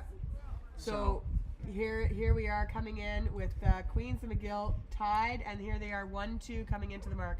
That's not what Dal wanted to see happen in this race. And Queens gets inside. Yeah, Queens gets inside. They were able to make that left-hand side of the race course work, and now we're going to see. Dal has lost a little bit on this beat. Yeah, it looks like Dal's in fifth right now. And third rounding we have U of T, followed by that. Fourth we have Concordia. So they're having a nice little finish as well. Yeah, here comes the Dal boat coming around the line now. A little bit ping-ponged in the middle, I think, this boat on this beat, and wasn't able to make anything really work, and allowed a boat to pass them. Yeah. I mean, although the fleet's kind of small, with the short course racing, it is really easy to get stuck in the middle and lose a lot of options and kind of be forced to just avoid boats and not necessarily sail to the wind. So you can see here the crew and the skipper both looking behind. That's where all the action is on the downwind. You want to make sure that you're not getting covered. They've got two boats that are very close to their breeze. They're trying to look for where the breeze is filling in, where it's coming. They're making their way over to the right-hand side of the race course. It does look like there's some pressure over there, and whether or not they can make things happen and get in front of the two boats that are ahead of them. That's their goal. They've got to get as close as they can to this Queens and McGill boat. And they've got to be hoping Queens and McGill starts match racing a little bit towards that, when we're towards the finish line, and and then they can make something happen like they did in the last race. Absolutely, yeah, and you can see it looks like they're probably even overlapped here as they approach the gate. So, these two boats tied overall coming into the last race of the regatta. We won't fully know for sure the winner at the end of this, as there's still one more hearing pending on Queens and a hearing pending on Dal as well. So. Yeah, and there could be potential hearings we'll have to hear from incidents that happened around the course today. Yeah. So you can see these two boats got a little bit over to the left, and they're having to really soak to get in. The boats are in a little bit of right and right pressure. And so you can see that, I believe that's U of T that's coming down on the right-hand side there in quite a bit of pressure and really making moves on these two boats. And they're going to have to jibe, to get over to the mark. And that's the thing, is that the outside boat couldn't jibe first because they were jibing onto port. So now you can see McGill is making a move over to the right-hand gate, trying to get between U of T and that right gate in this righty. And here's the play. Queens rounds the left gate, is in phase first, but sailing away from that filling pressure. So is it going to go back before the finish line or not? That's the question. McGill and Queens, U of T is right in the mix right now. McGill and Queens are splitting right now on the race course, and then as they come back, and you can see Queens is now up and a little bit in something left. And now McGill is going to have to sail, I think, into a little bit of knock. So let's see what happens once they tack. Man, they are way inshore in there. They're going to check out somebody's barbecue on the arm, trying to make something happen. But it's getting light and variable. And so let's see what happens, and let's see what the line is of that McGill team when they tack. First thought is it looks promising from here, good. yeah, and wow, certainly a nail biter here as it comes down to the finish, but. Yeah, if they had to tack a little bit early, I think they would have been in trouble. But it looks like they were able to have the patience and go way inshore to wait for the right time to go. So it looks like McGill is going to take it. They've nailed the ley line to the finish. Well done. Queens looks like they're going to be in second, and then Dal is making moves here. You can see them. They're just leading out that pack of other boats. They're kind of bow even, but again, they're going to have to tack onto what looks like a knock to get to the finish. But have they chosen the right line to the finish line? That's a first for McGill, with no protests outstanding against them. That very well likely sealed the event win for them, unless there's anything filed. So there you go. There's Queens rounding in. We're finishing in second with UFT. Solid race by them in third place, and that puts another point between Dal and the rest of the fleet. There's Dal in fourth. Dal gets the 4, and Concordia with the 5. Concordia with the 5. UBC looks like they should be able to sneak away with a 6th here, although it's pretty close between them and Polytechnique. Yeah, I think UBC's got this 6, and then Polytechnique with this 7. Yeah, it looks like with the right shift that pin is a little bit favored for the finish.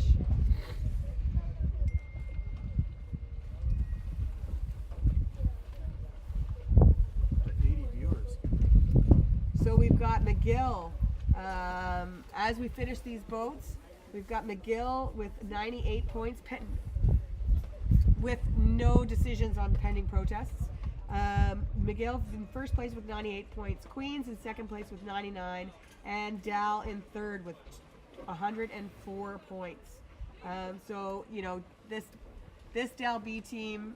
Was that the last? That was the last race. That was the last race. Yeah, that's the last race of the event. Yeah. So they had their work cut out for them, definitely, and.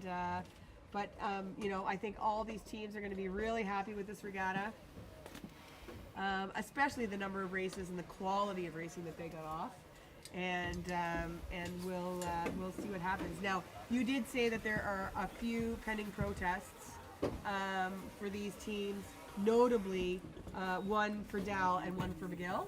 Absolutely, yeah. So that could mix up the results for second and third, but Oh, one for Queens, not for McGill. not for McGill. No, yeah, for Queens and Dow. So yeah, that could mix up second and third depending on what happens there. We do have a great panel of judges today, though, including Judy Lugar, who yeah, will definitely make sure everything is handled fairly and properly. And we're also going to make sure that there was no other protests filed for racing today. Yeah, and that's the other thing. We don't know. We're not privy to if there are any protests that are going to happen for today, and if there was anything out on the water that didn't get sorted by spins, which needs to go into the room. And if that's the case, then there could be something that might shake up the results. But right now, we aren't aware that there's a protest pending for McGill, which puts them the outright winner by a point.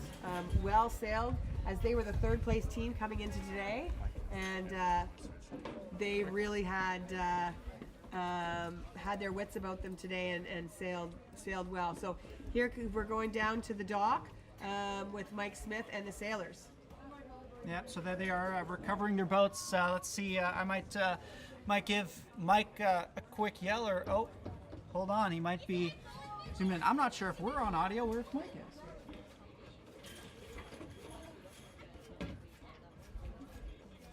I think he is. I think he is. I hope he is. Ours moves, but it says muted. So I'm gonna hope, yeah, that it's Mike, and I'll fill these in. Concordia, Polly 7, Kings 8, Mun 9, Ottawa. They still, for some reason, show up on the results as per the procedural rules. So, are we muted? yeah, I believe we are muted. I guess we can check the broadcast and see if we turn the volume up on this. It'll tell us.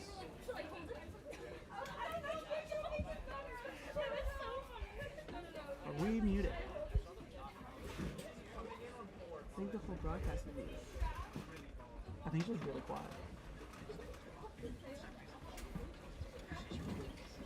Oh no, it's us still.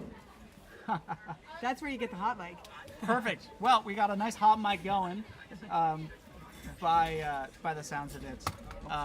Yeah, perfect. Looks like we're gonna try and switch over to the view there. Excuse the technical difficulties. Perfect. But yes, great view of all the competitors here. You know, an incredible amount of races to squeeze in over 3 days. 3 days. So yeah, 32 races. I'm sure. I know for me, my brain would be fried after that many starts. Yeah, the debrief would be pretty tricky. Of like, you know, on this race, which race? I don't know. So no, but it's great to see, and also, you know, the learning that comes out of this type of racing for these athletes. 32 regatta starts in 3 days. There's not many places that you get that kind of repetition in a regatta setting, and you know, that's why university sailing has been so important for so many sailors for years in the States and then also in Canada, because of the repetition and the sheer number of things that you get to do in a regatta setting. It's kind of unparalleled. Absolutely, yeah. It's you hear lots of testimonials about former university or college sailors being good at starts, just based on how many they get in, and especially when the racing is so short, it becomes so important. Yeah. And you know, even though it was quite shifty today, we saw a lot of boats that, you know, it was almost required to win the race to have a good start. Cause Yeah, and then and also it's very tactical. Like you could see today, coming down to the wire, you know, it's so much happy teams. So much of it is, you know, balancing your, especially in this fleet racing, balancing your positioning based on the other sailors. And when you get into bigger fleets, and you know, you do a open world championship or something like that, you know, those skills come in handy when it's becomes second nature of the moves that you need to make in order to solidify your position. And again, that's the type of thing that you get really, really good at with this type of university racing. Absolutely, yeah. It's nice to see so many smiles there as everyone's finishing off the races. You know, I'm sure there's a couple teams that wish they had slightly better results, but in general, everyone's pretty happy here. Yeah, we'll be eager to get through a few protests as quickly as we can and make sure we can send everyone on their way.